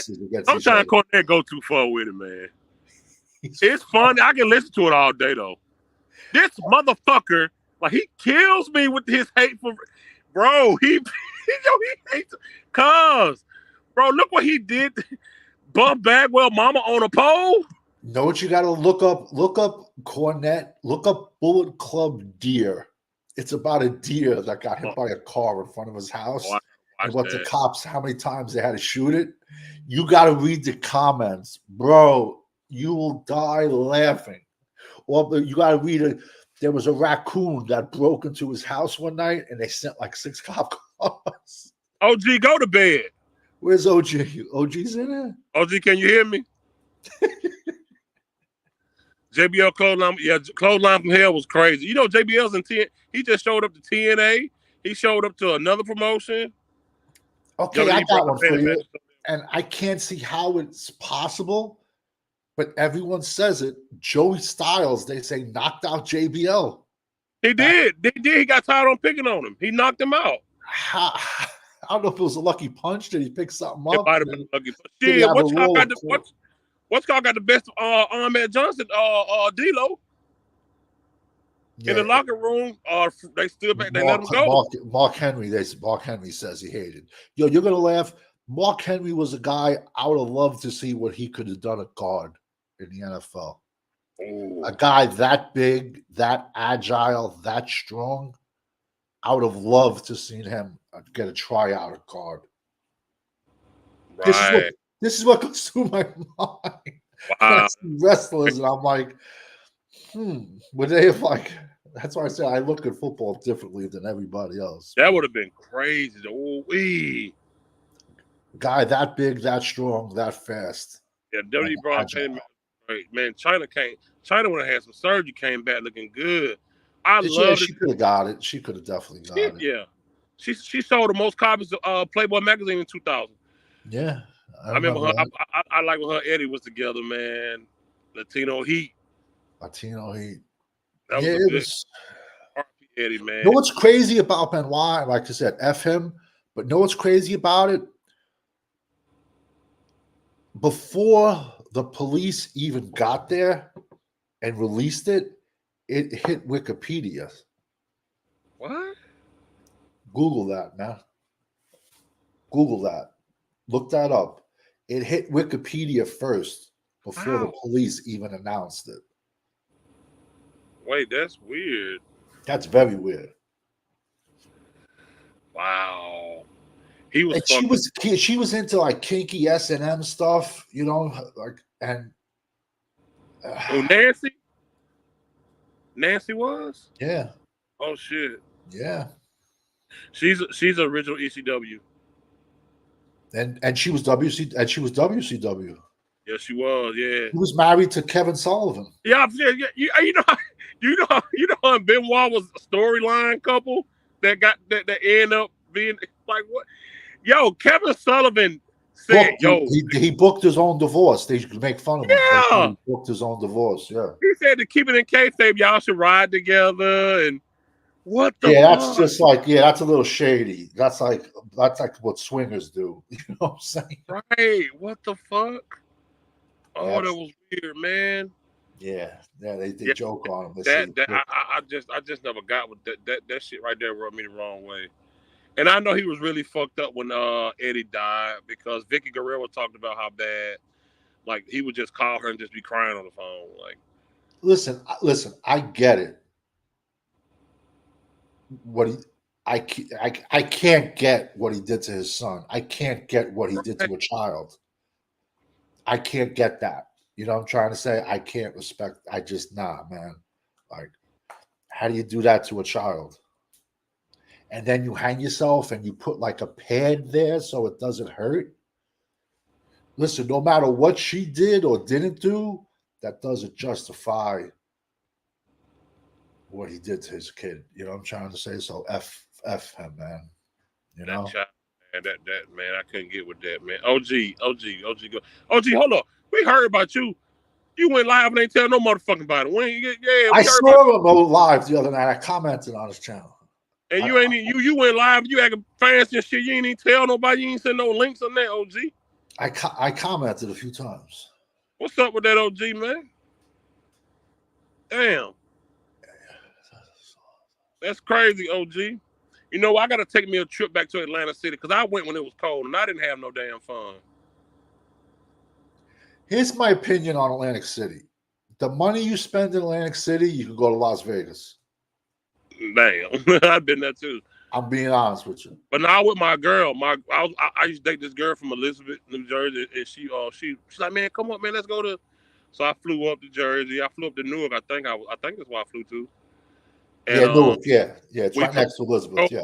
Yeah, we drove to Atlantic City, man, and when she drove, you know, and it was cold, so like, you know, it wasn't really lit for real. Then she like, oh, let's go on the boardwalk of the casino, and it was cold as hell out there too.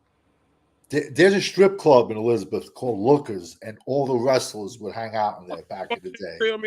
All of them.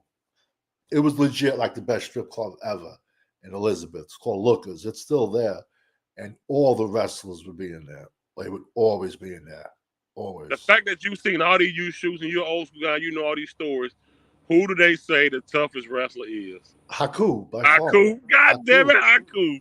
Yes, sir.